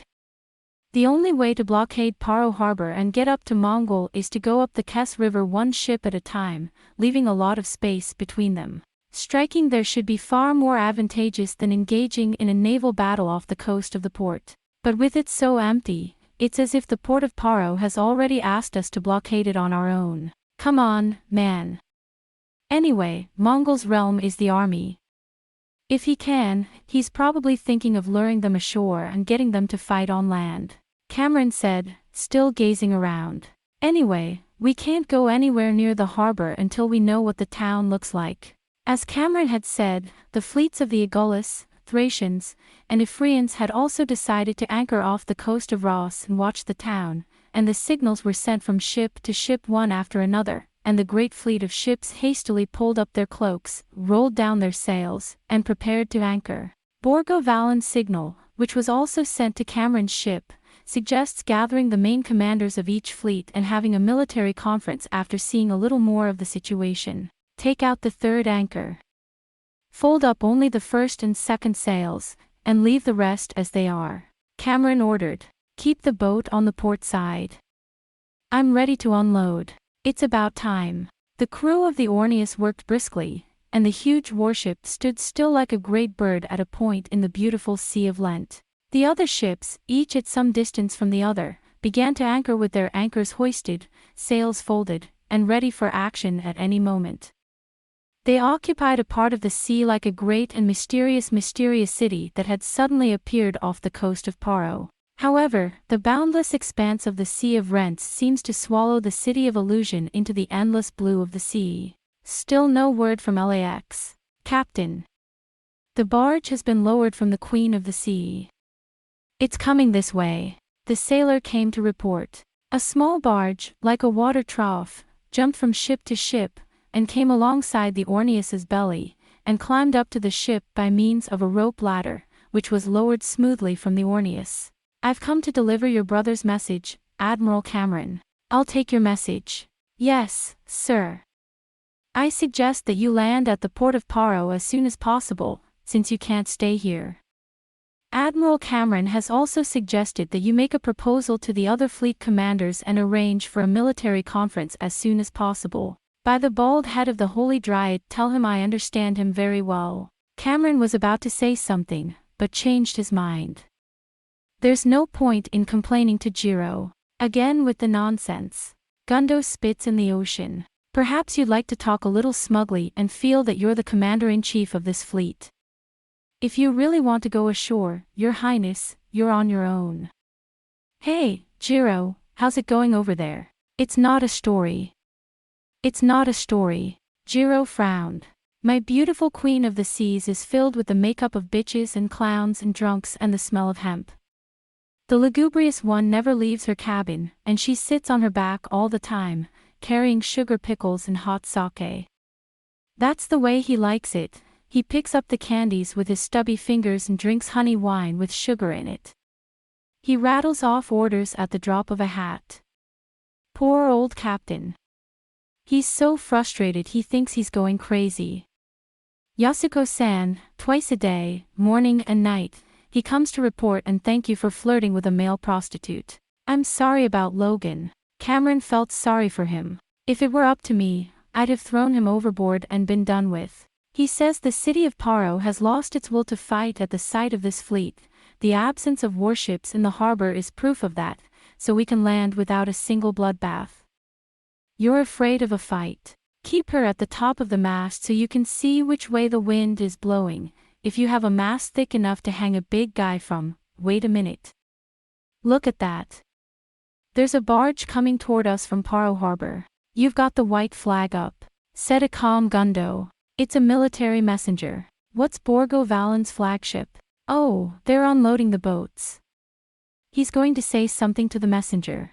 All right, I'm coming with you. Cameron shouted. Lower the barge. Gundo, you're with me. Reich, Cess, follow me. You'd better be careful. Don't be stupid. Don't be stupid. The barge was lowered into the calm sea.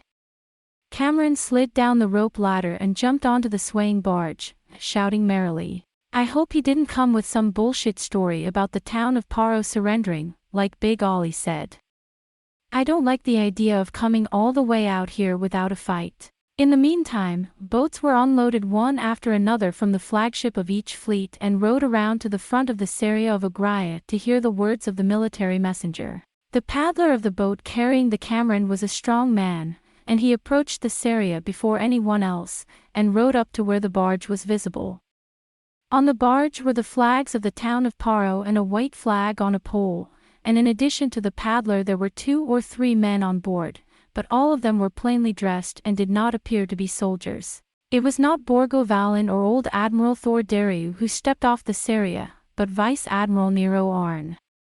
He recognized Cameron, and instead of approaching the barge from Paro, he had the boat sail towards Cameron's boat. "Admiral Cameron, I hear you, Arun." When Cameron shouted back, Nero Arn had just barely managed to get the boat to port. "Privately, I'd like to speak with you, and I'd like you to come aboard the Seria afterwards." "Fine. Well, don't tell anyone else. What's the use of secrecy in a public place like this?"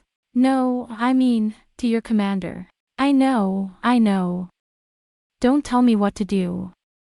We're going to Seria. It is not convenient to be on the sea in such cases." Cameron and Arun stopped talking when they saw the other boat approaching like an arrow, and casually separated the 2 boats. There were 5 or 6 boats that came together. Seeing them forming a circle, a man stood up at the head of the barge from Paro and put a loudspeaker to his mouth. It was a trumpet-shaped tube made from a hollowed-out piece of hard wood with a good sound. "Brave men of Primorsky territory. I am Hollis, head of the Seamen's Guild of the Free Trade City of Paro." The large man, who wore a neat bodysuit and jacket, and whose gray hair was gathered up behind him, had a distinctly sailor-like appearance. His hoarse voice was often carried away by the wind, but when the wind died down, it rang out loud and clear. "By order of Talia, the approach of your fleet was known especially to Paro. However, as you can see, in order to protect the autonomy and independence of the Free Trade City, or by relying on the strength of the Mongol army, we have not taken any measures to prepare for an attack by your fleet. We have so far refused any offer of cooperation from the Mongol Navy." "Damn, that's what I'm talking about." "And Cameron." Waves crash against the belly of the boat with a chop-chop. "I'd like to ask the people of Primorai. I would like you to present the demands and conditions of your fleet. Ross has no intention of fighting the Primorsky Territory Navy. How can this humble free city stand against the mighty Primorsky Territory Navy? Please show us the terms. I'm willing to accept money, hostages, or any other terms, so please show me the terms for peace. That is all I, the representative of Paro, have to say." "Wait. Cameron's blackmail is outrageous. Hollis. Let me tell you something. You may be right about Ross wanting to make peace. But what about Mongol? Even a baby knows what Ross means to Mongol, and under the circumstances, no one will believe the fairy tale that Mongol is holding back his troops only because of Ross' opposition. Mongol doesn't want to get into trouble with the coastal states." Hollis shouted back. "From the beginning, Mongol has the greatest respect and affection for Primorsky Krai. If the Navy of Primorsky Territory does not intervene in the situation in Zhongyuan, there is no reason or will to start a war for Mongol." "I know all about that," Cameron muttered. "Why would Mongol want to take on Primorsky Krai at this time?" Hollis. Again, louder. "The Mongol Navy will be stationed in Paro. I understand the consensus of the town of Paro. I would like a formal statement from the Mongol side. Is that a condition?" "I can't eat you." Cameron's cheeks twitched. No. The consensus of the Primorsky Territory Navy cannot be answered here. Stand down for now. If it comes to it, we may consider a meeting between the guild commander of Paro, Commander Mongol, and the Primorsky Territory Navy Command.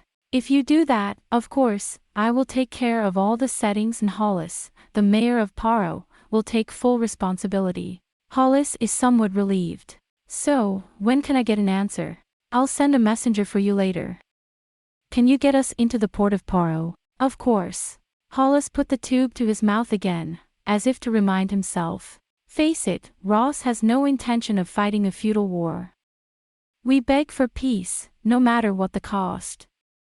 To the Navy of Primorsky Territory, I sincerely ask that you have compassion on the plight of our city, your fellow seafaring people, and do whatever you can to help us, Hollis. That is all. The barge slowly turned around. Cameron, lost in thought, watched the barge return to the port of Paro. But soon he ordered the sailors to bring his ship to the Seria. The sun is still high. Boats from all over the world are turning around and heading back. They did not always return the same way they came. Many of them, like Cameron, seemed to be heading for the flagship of the Confederacy. Cameron stood at the head of the boat, his arms folded, his frightening hair blowing in the sea breeze, his eyes fixed on which boat was going where. Thank you. I'm very sorry. It was a little too much of my own doing. On board the Seria, Borgo Valan and Admiral Thor Dariu were already waiting for Cameron. I don't care, Cameron.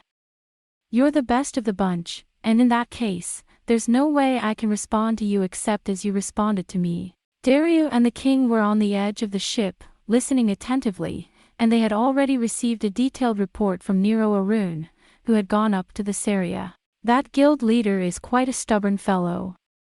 I've been trying to get him to come to me, but he won't even tell me that this is the will of Mongol's army, or even hint that Mongol's army is already hiding in Paro. Of course they're there, but if we don't know how many men they have or where they are, we can't move too quickly. Cameron already had a fearless idea about that. But he hadn't said anything about it yet. It's true that neither Ross nor Mongol wants to deal with us head-on at this point. I'm sure they're prepared to pay a lot of money. That's what I'm talking about, if it's worth the money. Besides, if we dare to ignore such a low-key offer of peace and make a move from here, Mongol can also claim that he has been unjustly invaded and request the support of other countries, such as the other two countries of Aurra. Our goal is not money.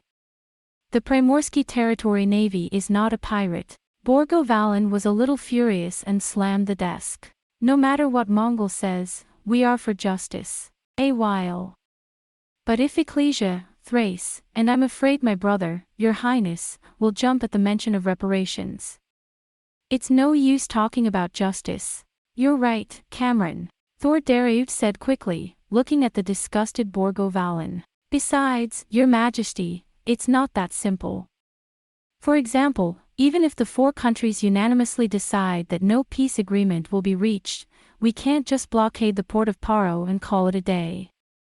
After all, in order to show to the whole world the brilliant results of the naval mobilization of the four countries, we must land at Paro, occupy it, and go up the Kes River to Torus as far away as possible. For that reason, we won't be able to avoid colliding with Mongol's army somehow anyway. Cameron muttered. Indeed, it would be a laughingstock to come all the way here, get paid and then back out. They're just a bunch of pirates barging in. But let me ask you this, how much do you trust the navies of the four countries? That's the thing, Admiral.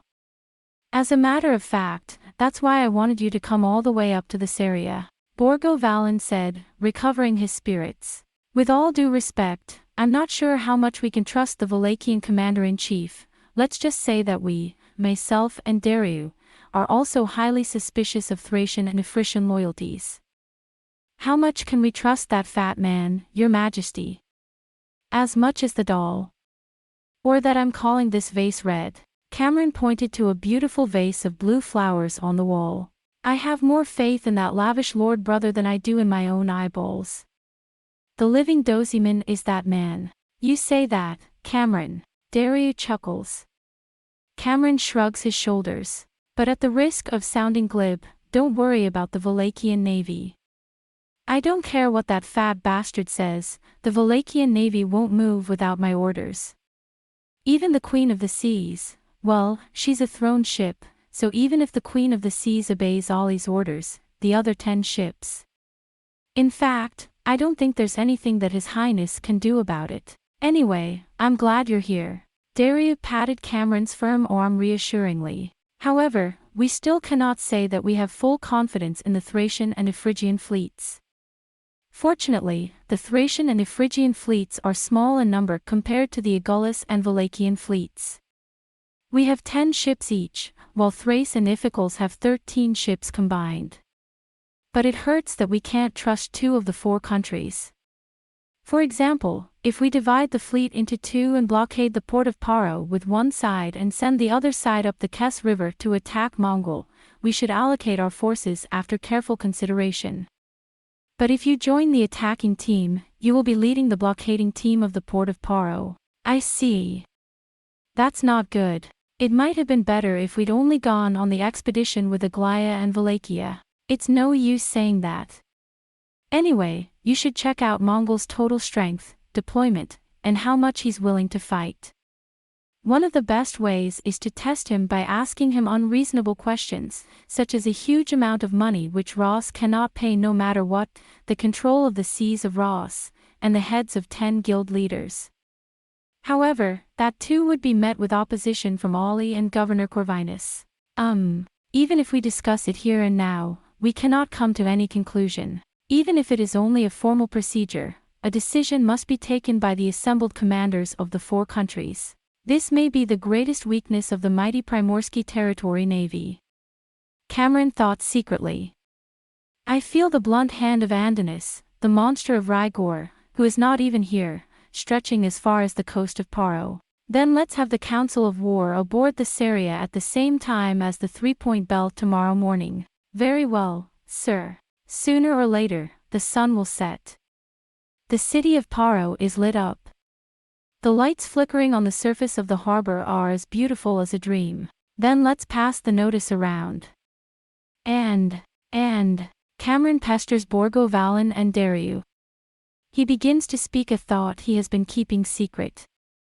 Thor Dariu let out a low cry. Soon after, the boat on which Cameron was riding was unloaded again, and 3 men went down in the darkness of the already darkening sea, wondering where they were going. See you in the morning. Sorry to keep you waiting so long, Cameron, but be careful. It was Thor Dariu who shouted aloud as he held up his helmet. The boat moved slowly along the dark surface of the sea, and soon was being drawn under the Orneus, which had a number of lights on her port side and mast. Around that time, we're on board Cylinos, the flagship of the Thracian fleet. After Hollis, the military envoy from Paro, returned to the city, there were some strange and secret movements. First of all, the barge which had been unloaded from Cylinos did not return straight to Cylinos after it had finished its business. It approached the Queen of the Sea in Wallachia and signaled to her to give it up.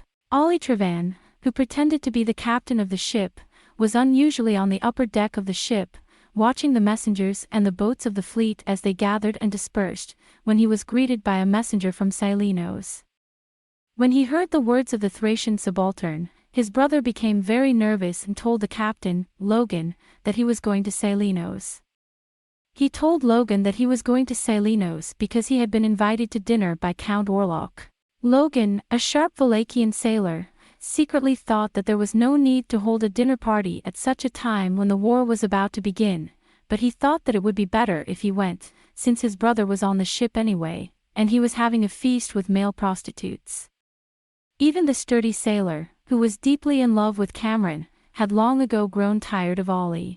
The prince changed his clothes in a great hurry, and after much debating and choosing 3 of his favorite male prostitutes, and after a great hurry to get the strongest paddler he could find, and after a short hurry to get on the barge, he went to Cylinos. Logan was loyal to Wallachia and respectful to the dukes, but still he could not help wishing that the boat would tip over under the weight of a bit of manure. How could such a wise and elegant Lord Lotus have made such a mistake to have such a younger brother? From Logan and the other Wallachian ships, the anchorage of the Iphiclesian fleet was in a blind spot. The Thracian fleet was blocking their view. Moreover, it was almost dark. No one in the Wallachian fleet knew that a boat had been unloaded from the Ladenesia, the Iphicles' command ship, and that it had approached Cylinos' port side a little after Ollie Trevan's boat. Cylinos also had his own fleet in position between him and the Wallachian fleet, as if it were a distraction. Soon, the signal will come through for a military conference aboard the Thalia early tomorrow morning. Until then, neither Ross nor the fleet had much to do. The night, quiet and tense at the bottom, seemed to pass without a hitch. Except on board the Silenus. Tisk, Tem. Lowly, he clucked his tongue at the young man with the slender, lean body, who wore a Valachian navy coat over his bare skin, a braid around his forehead, and sailor's trousers that snaked below his knees. A half-moon-shaped dagger is attached to his sash, which is embroidered and extends to the upper part of his belly. His bare shoulders and arms are well tanned, and his strong, sailor's muscles are well developed. He managed to evade the Thracian soldiers and the sailors of the Queen of the Sea, who had come with him, and finally crept outside the room into which his master had entered. You can hear them whispering inside. Hey! Tem, why don't you speak louder, you son of a bitch? The sailor was none other than Aurra, the secret agent whom Cameron had sent to the Queen of the Sea to spy out his brother's whereabouts without telling Logan. He sensed that something was going to happen when his brother invited him to Salinos, and he was on board the Silenian boat. I swore in my mouth. It was not unreasonable. Even the faintest snippet of speech implied that it was not easy. It was hard to believe that there was a grand banquet going on inside. Moreover, Aurra had watched from the corner of his eye as Corvinus, the governor of Iphicles, entered the room. Right on schedule. To catch you off guard. Is underwritten by my Thrace. His Royal Highness the Prince Brother is. Take. Hostage. By now. Andinus Witch. Mongol fleet. Shit. Ollie, wishing he had Yarn's hearing, pressed his ear against the crack in the door, oblivious to the danger. Wasn't that an unmistakable counsel of treason? Ollie's asshole. Bastard. Of all people, you'd sell out Wallachia to the likes of Andinus. I'm a little concerned about the lack of. Hey, I'm probably a little late getting here, but. News which is. Don't worry, he's got it covered. 3-point bell. Ollie focused all his attention on his ears, trying to hear as well as he could. That was how serious the conversation was. Quickly, Captain Cameron. That's when I desperately pressed my ear harder. Oh, my God. What are you doing here? With a sharp rebuke, Ollie jumped back. At the same time, his hand reached for his dagger. In any case, it was not a situation in which he could make an offer. Inside the room, there are shouts and the sound of a chair being pulled. Damn it, we've got to get through this, to the Orneus. The young ant did not speak, but ran at the Thracian soldier who had seen him. You're an idiot. A spy, the Thracians shouted as they drew their swords together in haste. A secret reconnaissance of Wallachia. What are you doing, traitor of Primorai? Ollie slashed the Thracian's throat with a straight arrow. A gush of warm blood flowed out and Ollie's eyes turned red. The sailors were already rushing towards us. Almost blinded, he brandished his dagger and charged headlong. He went out to the edge of the ship, intending to jump straight into the water. Gaw! Get him! Don't let him get away. Don't let him leave alive. In the midst of the shouting, Ollie dimly felt something stab him in the chest. Yes! Let's get this done. Oh! He rushed forward in a desperate attempt. He was already on deck. He was stabbed in the chest and fell heavily against the railing on the port side. Dreisten! The body of the ant turned a full revolution in the air. Before the Thracians had time to reach out their hands, the ant's body flew into the air and was sucked many tarts into the water below. Oh, shit! Put the boat down. No, he's not alive with those wounds. But if... The crew were shouting from the railing, pointing their hammers at the surface of the water where the blood was floating. You let him get away. The door to the cabin opened. It was Count Orlok himself. Ah, sir. I'm afraid, for whatever reason, I'm going to have to drop the boat and let you search. Wait. The Count frowned and looked at the surface of the sea. After a while, he shook his head as if he had made up his mind. It's so dark. It would be very dangerous to unload the boat, even with all the lights on. Besides, then the Wallachian fleet there would know something was wrong. Leave him be, surely he's been hurt badly. Yes. A peck on the chest. Good. He's not alive anymore anyway. The sharks in the Sea of Lent will take care of you soon enough if you're still breathing. Ha! Keep a close eye on the other sailors.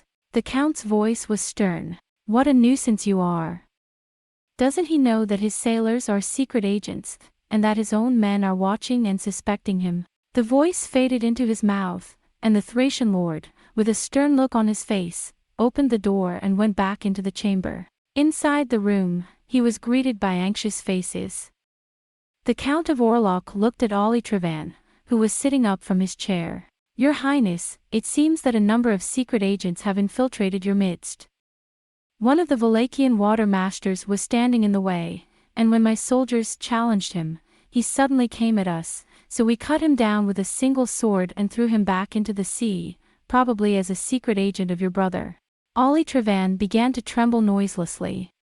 His terrible complexion, tanned by his licentious life, became even more pale, and he was sweating profusely. So, then, to my brother, exposed. Don't worry. I've already cut him down, and I'm sure he's prepared to be questioned to some extent from the start, Count Orlok said in a disgusted tone.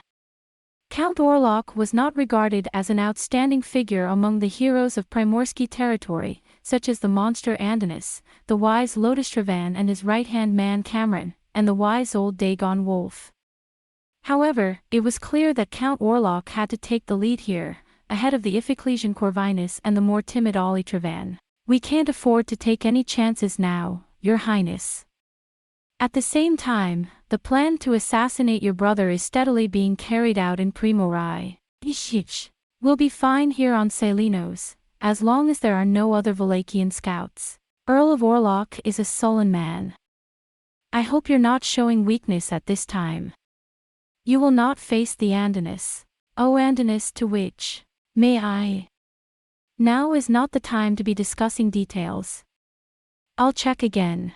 The Count of Orlok is a descendant of a famous Thracian family, a typical man of the sea, brave and silent.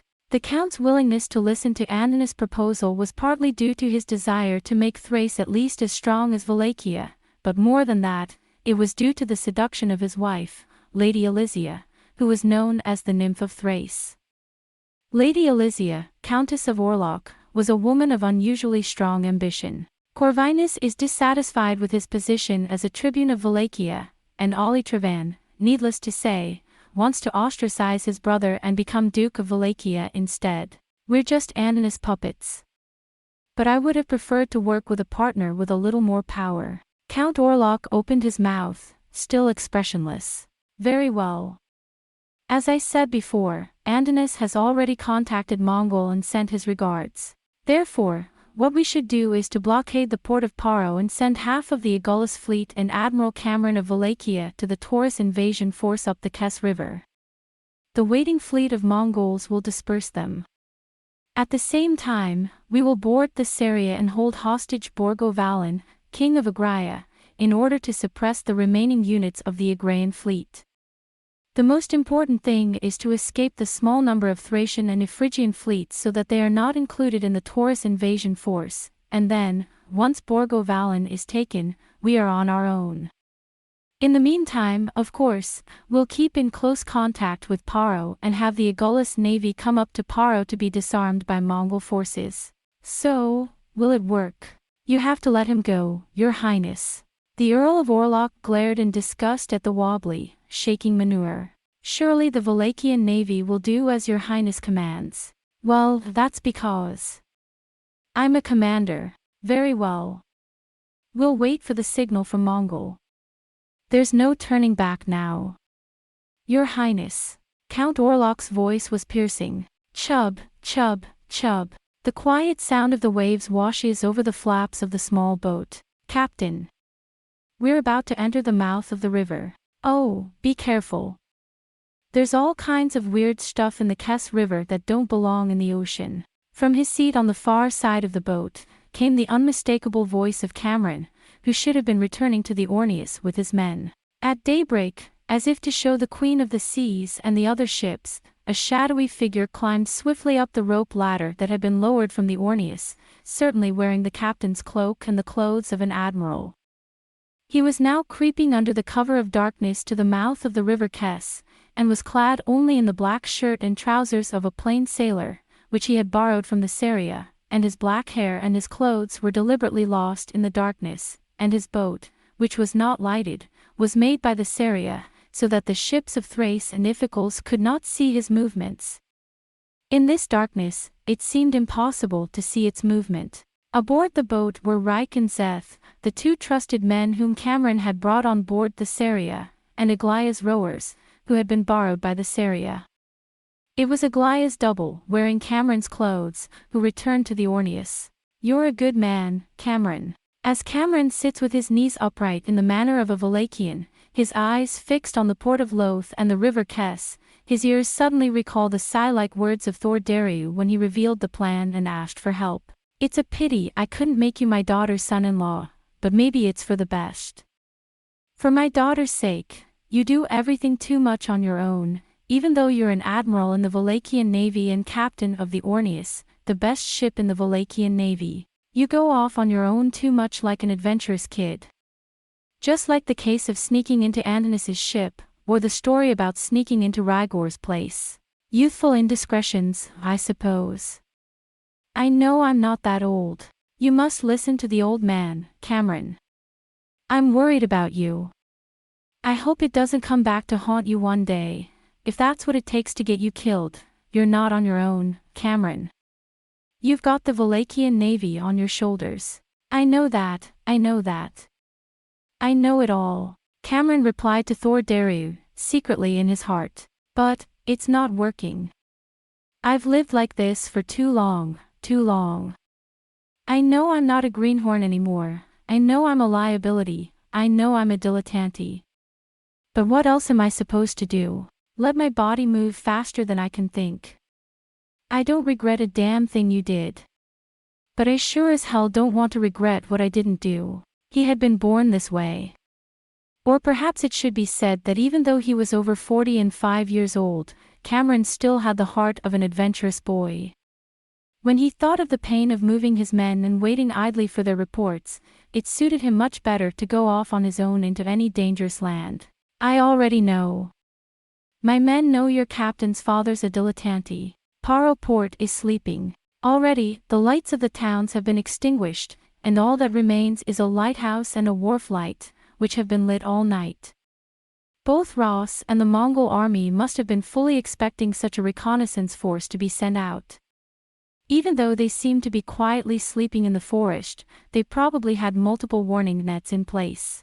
He wanted to go through there somehow and go up the Kess River secretly to find out the whereabouts of the Mongol fleet. The tide is a little stronger, reported by Lowreich. It's slowing us down. We're in the mouth of the Kess. The Kesu River is a large river flowing slowly, separating the frontier from the middle plain. It is commonly called the River of Darkness, a strange river inhabited by mysterious fish and monsters, but the water near the mouth of the river is clearer and the current is slower, thanks to the cultivation. Thanks to Paro, seawall construction and dredging, there are no strange things living here and few Semitic barbarians, but that doesn't mean there are none. Proceed with caution. In fact, around here, they're more worried about the Kess River than they are about Paro Harbor. The boat, solitary and unseen, enters the estuary under the cover of darkness. In comparison with the shadows of the huge ships of the Primorsky Territory Navy, they are too small, too powerless, and look like fragile leaves. That's odd. There should be a patrol ship around here by now. They might be watching us from a hiding place. Stay sharp. Chap, chap, chap. The boat moves forward with the constant sound of water. The mouth of the river is only about 2 moats wide, and the opposite shore is invisible. Only the quickening current tells the rower that he is entering the river from the sea. Captain, Zeth said in a low, nervous voice. Isn't that a patrol ship? Where is it? Approximately 500 tuds to starboard. It is true that there is a black shadow that seems to be standing still. However, for a patrol ship, it is suspicious that it does not appear to be approaching at all, nor does it have even a single light on. Go around. Still, Cameron ordered him to be careful. Paddle slowly and keep your head above water so as not to be noticed. Do not be afraid to slow down. At a considerable distance, the boat was passing by the black shadow. That's strange for a patrol ship. Reich says in a whisper. I think it's an abandoned ship. You can't put a derelict ship in a place like this. It's impassable. Cameron is clear. The boat passed by the black, unfathomable shadow without a hitch. That's when I thought, Captain. There's something in the water. One of the paddlers made a low, piercing sound. A shark. No, sir. It's not alive. It was caught in the water, like a rope. Oh, no. It's Naruko. Suddenly, Cameron screamed.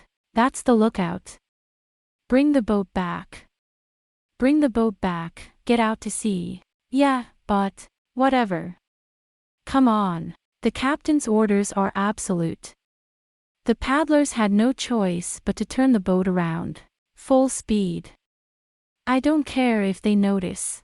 As soon as Cameron shouted, he also took an open paddle and rowed furiously. The current is their friend. The boat gains speed and flies down the mouth of the Kess River.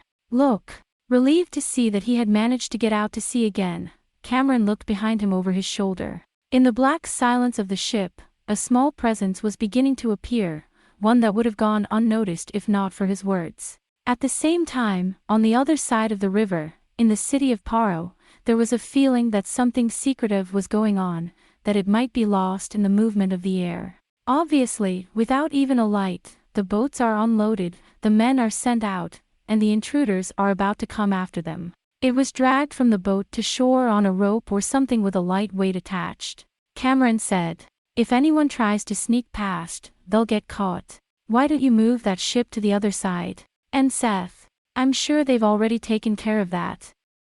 However, it's unlikely that anyone would be so reckless as to just wade through the dark Kesu River. What do we do now, Captain? I don't think it's going to be an easy mission from the start, anyway. Cameron said, as he watched the night regain its original quietness, the signs that it had begun to stir apparently ceased again. All right, here's what we'll do.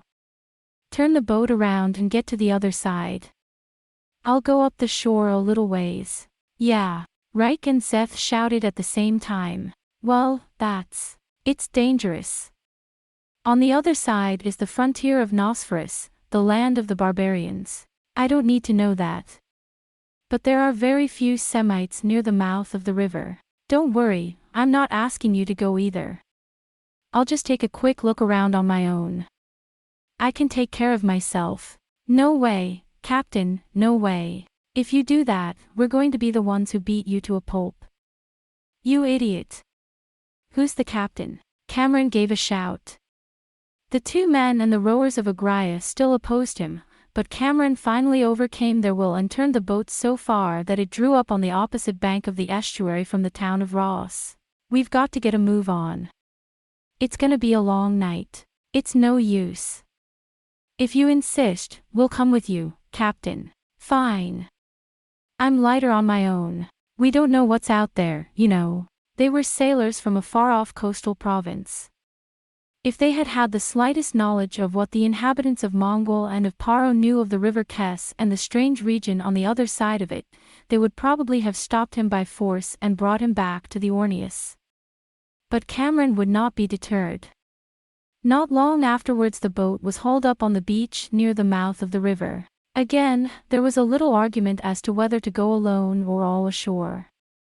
Cameron, however, compromised a little, and in the end it was decided that Reich should go, followed by Al, a sailor from Agulhas, and the rest should stay in the boat and watch the surroundings. Please be careful.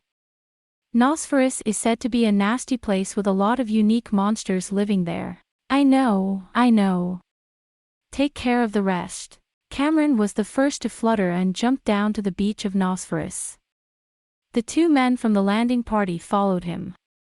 At last Cameron gave detailed instructions to those in the boat as to where to wait, what to do if they did not come back, and what to do in such a case, and then he left. They don't even look back at the boat anymore. The sand of Nosferus, crunching under his leather boots, is whiter and finer than I expected. The three of them drew close to each other and began to make their way up the river at a considerable speed, keeping a watchful eye on all sides. Besides Loth's net and Mongol's army, there were the barbarian Shem, and the inscrutable monsters of Nosferus, so many things to fear, and they had only a dim and cursory knowledge of them, which made them all the more cautious. The three of them hardly spoke to each other, for fear of attracting the attention of something that might be lurking somewhere. Fortunately, the moon had come out, brightening their feet somewhat, and the black surface of the river was still. On this side of the Kesu, there were almost no undulations. There were only a few boulders on the riverbank, but the rest of the river was a smooth, barren expanse of sand with no trees or houses to be seen. That's the funny thing about this guy, he's a great Dryden. Cameron couldn't help but think softly as he walked, careful to watch his step and his left and right. Cameron knew little more about Nosferus than the rumors that it was a barren land where civilization had been cut off by the hand and will of the gods. The change is so rapid that it is hard to understand. Because the changes are so drastic and extreme, and because so many secrets seem to be hidden in the depths of Nosferus, some people believe that the mystery of the creation can be solved by investigating Nosferus, and some people, on the contrary, believe that if they touch Nosferus, they will see the end of the world, the time of dole. On the other hand, some people believe that if they come in contact with Nosferus, they will face the end of the world, the time of dole. In any case, although superstitious about the sea, it was a story that Cameron, a healthy and honest seaman from the coast province, would have liked to raise an eyebrow at. It's not the same as a shipwreck or a sea monk, even Cameron himself had seen them, and no matter what hidden mysteries this vast ocean hid, it didn't seem strange to him. But to say that a place was created by a god or a demon, or that a different race from humans was sent to protect it, this is just too much to believe. It's true that there may be a few things that are different from the rest of the world, but perhaps more than that, it's just that the rumors and legends of people who were lost there or suffered badly by the Semites have made Nosferus into a magical land outside of humanity. However, when he actually stepped into the place, he couldn't help but feel something unusual, many times more than he had expected, in his 5 refined senses. I can't point out exactly what it is. Rather, it is the presence of a mysterious miasma, a specter, hiding in the air, on the ground, in the frightening silence of this remote place. Even their companion, a daring sailor, seemed to sense this, and Cameron could see that they were getting very nervous. I see, a land abandoned by Janus.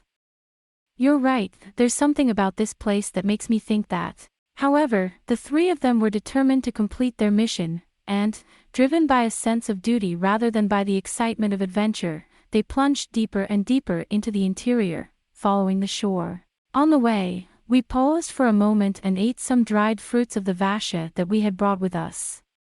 I was told that the rich water of the Kes River in front of us was unfit for drinking, and that this was the reason why the development of both banks of the Kes was slow and unsuccessful. It's a bit of a death trap.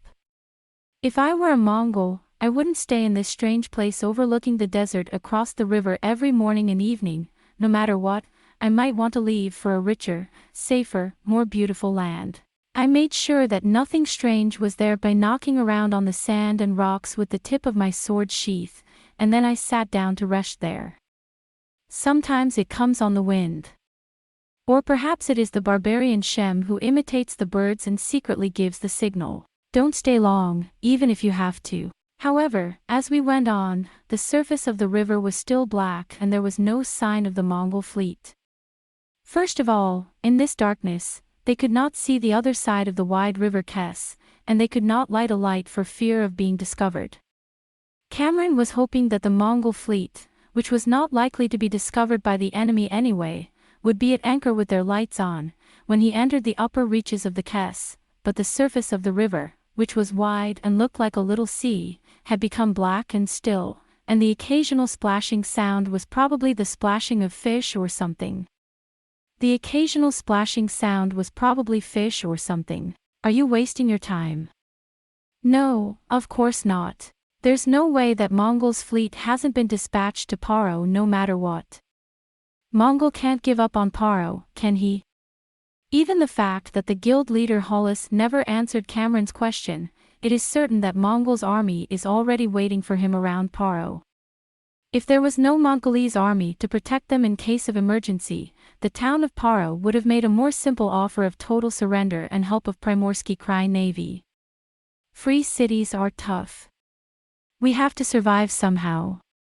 But there was something about Hollis's words that made me think he was testing our mettle. Wow! Al's shrill, terrified cry cut through Cameron's thoughts, and Cameron quickly drew his sword and leapt to his feet. What's wrong? There's something in my arm. No, I'm fine. Al, with Reich's help, wrenched something from his arm and smashed it. He drew his sword and pointed it at it, then looked at it in the moonlight. Cameron looked, too, and felt sick at his heart. It was an unpleasant thing to see him still slouching at the point of Al's sword. It is a sand-colored mollusk about the thickness and length of a man's second arm. It is covered with unpleasant warts, and what appears to be its head has become a cup-shaped sucker. It lifted it up and kept twisting and turning to suck on Al even though it was being pierced through the middle of its body. Wow, what a disgusting monster this is. The men from Primorsky Krai peered at it as if they were overcome with emotion. It's probably some kind of leech. Your arm's fine. It stings a little, but I'm fine. But it's a big one. Al threw it down into the waters of the Kes River far below, swinging his sword as hard as he could. At once there was a faint murmur on the surface of the water, but it soon ceased. It was probably the result of those who made their home in the water competing with each other for the food that had fallen from the sky. Hey, we can't stay here much longer. Let's go. Once again, the three of them hurried to their feet. The fact that they had bumped into the real inhabitants of Nosferus, albeit in a very small way, made this place seem even more enraging and threatening, and they continued to go up the river with greater speed than before. Now and then a white fluffy thing, like a spider's web, struck them on the face with the wind, and frightened them, but nothing else happened, and the rustling of the leeches did not seem to attract the savages, and as they walked on, the sky grew faintly white. The boats are told to return at the latest by sunrise or a little later. The shore on this side of the river is flat and clear, so if they return after it is light, they may be spotted by boats crossing the river or even by those on the other side.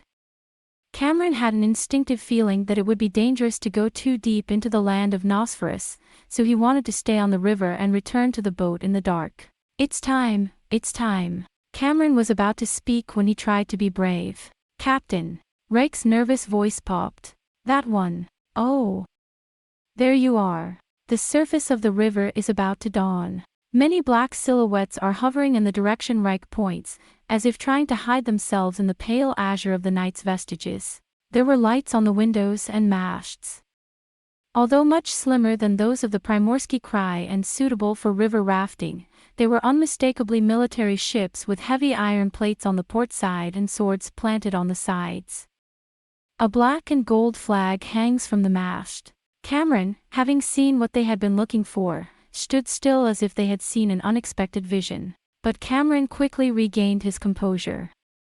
Quickly, he checked the number of warships as far as he could see, how many people they could hold, and how many cocks were sticking out of the bottom of the ship. There is no human figure on the deck, and the ship, painted in black and sinister colors, hovers quietly in the river of death like a ghost of a ship. All right, if I can just figure this out. Reich, Al, thank you for your time. Let's get back to it. We've come too far. I'll have to see how long it takes to get home. Cameron's decision was quick.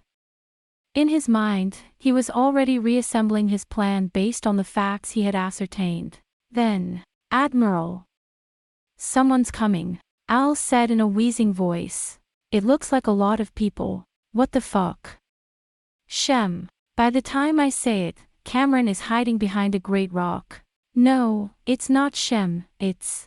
Reich and Al, who had rushed into Cameron's side, twisted their heads in some sort of incomprehension. Cameron gently stretched his neck. Then he gulped with an audible gasp. A human shadow wanders soundlessly through the ticklish desert where the morning mist flows. Not one or two. Dozens, maybe hundreds. But Ael's words were a little different, like he wasn't coming to us. And they seemed to be a lot further away than I thought at first. When Cameron saw this, he suddenly realized something strange. It was because of their size that I initially mistook their pale gray figures to be much closer. Giant. He must be a full 2 sizes larger than an ordinary man from Primorsky territory. That's what made the passing shadows think that there were ordinary people nearby. From here to, how many motorized, up there? 2 motors. Hey, you gotta be kidding me. If that's the case, they've got at least 2.5 tarts. It is difficult to distinguish the details. However, the balance of the body seems to be a little different from that of a normal human being. The head is much longer and the body seems to be covered with fur. At the very least, he does not resemble a soldier of Mongol wearing a long helmet. As Cameron gazed numbly into his field of vision with an indescribable, dizzying feeling of dread, the oddly shaped shadows just wandered off one by one, without a sound, and disappeared into the desert. Strangely enough, it was a sight that fascinated him with its strange beauty. The desert, a race of giants. The Valachian Cameron does not know of the existence of the phantom race of giants known as the Ragan who dwell beyond Nosferus. Of course, Cameron does not know that he has seen Ragan on the move. Only the sight of the unseen, the shudder and the awe, stirred deep in the heart of this cheerful and impetuous sailor. Cameron paused to catch his breath and stared blankly out into the desert, where the illusion had already vanished. Oh. Captain. Gentlemen, have a safe trip too. Those who stayed in the boat were crying when they saw Cameron and his men approaching with sand in their hands. It's no wonder. We had said we would be back by sunrise, but now the sun is high in the sky, shining equally on the blue-black river Kess, the white stone-built city of Paro, and the endless expanse of Nosferus. It was already past the 3-point bell, when the military council was scheduled to meet. Oh, man. We got a hell of a time. It's a hell of a place, this. Cameron climbed into the boat, mumbling. Reich is holding his left hand with a bandage torn from his shirt. They found you, didn't they? Or the Semites? No. I'm glad it's not. Damn it, the land of Dole. You'd think a creepy leech would suck it up, then a phantom monster, and now this. Cameron frowned as he recounted how Reich, who had inadvertently reached into the river to drink, had been caught by a horrifying, mouth-only monster with shark-like teeth and nearly pulled into the water. If there's such a thing living in this river, just tell me it's there. Whatever the case, I'm glad the captain's okay. The boat crew also had something to tell Cameron as soon as possible. Oh, my God, Captain. The ants are down. What, did he get you? He saw that the fat man was going to dinner in Salinos, and he thought it was suspicious, so he volunteered to be a paddler. He was found and stabbed in the chest and had one of his hands ripped off by the Samigarans, but he managed to get to the Ornius and died there, but before he died, he had proof that Deb, Corvinus and Orlok of Thrace were plotting against him. Ornius immediately sent word to the Saria and the Saria sent word to me that they had come all the way here to look for the ship. Also, the captain was absent from today's council because of a sudden illness caused by the water, and the first officer was present instead, but without the captain, there was no point in talking, so it was decided to come back later. The fat man said, "That's not good. Let's go and see him."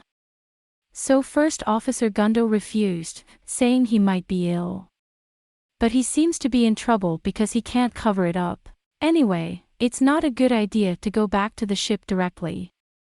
I'll go to the Saria, report and consult with her, and then I'll return from the Saria pretending to be on an errand to Ornius. Take him to the Saria. I will. So, how did it go? Were they there? Ida Tomosa. Cameron's mouth quirked up. They've been hiding in plain sight. Their ships may be small, but they're quite numerous, and with an army in tow they'll take a long time to get to war.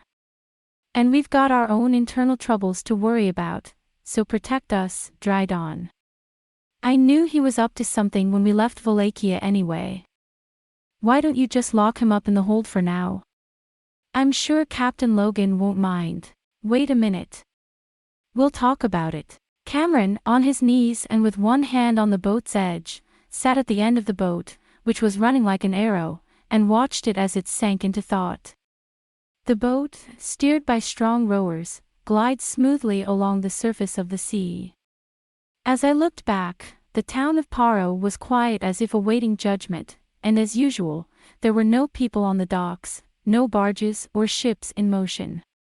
As far as I can see, there is nothing to make me doubt that Ross is pleading for peace with the whole city and putting his head under the sword of the Primorsky Krai Navy as an expression of reverence. But Cameron was thinking of the Mongol Navy, which he could see with his own eyes.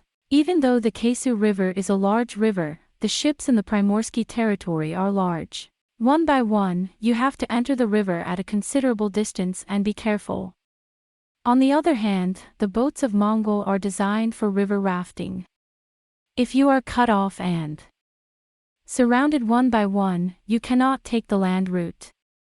Land warfare is the realm of Mongol. And, even though he had foreseen the betrayal from the beginning, it would be extremely difficult for him to move once it became clear.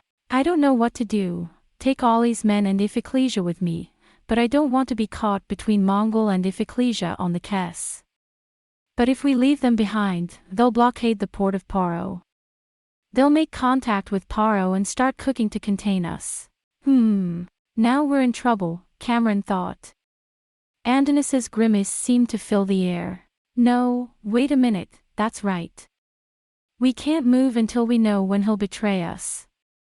In the meantime, we should let the ones who turn and make it clear to them. We're more numerous than they are anyway.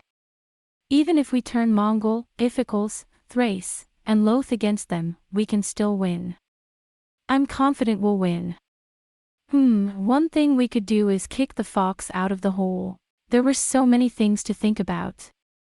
Cameron let his frightening hair blow in the sea breeze, and stared at the Saria, which was growing larger and larger before his eyes, as he pondered on this and that. It was in the evening of the same day that a messenger was again sent from Paro. The military envoy, no doubt impatient, repeatedly demanded, "Present your conditions."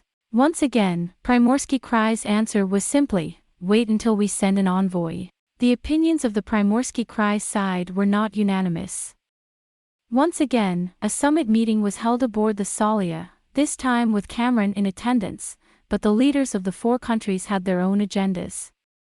Even the question of how to accept Ross's offer could not be agreed upon, since each of them had their own misgivings. Anyway, we didn't come all this way just to make false accusations and extort money from you. If you look at us like pirates, it will be a problem for our trade later on. Well, but Admiral Cameron, they're the ones who've been making all the calls for peace. If you beat them to the punch, you'll be the one who's in the wrong. This is war, Viceroy Corvinus. There's no such thing as a one-sided villain in a war. But at the very least, we can at least consider their offer. Corvinus earnestly insisted that, once Ross had given him security, he should land at Ross and negotiate with them. Ollie Trevan readily agreed to this. However, Cameron, who had seen with his own eyes the Mongol navy lurking in the upper reaches of the Kes River, believed from the beginning that Ross's offer of peace was a farce to stall for time. He insisted on the immediate blockade of the port of Paro. But he did not want to tell Corvinus and the others about what he had seen. We can't do anything without knowing how much contact there is between Mongol troops and Thrace and Iphicles. Anyway, this time, too, you're going to delay without coming to a conclusion. Wait for them to get impatient and take action. Let them spill their guts. Cameron, Borgo Valens and Thor Dariu alone have already established that understanding. Corvinus persistently landed at Paro and tried to negotiate with him, but Count Orlok intervened. At any rate, there's nothing we can do here. In the meantime, why don't we blockade the port of Paro and send a reconnaissance cruiser from the mouth of the Kes? Ho! Borgo Valen and Cameron glanced at each other. At first glance, it would appear that Thrace was in direct opposition to Iphicles' views. However, this must have been a calculated move. There was some exchange between Corvinus and Count Orlok, but neither Cameron nor Agulus paid much attention to it. Cameron, however, made no decision, and secretly sent a signal to Borgo Valan that he would prolong the matter for another day. It was a fruitless military discussion. The people were disgusted, and, with a look of disapproval on their faces, they went to their barges. I hope that's all right, Admiral Cameron. Very well. Thrace's theory of war is something else anyway. Perhaps the idea is to divide the ships of Wallachia and Aglaia and reduce their strength by half. Perhaps, if we take our chances, it will be easy to divide them into two groups, the blockade group and the Kess River group. We don't have a better plan than that, you know. Anyway, we have to wait for them to show their tails. But what if he doesn't? I can't keep waiting like this for that long. One more day at most. That's just it, that's what happens then. Nothing happens, we just get on with it. There's another thing I'm thinking about, but it's also too risky. Thor Daryu asked him what it was, but Cameron did not answer him. In the end, the day ended in vain, and it is about to end again at the edge of the Sea of Rent. Count Orlok. Corvinus immediately began to complain on the barge on which he was allowed to ride. What's going on, sir? It's unavoidable. I'm just looking for an opportunity. However, according to the plan. I know. Count Orlok's face showed his growing annoyance. Aglaia seems to be on the fence, but Wallachian probably wants to take over Paro right away. I think the time is ripe. I had in mind that the next meeting of the army would be the time to make the decision. Me too. Count Orlok frowned. But before we do that, we have to divert the troops of Aglaia and Wallachia and separate them. Something is wrong. I wonder if you've noticed that Aglaia is not actively pursuing the attack on Mongol by entering the Kess River. He seems to be reluctant to divide his troops. He may have realized that the Mongols were waiting for him. Corvinus had more presence of mind than Ollie Trevan. He didn't start shaking, but he still looked at Count Orlok with a slight scowl. Cameron doesn't seem to have noticed anything, but I'm afraid Ollie's right. It's very doubtful that the Wallachian navy will act under his orders. I don't know if that Ollie Trevan has that kind of popularity, but I have a feeling that if push comes to shove, the Wallachian navy will turn to Cameron. But we can't turn back. We have no choice but to ask Cameron to send half of his navy to enter the Kess River at the next meeting. But I didn't think it would take me this long either, Count Orlok said, as if to say. According to the words of Andonis, all arrangements have already been made with Mongol. We were supposed to wait for Mongol's contact in Paro. However, until now, there has been no contact from Mongol, or even any sign of such contact. What is the meaning of this? Of course, the lords of Thrace will never know. A secret letter from Andonis, that implicates the 5 Primorsky Krai in the conspiracy. It was already in the hands of Istvan the Younger of Wallachia, from Mongol's secret messenger at Varan in Agraria, and now in the hands of Ald Naris, Lord of Crystal, who had reclaimed the city. Finally, Andonis's offer had not reached Mongol, but Count and Countess Orlok and Corvinus believed in Andonis. I don't doubt that there was a mistake. The only thing they are beginning to wonder about is that there has been no signal or contact from the secret messenger as planned. What are you going to do? Count, he was about to say, I'll talk to my wife. When Count Orlok stopped himself. For the time being, we have no choice but to wait and see what happens.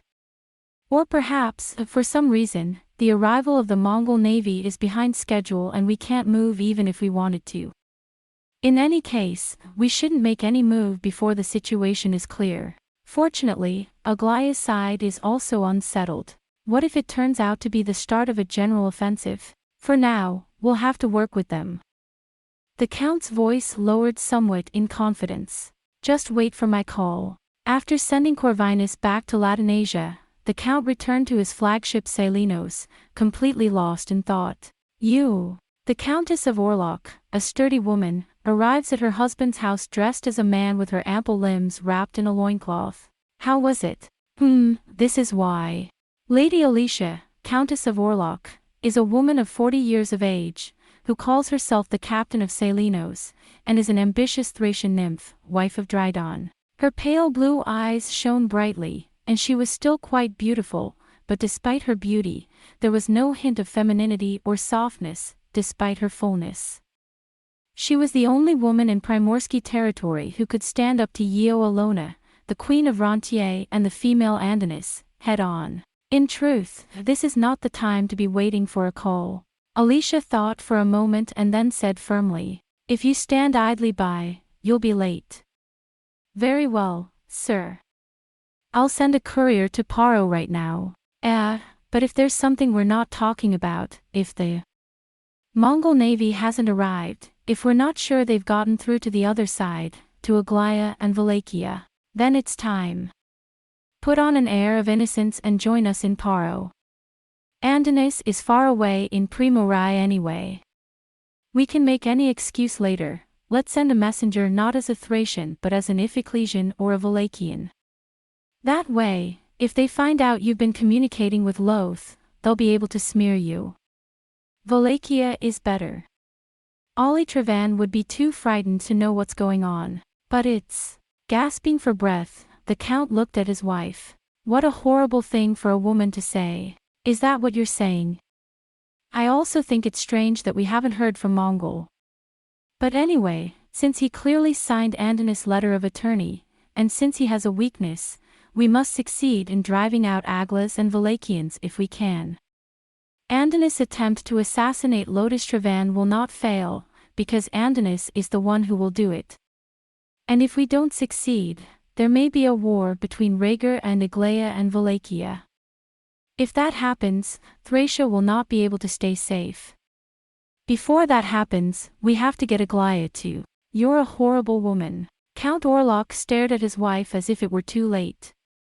As I have said before, Count Orlok is, if anything, an ordinary man of the sea, as brave as any man, and as greedy as any man. The reason why he dared to take this risky gamble with Thrace, who did not have such a desperate need to be taken by Andonis as Corvinus and Ollie Trevan, was because of Alicia Orlok's fierce and burning ambition, to make Thrace, Aglaya, or at least Wallachia, a powerful country to replace Wallachia. It was for this reason that Elysian Orlok dared to take this risk. What would happen to Primorsky territory in Thrace if this did not work out? A vague but strong anxiety suddenly gripped Hak once again. After decades of peace since the peace treaty and the establishment of the Primorsky Krai Council, was another war about to break out in Primorsky Krai? I don't know what I was hoping for. Something akin to a violent confusion seized the Count. Had he not fallen prey to Andonis's deceit? Was not the peace of Primorsky Krai far more important to him than trade with the faraway Mongols? But there is no turning back now. Andonis can always use the writ of habeas corpus to manipulate them and their signatures at will. I can only think that Andonis had spellbound me and driven me insane for a moment. But now, at this point, he had no choice but to let it pass.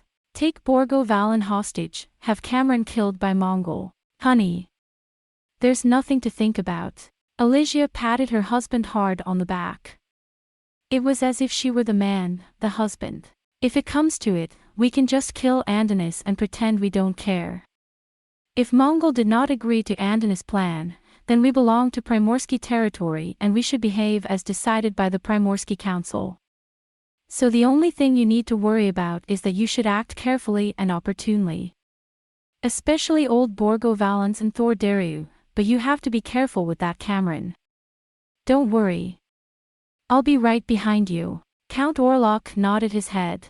As it was, a suffocating night passed, and the Primorsky territory fleet remained at anchor and did not move again. In the night, secretly, inside the fleet, what kind of plans or schemes were disturbed, what kind of whispers were passed from ship to ship secretly, or not. The town of Paro also became quiet, and a profound silence enveloped the whole of the coast of Paro. The Primorsky territory fleet appeared on the coast of Paro, and the dawn of the third day turned the Sea of Lent into a blood-red crimson. Cameron had the Orneus brought to the rear of the Saria and was in contact with the king and his men. We can't wait any longer. The decision was made in the morning. We're going to attack Paro. We will blockade the port of Paro. The decision was made in the belief that waiting for the traitor's tail would give Mongol more and more advantage. Chapter 4. The Last Day of Mongol. Torus. Torus, the capital of Mongol, and its heart, the Golden Scorpion Palace, are now in the midst of wartime agitation. The people who pass by the palace are all clad in armor and helmet, and their swords clatter loudly. Hurried messengers and carriages tramped past on the cobblestones. However, the city that sent most of the 100,000 elites of the country's defense to those two directions was notable for the tension of the emergency. Today, too, a new division had arrived from the provinces and had just completed its exercises. A group of yellow-clad men walked through the courtyard with a rustling sound. The prince's palace, the lady's palace without a master, and the rear palace were all quiet, and only the monstrous figures of bleak cavalry and infantry walked about in this palace where the fire seemed to have gone out. Roseanne. Rosian. The voice of Archduke Vlad, calling out in frustration, echoed through the corridors of the apartments. I'm home.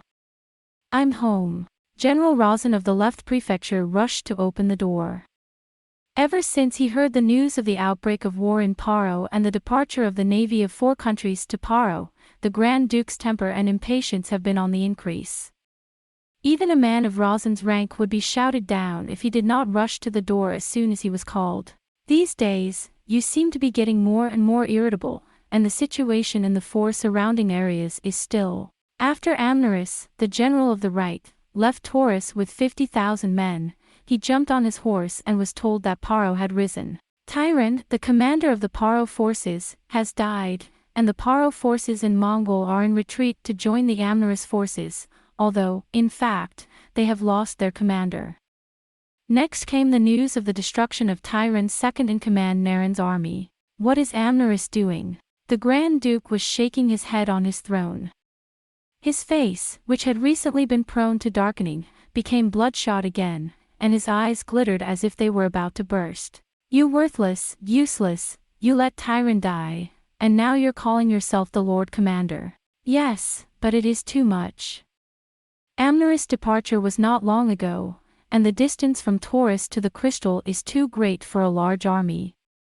It is not Amneris' fault that he did not arrive in time. I know. The Grand Duke growled, his eyes glittering. I know that.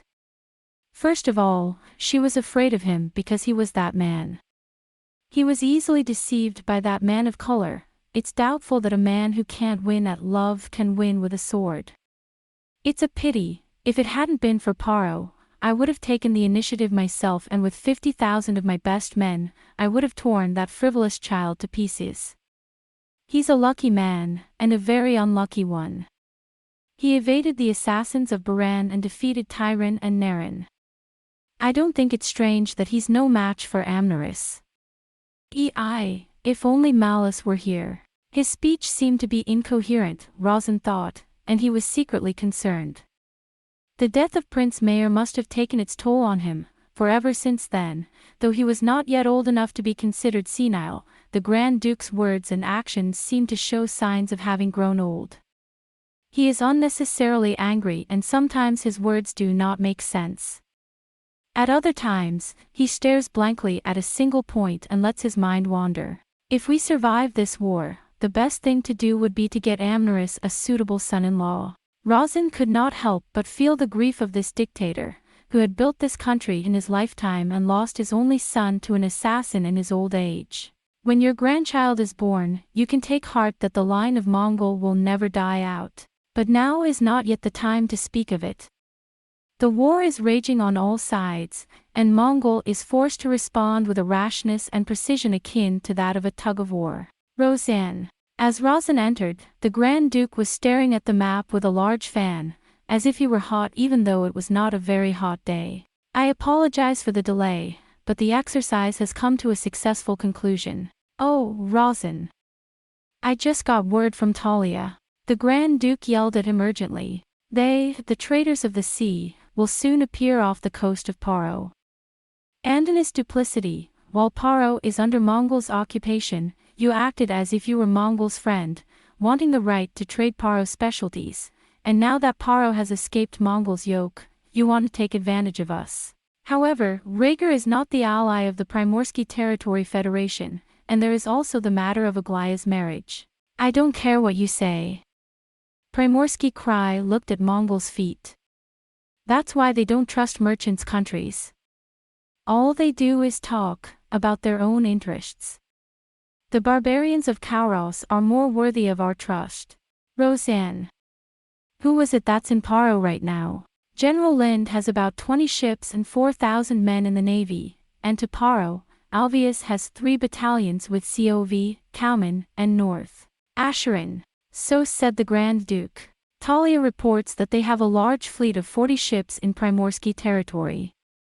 Their ships are large. They can hold from 500 to 1,000 men per ship. Even if the average is 600, there must be 24,000, 30,000 or 40,000. 4,000 can't compete with that. If we don't increase the number of ships, as a last resort, we'll have to hire more Talia and free settlers. Our mobilization of ships is estimated at 5,000, but that of course includes everything from riverboats to junks and cargo ships, and the number of ships that can actually be used as the main force in naval battles has been greatly reduced to about 800. Roseanne said. Of them, the ones that can compete with the big ships of Primorsky territory are those with more than 200 passengers. However, what is decisive is that all the ships of Mongol are in the basin of the Kes River, and there is no way to go out to the sea without going down the Kes River to the Lent Sea from Paro. However, there is no port to anchor such a large number of ships if they are sent out to the Lent Sea from the beginning. I know all about that. The Grand Duke shouted in frustration. I know too well. Our country is a land warrior. If you won't face them by sea, drag them ashore. Drag them to Nosferus, to the mountains, and crush the Kraken on land. Rosen, who are the other land troops we can move? Sidon and Marius are in Torus now, and we have 25,000 men, since Audain's guards arrived today. We need 15,000 to defend Torus. 5,000. The Grand Duke slammed the desk. I'll leave 5,000 in Torus. We'll call in the frontier guards if we have to. All the rest go to Paro. I left 50,000 for Amneris. With that much, he probably won't be left behind by Paro's army. But 20,000 is not enough for Rose. But if the Torus is captured, will 5,000 be enough? Roseanne was mortified. The Grand Duke slammed his desk again. Who's to say where Torus will come from? Paro's army has 50,000 men of Amneris. Paro has 40,000. Torus is nothing to worry about even if he's empty. Paro doesn't have enough troops to send to Torus, and he can't do anything without being on the sea, let alone in Primorsky territory. Yes, sir. But if that's the case. Kumu, what if Yulania joins the war? Put it out of your mind. If that happens, it's the end of Mongol no matter how many tens of thousands there are. No, it'll be the end of the 3 Gorian principalities themselves. Rosin. The Grand Duke stared at Roseanne with a mad glint in his eye. His eyes, however, seemed to pierce through Roseanne and see something beyond her. This is a bet. But I've made worse bets, worse odds, more times than I care to admit. For the first time in a long time, I feel like the young Vlad Mongol of old. I've risked everything to find out if this is the end of me, or if Janus has yet to give up on me. I may be old, but I've still got the stomach for it, so get ready, Rosin. 20,000 to Paro. I'll take command. What are you afraid of? There's no one to lead Mongol unless I stand up for myself. I knew that from the beginning and I was planning to go into battle soon. But I was thinking about whether to send my main force to Paro or to Paro, and I was thinking about it so much that I could not sleep at night. A mistake in my judgment might lead to something irreversible. When I think about it, I try to delay my decision until I have something more conclusive. When I heard that Tyron had been killed, I was just about to head for Paro when word came from Talia. I've become very indecisive, But, Roseanne, that's no longer the case. Ha! I'm going to Paro. Paro is not counting on Amneris. Paro is a better bet. I read that even if Amneris were to fall behind Neris, Paro's current forces would at best be enough to chase Amneris away, but rather, Paro, who had just recovered, would work to rebuild the interior of the crystal. The worst thing that could happen is that Kumu will side with Paro because of Nerisum's words, but that's a gamble. We'll think of something else to do then. For now, we should be afraid that the Primorsky Navy will overthrow Paro and force us up the Kes River to Tsurid. What do you think? It is. That's true. Good. The Grand Duke said to himself as if to say something to himself. The mad glint in his eyes disappeared, and the cool, calm, experienced swagger of a great man seemed to return. Gather the generals who are still in Torus. There'll be a war council among the Reds in a few hours. We'll go to Paro as soon as we can. Torus is yours, Rosin. Be ready for anything. Ha! If only I had moved sooner. The Grand Duke muttered. Yes. I should have gone to Paro and to Primorai myself a long time ago. Everything always goes well when I'm on the move. I've always believed I was born under a lucky star. I wouldn't have let those 2-year-olds take back the crystal if I hadn't moved. But, it's not too late. Paro is still without an official king. The young Aldo Neris and the childless Remus Aldros, no matter how clever Aldo Neris is, he will not be able to rebuild his kingdom so easily, so Paro must come first. Paro is the immediate problem. The Grand Duke, who had been murmuring as if to himself, broke off and looked in surprise at Rosin standing before him. Then came a shout of anger. What are you doing? Go! Hey, I'm home. The left prefecture general ran out like a shouting apprentice. The Grand Duke didn't even notice it anymore. How long will you keep it up? Enough. Give me a cold drink. And get you dressed. Ha! The peasants also flew away. Left alone in the suddenly empty room, the Grand Duke pondered for a while over the procedures of the military council. In any case, the Grand Duke's Council of War is always a one-sided affair of superiors and subordinates. He was mumbling in his mouth, but, impatient at the slow pace of his master, he stood up and tried to strike his hand. But he suddenly raised his hands and patted his temples. I don't know, today's a strange day. The Grand Duke said something to himself. Then he frowned. He had a feeling he'd said something like that just the other day. Oh, a dust storm. I was talking to Roseanne about how the weather has been strangely unpredictable lately. I think that was the day we got word of Crystal's rebellion from Paro. Another thing was that his memory was not clear. This irritated the Grand Duke, who felt uncomfortably frustrated, as if a part of his head was no longer his own. The Grand Duke rubbed his temples again with great effort. Am I getting old? I'm getting old. Count Mars, for example, was over 70 years old, but until his death at Nosferus, his mind had not lost a bit of its vigor.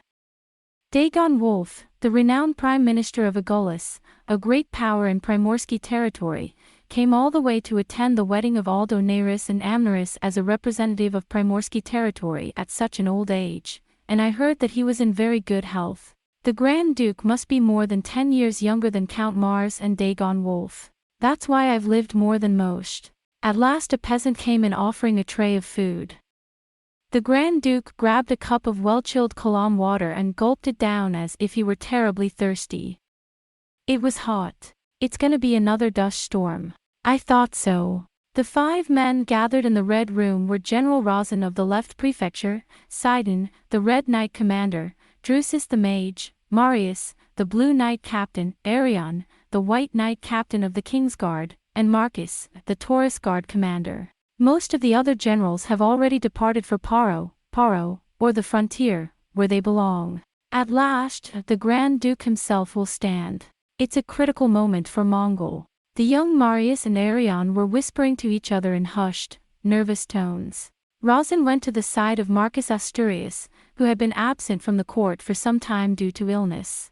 Are we done? Yes, sir. I'm sorry for your concern.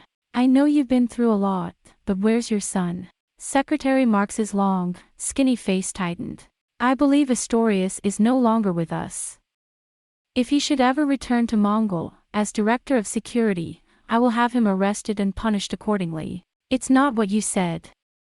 Everyone makes mistakes when they're young, even my own son was troubled by it at one time. Being a parent is very hard on both of us, so don't be too hard on yourself. His Highness the Grand Duke has made it clear that it is not your fault. Secretary Marx shook his head. I resigned my post as director of security, but you didn't listen to me. If it weren't for that, I would have found you and cut that idiot's head off with my own hands. Well, Marx, which? Sidon is looking at you funny. And then His Highness, Grand Duke Vlad, rise. And when they heard the voice of their lord, they straightened up their ways. The Grand Duke wore an abbreviated Grand Duke's crown and his military uniform.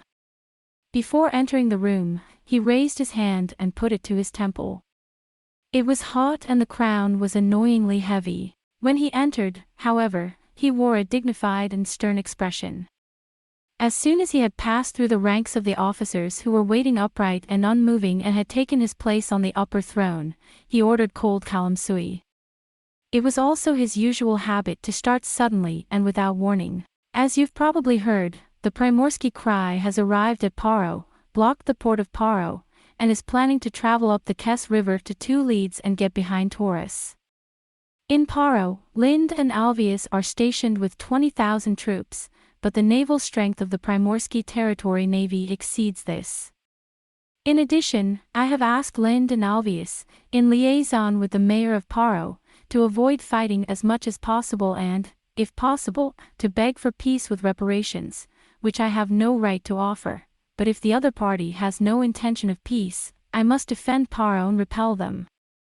Therefore, I will personally take 20,000 of the 25,000 remaining in Torus and go to Paro today and tomorrow. People are listening attentively. They know that if they interrupt the Grand Duke when he is speaking, there will be an uproar. The Grand Duke was speaking in a hurried tone about the rationale for the preference of Paro and Ross. The black wooden door, carved with the crest of a large scorpion, was shut tightly, leaving the Red Room in silence with only the Grand Duke's voice. Outside of them stood 2 guards with spears in their hands. Are you in a military meeting? It was a peasant in the service of the outside world who walked with him. Yes. No one is to enter. Where's the fast horse?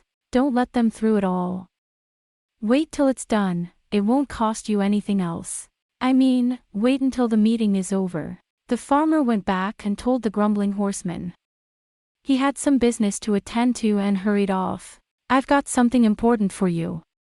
I've come all the way from Talia, all the way from Primorsky territory. The messenger grumbled. There were 2 or 3 others who were waiting in the waiting room of the messenger's office, where messengers, flyers, and horses on the road were kept waiting. Don't panic. We've been riding for days. One of them calmed him down. The man from Talia mumbled more. If it hadn't been for Andonis' insistence that I speak directly to the Grand Duke, I would have given him the secret book and gone off to drink.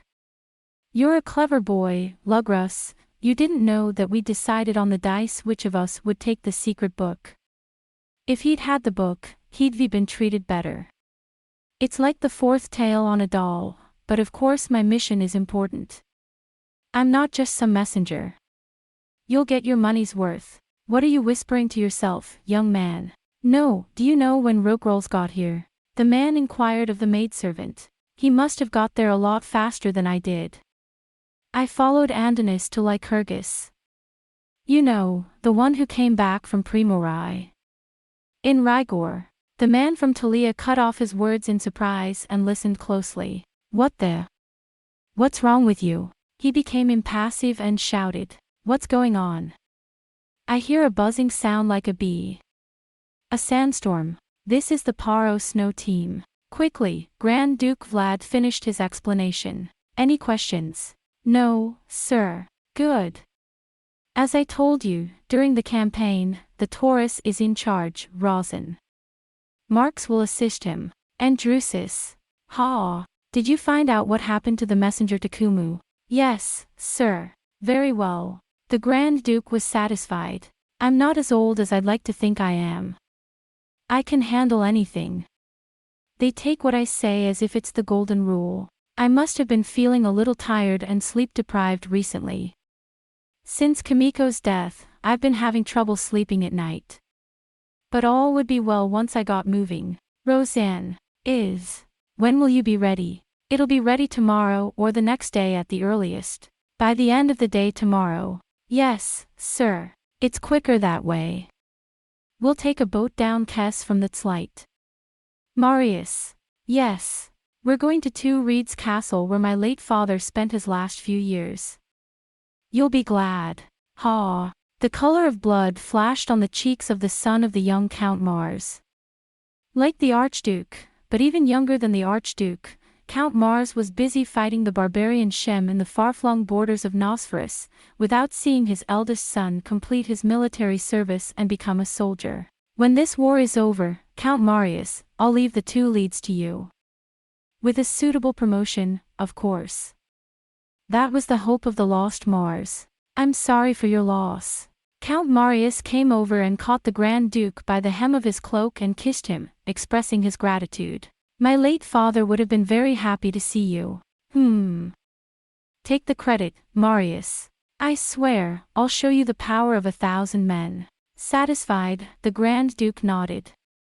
He raced through his thoughts, wondering if there was anything more he should have said. Good. Military council dismissed. Saiden, Arion, Marius, see that your troops are ready. Do not be late for your departure tomorrow. Ha! Rosin, please. Drusus wait in my living room. I'll write a letter to Kumu. Yes, sir. Go. The Grand Duke moved his chin and stood up. He furrowed his brow. He raised himself halfway out of his chair. He paused in a half-hearted pose. Your Highness, he said, my son got caught in the cloak. Then, a strange cry escaped from the mouth of Grand Duke Vlad. His hand snapped crookedly to his temple as if he were trying to grasp something. But at last the hand did not reach. Your Highness, the generals are all standing. Good day, sir. The Grand Duke's strong body fell to the ground as Rosin ran at him. There was the sound of a chair tipping over. The Grand Duke fell to his side and did not move. His face was tinged with a strange dread and a loud, snoring sound began to escape from his mouth, which soon grew louder. How can I help you? Your Highness. Your Highness. Do not move it. The cries of the mages mingled with the voices of those who turned pale and tried to cradle the Grand Duke. Gently, lay your head flat. There's probably blood in your noggin. Don't touch it. Move it and your life will be in danger, if I don't. The mage is also a physician. The warriors dithered, but obeyed his words and drew back, staring lifelessly at the Archduke. Drusus drew his sword and cut open the breast of the Grand Duke's dress. Drusus. How are you? Are you alive? I hope he's okay. I don't think. Now, Your Highness. Now, if anything should happen to the Grand Duke. The people were cowering as if a deep, dark hole had opened beneath their feet. In front of him, the nearly 60 owls did not even open their eyes. His lips turned purple, and a sound that could not be described as a snore or a growl began to grow louder and louder. The Golden Scorpion Palace was filled with the silence of death. It was as if all living things had faded and vanished in an instant. The Grand Duke has passed away. Grand Duke Vlad has died. The Grand Duke has passed away. What's going to happen to Mongol? In the face of this great battle, my Mongol it's too. He was the only one who rose from the knight-errant of Emperor Aurra and finally became the lord of the third Grand Duchy added to the two Grand Duchies. He was not even old enough to be an old man. He was a stalwart warrior who knew nothing of disease. His death was sudden and unexpected. He was knocked down at a military conference and was not taken to his private quarters in time for medical treatment, nor did he have time to write a will or even a testament. Naturally, poisoning or assassination would have been suspected, but the mages, with all the reagents at their disposal, assured him that it was due to a sudden illness of the brain. A stroke, if you like. However, whether he was assassinated or died of illness, such matters were of no concern to his remaining, stunned followers. "What are you going to do, Roseanne?" Seddon's voice was trembling so violently that it was strange for him to be the commander-in-chief of the resolute Red Knights. "I don't know what to do with it." Rosand, too, is stunned and repeating, with a pale face like a dead man. "His Highness the Grand Duke, His Highness the Grand Duke. But since you are now the Chief Executive Officer of Torus, to me why?" The gates of the Golden Scorpion Palace were sealed in a hurry. With such an important event, it would be impossible to keep everything under wraps and pretend that nothing had happened. They had no choice but to lay the remains of the Grand Duke on a luxurious bed in his chamber, draw the curtains, and send a doctor to attend to him, pretending that the Grand Duke's death had been a bad omen, but it was obvious that they would not be able to cover it up. "We can't just keep doing this. If I can't do something, I can't. But even if you say something." One by one, they opened the tightly closed doors, and one by one the dignitaries entered the next room of the Archduke's apartments, but did not come out. They chose the place for their secret talks beside the corpse of the Archduke, as if they felt safe as long as the dying Archduke Vlad was lying like that on his great bed. "Regardless, Amnesiac must return, no matter what, or we will be helpless." It was already almost midnight when we finally started to discuss the matter, though only slightly. "Yes, to Lord Amneris. As long as Amneris is here, we can make it through with Amneris at the center and all of us supporting him. No, we have to make it. As soon as this predicament becomes known, Kumu, Yelenia, and perhaps even Talia will turn on Mongol. Primorsky Krai and Paro will also come to power. Mongol's crisis of survival, Mongol's first since. This country, and the ground of this country, was not yet completely solid, and people were now feeling too heavily that only the strong personality of Grand Duke Vlad had established this country as a single nation. The Grand Duke, as if he were alive, has been made to change his military uniform into a grand ceremonial dress, and is lying under the canopy with his chest covered with a slip, his hands clasped over his chest, and his eyes wide open.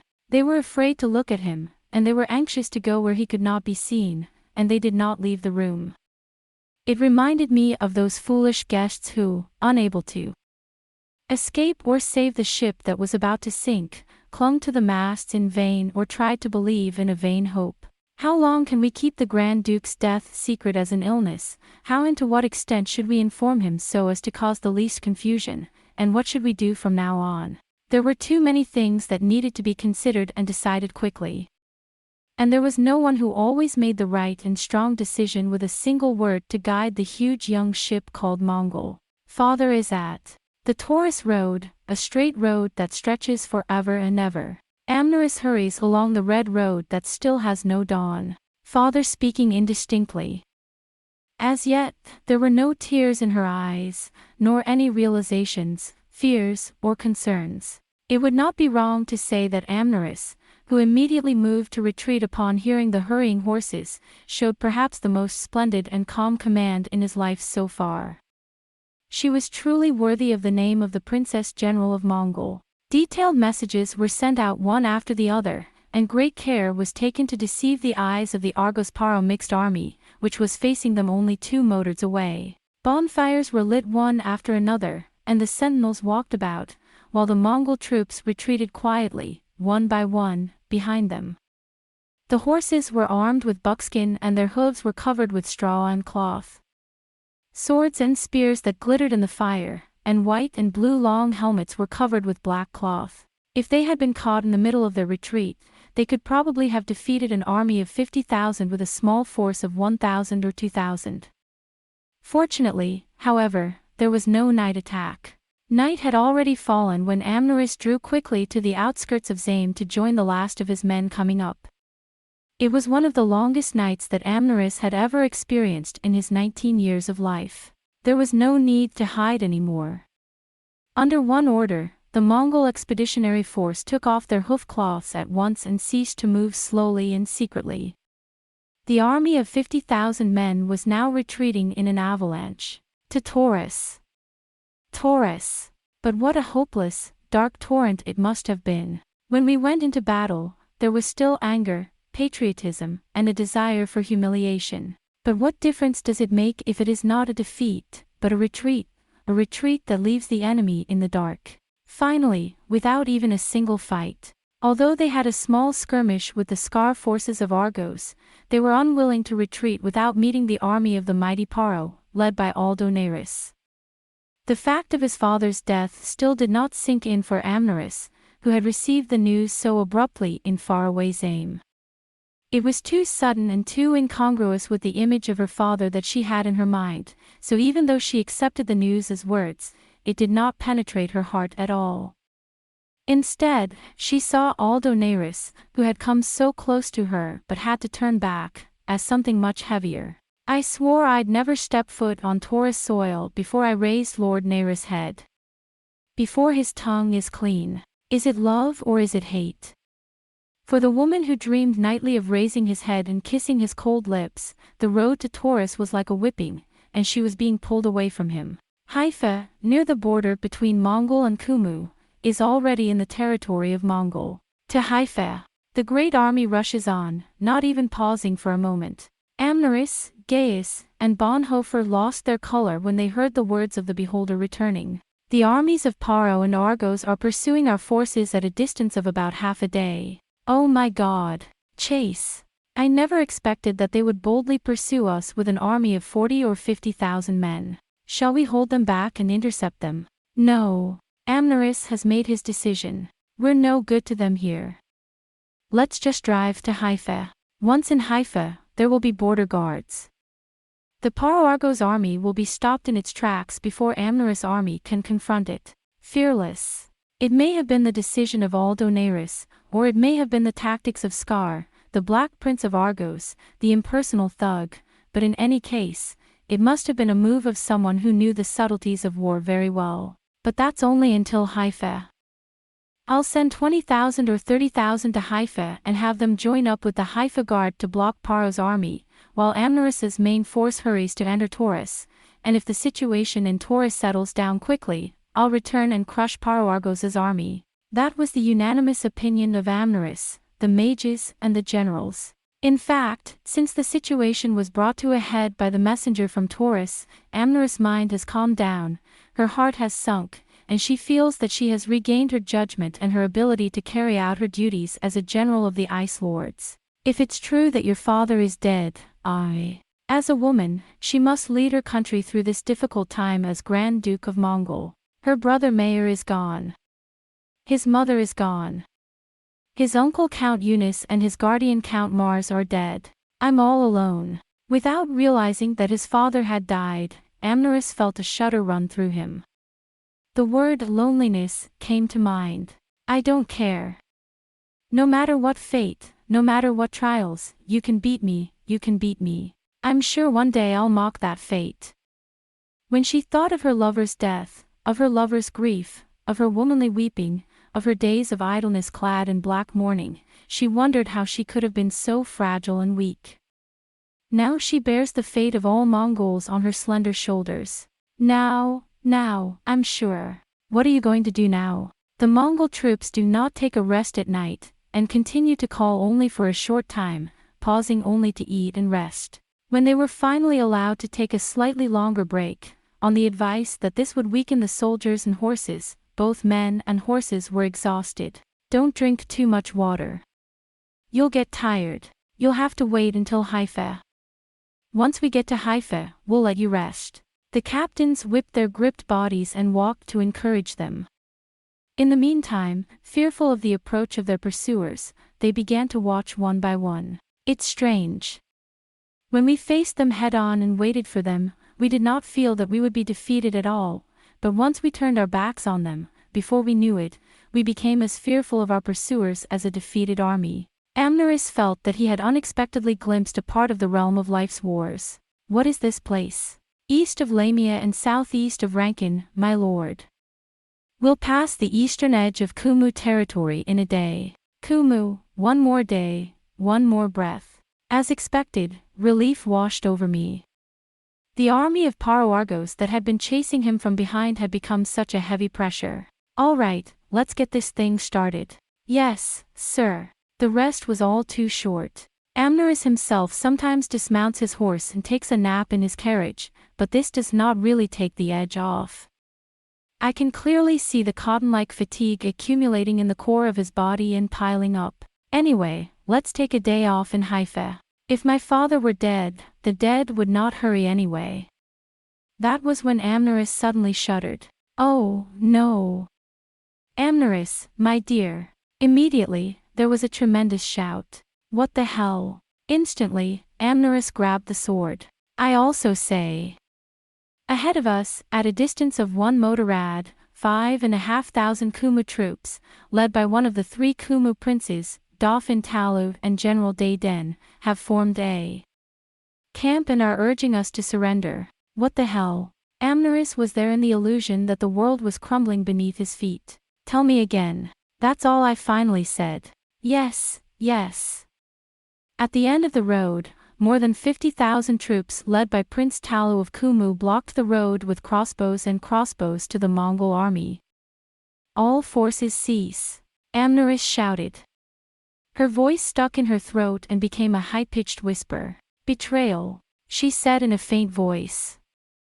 I can see Mencius and Bolan galloping towards me. Isn't Kumu an ally of the 3 Gorian provinces, a brother to Mongol, so to speak? Recently, since the occupation of Paro, there have been hints of a secret hostile action in cooperation with Ulania, but it was still an ally. Why did they do that? I'm afraid. Beno whispered. Perhaps the news of His Royal Highness the Grand Duke's passing was somehow obtained and triggered. Traitor. Amneris' green eyes flared. You filthy, profit-driven Torque. I won't allow it. Surrender, surrender. How dare you, tear down our defenses, and let the traitor know the power of Mongol. Bolan. Ha! Ahead of us. Yes, sir. Your Highness, if we take advantage of Kumu's provocation, the Parawargos army will close in behind us. My forces will be trapped between 50,000 Kumu and 50,000 Paro. I'm afraid a hard fight is inevitable. Bonhoeffer is in desperate need of help. But Amneris no longer listens. Then what am I to do? This road is a straight road. There's no way out. Then, no matter the cost, we must defeat one side or the other and open the road to blood. Mencius, you don't need to be prepared for this. If they're coming, let them come. And you, take on Kumu's army. Ha! It's going to be a hard fight anyway. In the pride of Mongol, do not show your back. Crush the traitor as if he were your own. Ha! And then suddenly, violent movements broke out in the army. The crossbows were hurriedly drawn and slashed, and the infantry moved forward. The horses roared with excitement, and the soldiers, their bodies shaking with exhaustion, shouted despairingly for Mongol. One by one, the ranks were being formed. Still, the soldiers of Mongol were brave and daring to the point of tragedy. Princess Flori, Gaius, Beno, and Lens rush over. What? It has now been decided by a unanimous vote that the princess should leave the city streets and enter Torus from Haifa, protected by her bannermen. What do you mean? Tell the general to flee before the war. Amneris kicked out. But at this time, my lord. If Torus emergency, no more questions. I don't need to hear any more about it. Princess. The blood of Mongol. Sweet. Do you think Kumu will only block the road? The woods, the mountains, and the dozens of motorways to Haifa have already been barricaded. It's not Prince Talu who can't think of something like that. But, don't say it. Amneris motioned for his horse to turn aside. It seems that a clash between the Black Knights of Bolan and the Kumu army has already begun at the front, and the sounds of battle can be heard. Don't say it. This is the moment of truth for Amneris and the fate of Mongol. There's nowhere to run. Soon the armies of Scar and Aldo Nairis will be upon us. Amneris smiled a little and let his face fall. I will never run away again. If I am fortunate enough, I will overcome my predicament. Or until Amneris destroys us all, including Mongol. Let's go. He straddles a horse and rides on its belly. With a thud, the white knights began to advance. It was like a swarm of white ants facing a hopelessly huge destiny. It's a complete turnaround.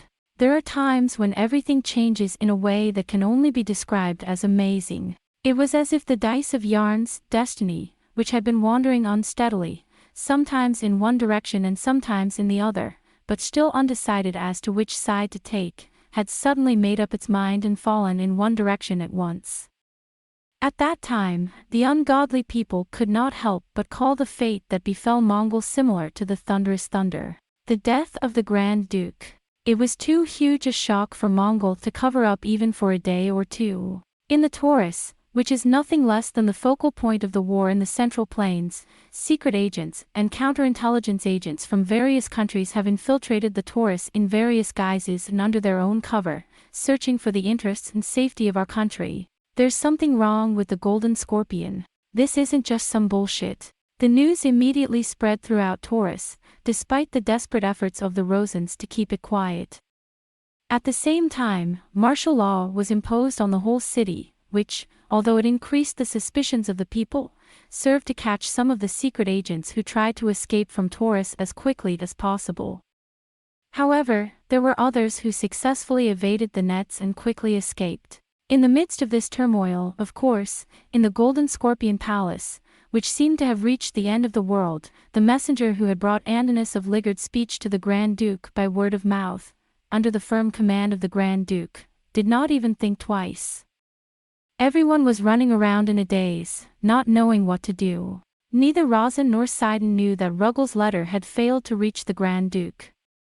And of all the secret agents who had evaded martial law and fled Torus to bring this great news to their homeland, Rygor's had been among them. And again, 1,000 motords away from Torus, the port city of Paro flies over the Sea of Lent. Ross, who had been deadly quiet and breathless, was now jumping up and down like a bear roused from hibernation by a fire. The navy of Primorsky Krai rejected the attempt of peace from Ross in the clearest way. That is to say, as soon as the morning dawned on the third day, the Agulhas navy first raised its anchor from the anchorage and began to move menacingly with crossbows and catastrophe bows lined up on the ship's edge. Soon after waking from sleep, the people of Paro learned that the harbor had been blockaded and that huge, intimidating warships were moving in all directions within arm's reach of the harbor. A panicked military messenger rushed over on a barge, but this time he was driven back without being given time to speak. If they're harboring the Mongol army, they'll have to turn tail on this one anyway, Cameron said. If you still haven't peeled off the skin, then let the infantry land and take over the city of Paro. While the fleets of Aglaia and Wallachia were preparing for the battle in the port of Paro, there was a flurry of activity among the fleets of Thrace and Ephria, which had been left offshore under the pretext of protecting the outer harbor. But Cameron and Borgo-Valin, once they had started things, did not pay any more attention to them. Count Orlok, what are you going to do? It's begun. Ollie Trevan and Corvinus came to Salinos in a panic. The Count and Countess Orlok looked puzzled. If you're asking me what to do. In fact, at the suggestion of the lady, Thrace had sent a messenger to Paro to see how things were going. But that messenger had not yet returned. And there is no word from Mongol, of course. Ross doesn't seem to have much of a will to fight. If we continue up the Kess and end up at Torus, we'll be on the verge of executing our plan, says Corvinus. But unless you're working in tandem with Mongol, let's stop. Can't you just stop? I'm afraid. Now we can pretend this never happened. Ollie Trevan said with some trepidation. Idiot. What are you going to do with that warrant? But Ollie is the one who'll be in the most trouble. We'll only be in a difficult position in Primo Rai because we have Andinus backing. But in your case, you're a true traitor who disobeyed your brother. My brother started to shake. Giving up the matter, Count Orlok turned to Corvinus. Anyway, if we make a bad move, we're digging a grave. That's for sure. Let's just delay the decision as long as we can. The Count. At once, an attendant came and pulled the count's sleeve and told him of his urgent need. "Excuse me." They went up on deck. There they found the messenger who had sent them to Paro waiting for them on his knees. "Oh, you're home. Come on." "It's terrible, sir." The messenger's face was pale. "The Mongol navy has withdrawn from Paro, sir." "What the fuck?" "It is true, my lord. And it seems that Andana's secret message has not reached Mongol. I too was suspected and almost cut down, but I narrowly escaped. Not only that, but there are some people who are saying some crazy things. It's a hell of a thing. Is your ear?" "What?" Count Orlok clamped his mouth shut. "Vlad Mongol is dead. It is a rumor, but I think it is quite plausible, unless, of course, it is a bit unlikely that Mongol's army would retreat without a single battle if Andana's plan is not understood." "Alicia." The count sought his wife's eyes. She stood there, pale as death. Then she said briefly, "If you think about it, this could have been the beginning of the end of our lives. I'm just glad it didn't happen before." "So, as for the secret letter and the plan to assassinate Lotus Trevan, we can think about that later. For now, we must pretend that nothing happened, that the letter and Andana's plan never happened and act as loyal members of the Primorsky territory. That's the only way. Mongol was founded by the Grand Duke, and his daughter Amneris is only 19 or so. Without the Grand Duke, Mongol has no chance in hell. Assassination. Paros. I don't think." She waved her hand impatiently. "Go. Tell them the plan has been postponed indefinitely. The most important thing now is not to arouse the suspicion of Aglaya and Cameron. Don't you understand?" At that time, 3 times, the barge with Hollis aboard was seeking to board the Saria. It seems like he and the others are also desperate. "What should we do?" It was Cameron who said this. Cameron had come aboard the Salyer to discuss the landing of infantry and marines in Paro. "Shall I raise him one more time and give him an ultimatum too?" That may be a good idea. We don't like unnecessary bloodshed, but he's been keeping the truth about Cameron's search for Mongol's army a secret. I'll blame him a little for that. But, contrary to their expectations, Hollis and the other 2 elders who had come up to the Saria suddenly began to say unexpected things. "I'm sorry for what I did last night. I'm sure you're angry that I begged for peace while the Mongol army was stationed there.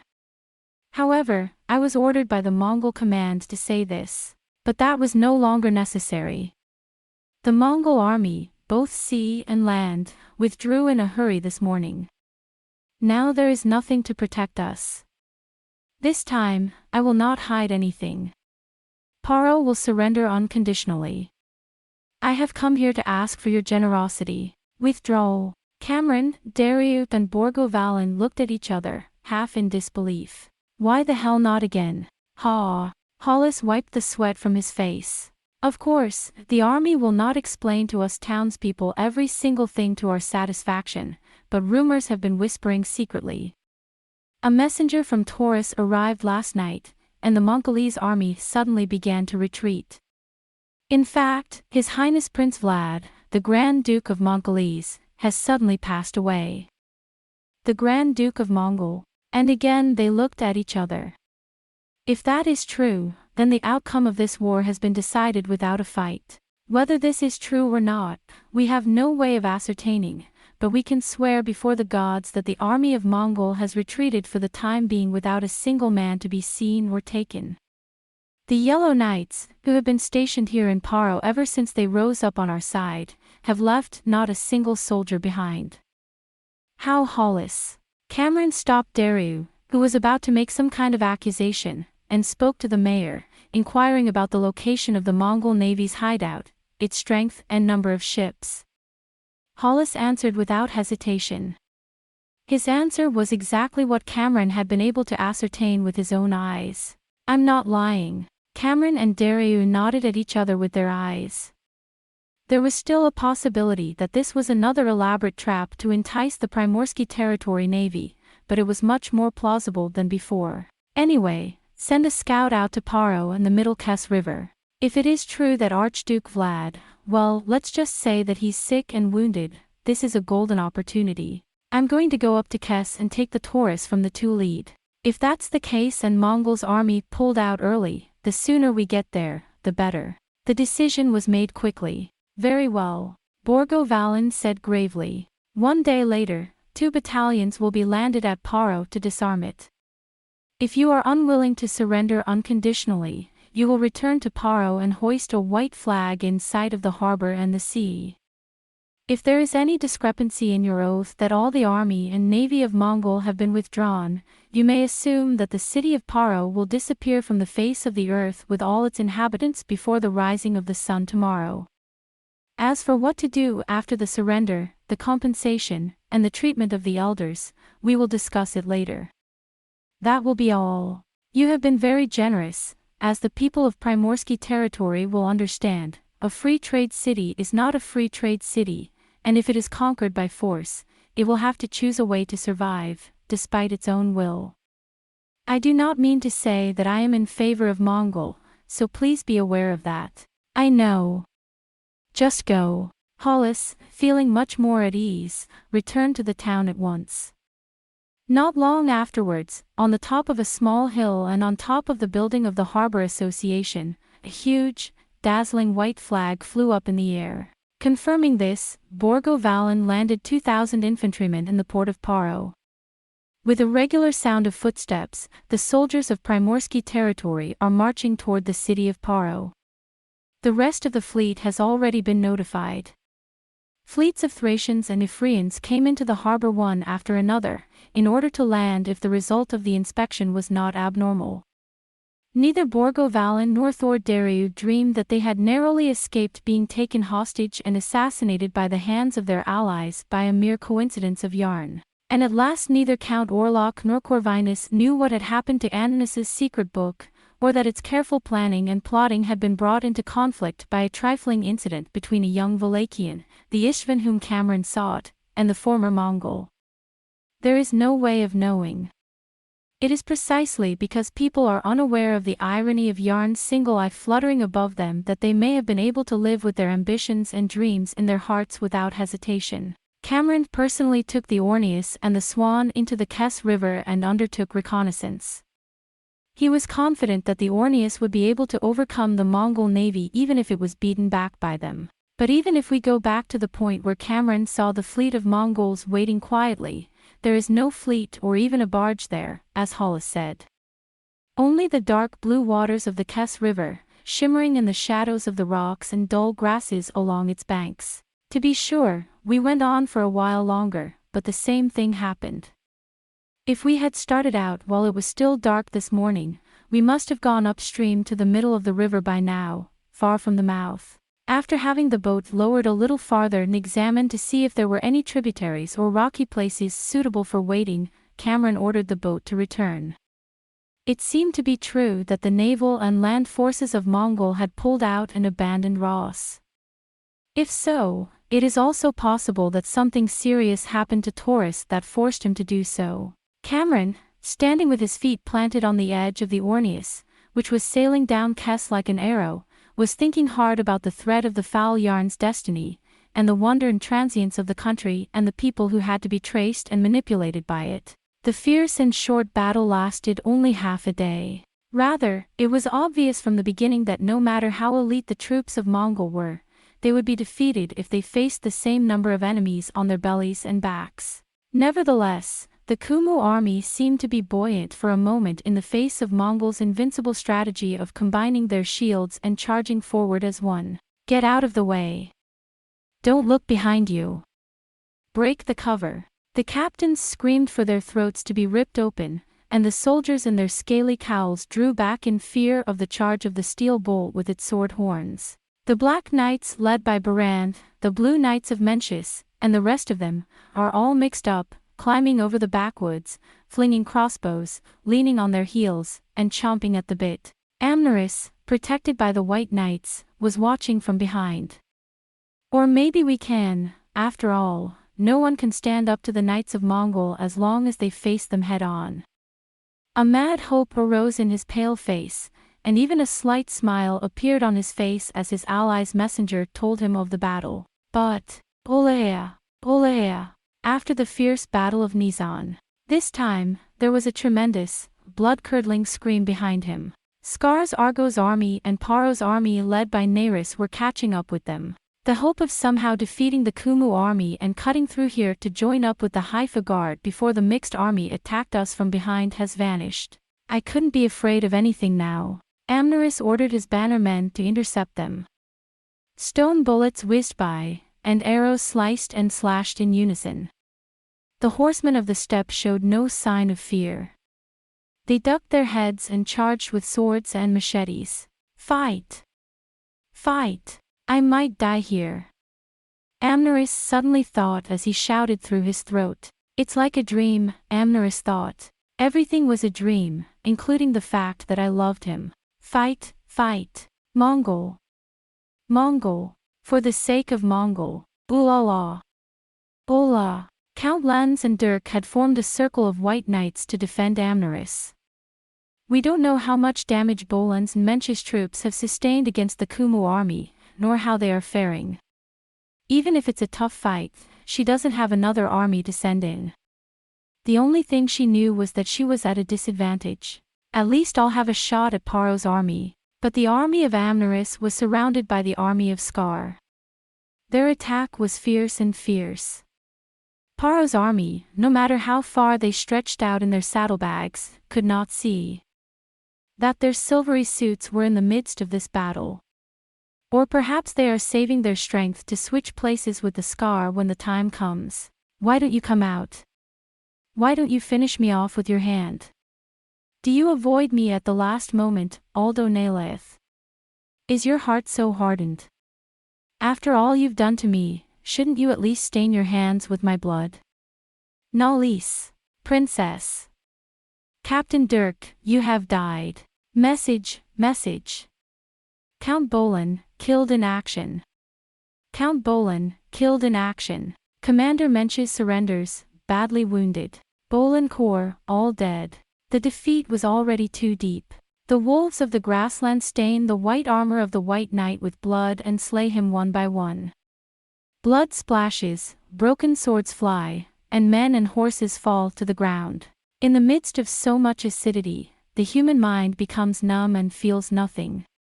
In a dope prison where severed heads and arms fly, eyeballs are gouged out, and only screams and groans fill the air, Amneris no longer feels anything. She only clings to a single thought, as if she were burning, as if she could hardly breathe. Kill me. Aldo Nerys, you just. Kill me with your own hands. I would be happy in your hands, why don't you come out? Why don't you stain your white hands? Princess. Len stumbles out. He's covered in blood, one eye is but a bloody hole, and he has a sword on his staff. White flag, princess. I fear further fighting is futile.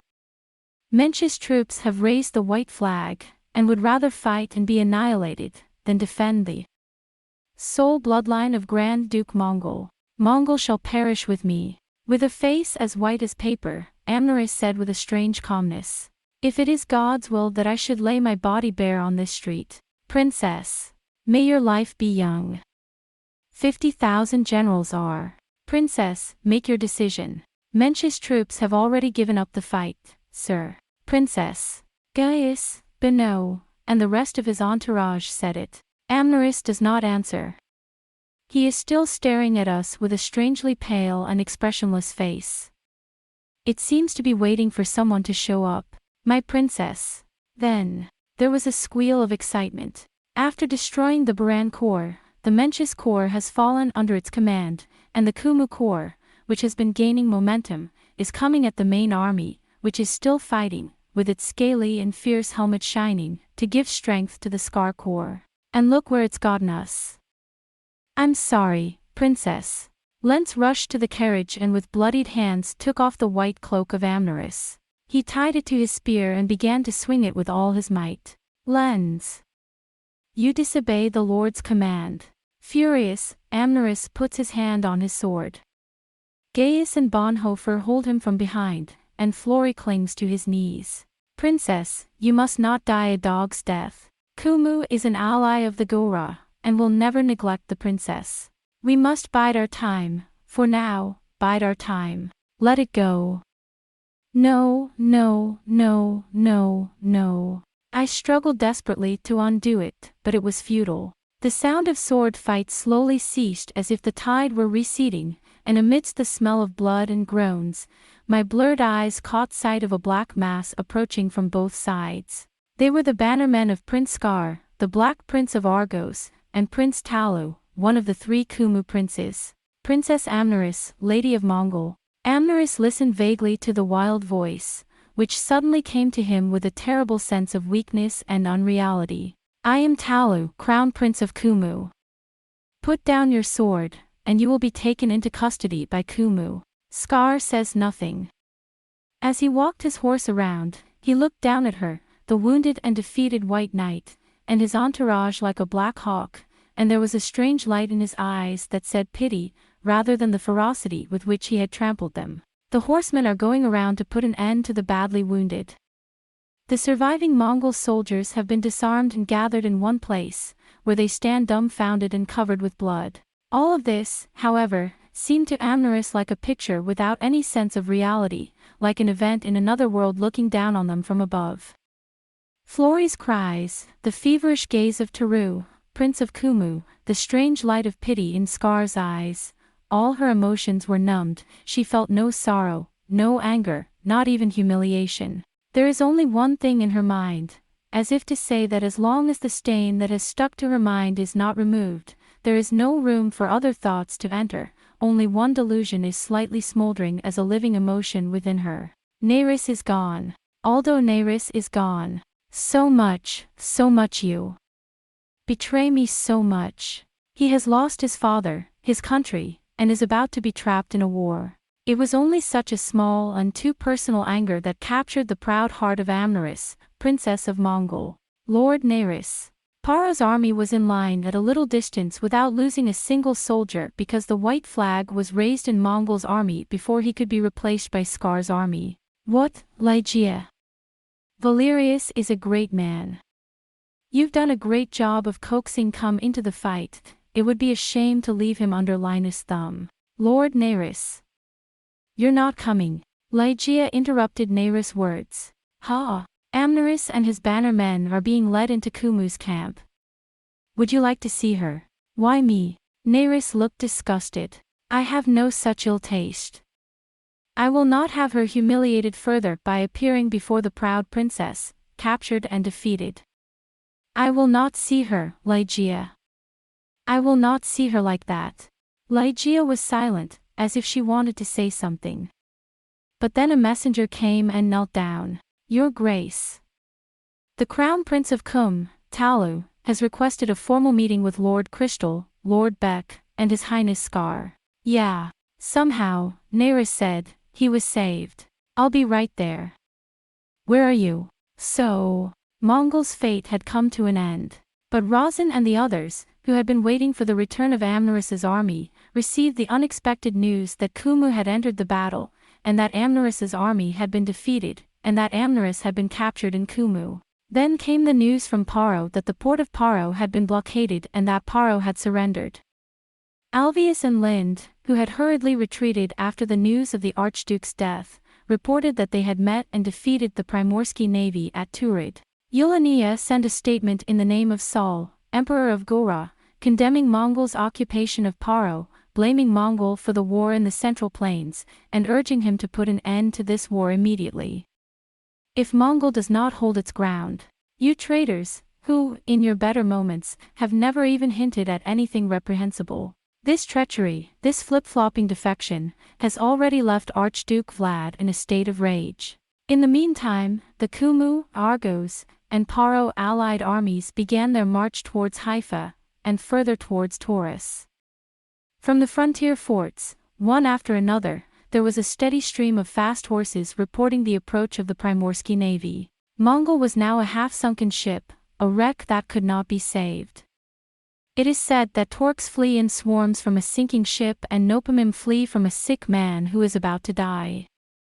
As the saying goes, Some of those who were quick to see the opportunity saw that the next disaster to befall the land was unavoidable, and tried to escape Torus or even to leave Mongol. Outside the gates of the Torus, people lined up to evacuate to the countryside, packing their household goods into cars, and Razin and the others were troubled by the thought that this might hinder the military action, but they could not stop them by force. The shops of the town closed their doors and ceased to do business, and there was not a soul to be seen in the streets. The people of Torus were so frightened and anxious about what would happen that some hid themselves in their houses and caves, others tried to escape from Torus, and still others rushed to the Golden Scorpion Palace in ranks. Some tried to escape from Torus, and others stormed into the palace of the Golden Scorpion in ranks. Although there was nothing they could do, they could not bear to stand still and do nothing. The 5 great knights and the infantry belonging to them had been enlarged by recruiting the young men of the country through the strict military service system in Mongol. Most of the 5 orders were now engaged in wars, and because of this predicament, even those who were to be drafted next year were recruited, so that there were hardly any young men in the town of Torus. Old men, women, and children, who were left without men to protect their homes, gathered together or tried to escape in anxiety, searching for a way to escape the disaster. Rumors abound that the Golden Scorpion Palace is in turmoil, and that Amneris has already been executed in Kum. If the allied armies of Kumu, Argos and Paro march on Torus, every single Torus citizen will be slaughtered. Some say that Paro has not forgotten the vengeance of the Black Dragon War, and that the vengeance of the great powers of the past 3,000 years will only be fulfilled by wiping out the nation of Mongol from the face of the earth. The market was no longer open, and it was not easy for the citizens to obtain food. As the days went by, the number of those who tried to escape from Torus increased, and it reached even the government officials and nobles of Mongol who were proud of their loyalty. The weather was unsettled, as if to say that the fate of Mongol was at an end. The streets were packed with large doors, and sandstorms blew day after day, making the sky leaden and heavy. In the midst of all this, the news that came incessantly was also ominous. The battle situation outside Two Reed Castle is not in our favor. The Primorsky territory navy is strong. We need help. The Mongol navy is withdrawing from Two Reed. Haifa has fallen. 20,000 dead, thousands wounded and taken prisoner. The allied forces of the 3 kingdoms have brought General Daden to Haifa and are advancing toward Torus at a breakneck pace. Guardians of the road to Torus, begging for help. I beg you to help me. Razin and Sidon were beginning to feel as if they were afraid to look at the white cloth that fluttered around the shoulders of the fast horse messenger. The Golden Scorpion Palace had been devastated by the loss of the core of loyalty it was supposed to protect. However, the 25,000 troops left behind in Torus are now the last lifeline to protect Torus, even if they beg for reinforcements.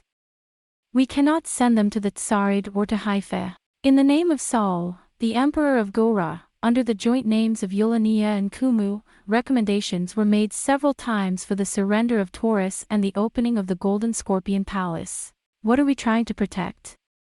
What are we trying to protect now? Although they have discussed and tried to take countermeasures, in reality, they have simply stood idly by and watched the approaching storm from all sides.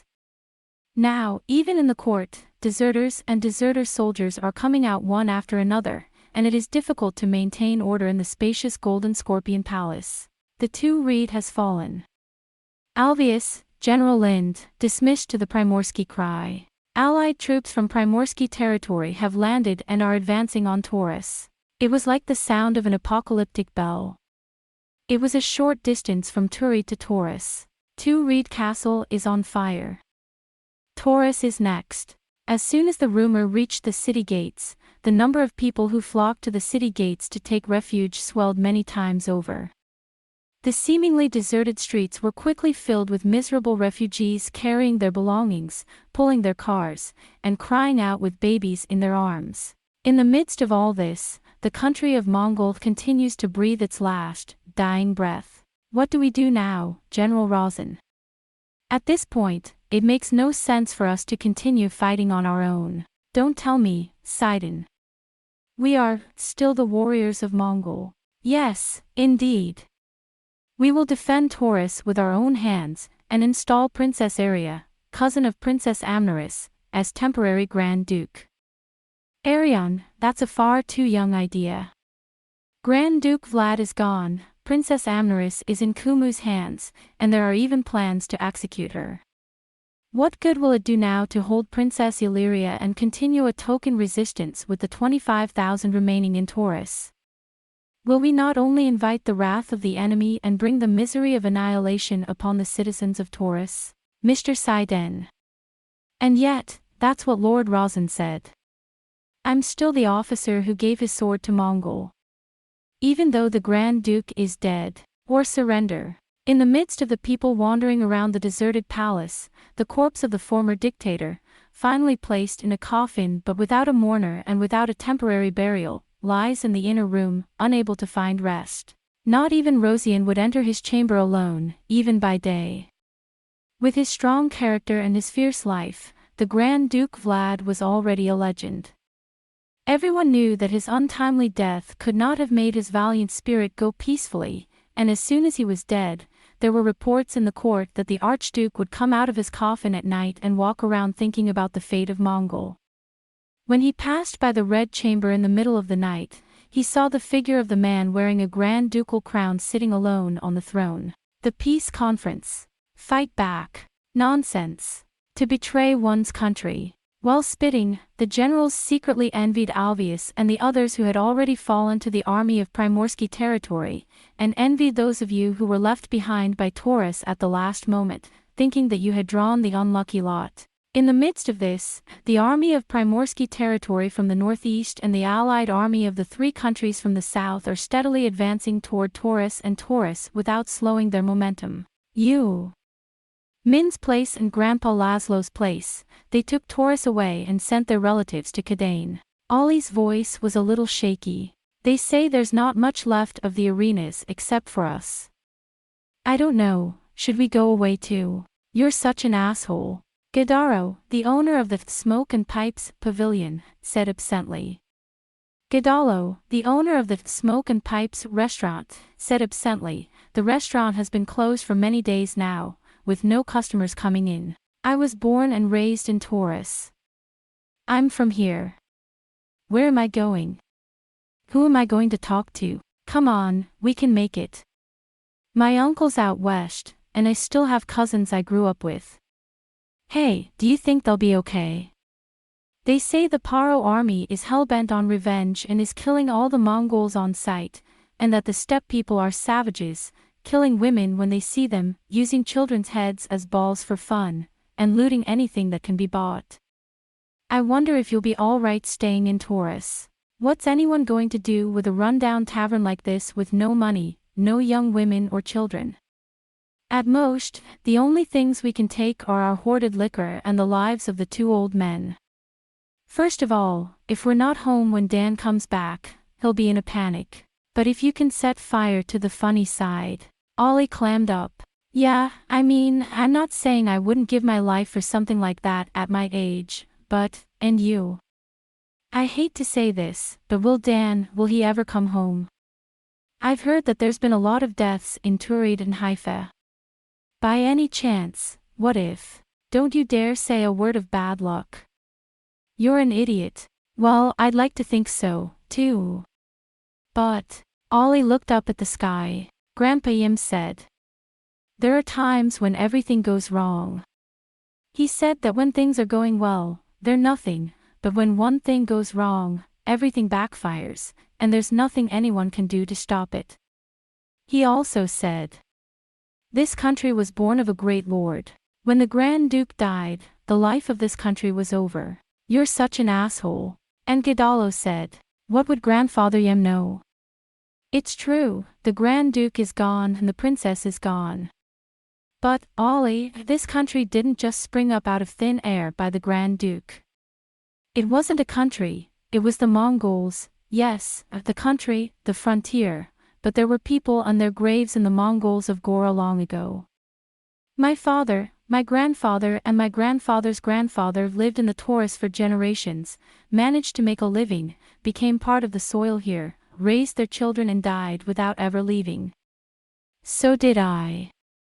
I ran a liquor store here in downtown Torus and sent Aurra and Dan away from here. I let Aurra die and I don't know if Dan will ever come back. Look, Ollie, I don't want to move. I'm old enough to get killed anytime I want. I don't want to have to go to Valheim and be treated like crap or be a pain in the ass. I'll be here waiting for Dan. If you want to go, just you go to Verlaine. A woman can work at your uncle's so you won't be bothered, and if you're both gone when Dan comes back, he'll be worried and scared. So be it. Any barbarian would kill a man for nothing, for something he couldn't do. Give me a drink and I'll give you a drink. Give me a meal and I'll give you a meal. The prairie people must be people too. It's a terrible thing, isn't it, that I should go to Verlaine and leave you here all alone? Ollie said sadly. Like I don't care about Dan. That's the boy whose tummy I hurt. If you hate being away from Torus so much, that's fine. I'm not a pretty young woman who's afraid they'll find her, and if Dan doesn't come back, there's no point in us living as a couple. All right, then. I'll go to Taros and buy all the guts and meat and stuff I can find. They say nothing bad can happen to you if you have what you need. We'll store the food in a hole in the ground. That way, when the time comes, we can hide in there until they're gone. It was a couple of days later that Ollie and Guidalo had such a conversation. That morning, Torus was strangely quiet. The voices of the people who had been crying and complaining at the Golden Scorpion Palace for the past few days could not be heard. A strange silence fell over Torus with a foreboding, as if he had woken up to find himself in the dead city of Canaan. The sky is heavy and the direction of Nosferus is dark and cloudy. It's gonna be another storm. Guidalo went to the front of the shop, folded his arms across his chest, and gazed about him. It was Degas, the youngest son of the old man Yam. Godalot. What are you doing? Degas was a short young man who was blind in one eye and was not taken into the army. His limpid face turned pale and he shouted, "They're coming to Torus. They're going to kill us all. My grandfather always said we'd die here if we didn't leave Torus, so I had no choice but to stay. Grandpa Yam is gone and I'm running away. I heard the generals at the Golden Scorpion Palace gave up fighting long ago and ran away. They'll kill you if you don't get out of here. Oh, I can't go on like this." Degas ran off. Guidalo watched him go and shook his head. "You want me to run? Where do you want me to run to?" "You." Ollie, who jumped out at the sound of it, hangs on. A sandy wind rumbles in the deserted street. "What are you doing? Take it easy, Ollie." Guidalo took his wife by the shoulders and held her thin. "We're all going to die at least once. When you die, you can go to Aurra." Suddenly, he stopped speaking and looked up at the gray, stagnant sky as if startled. What's that noise?" Guidalo said uneasily.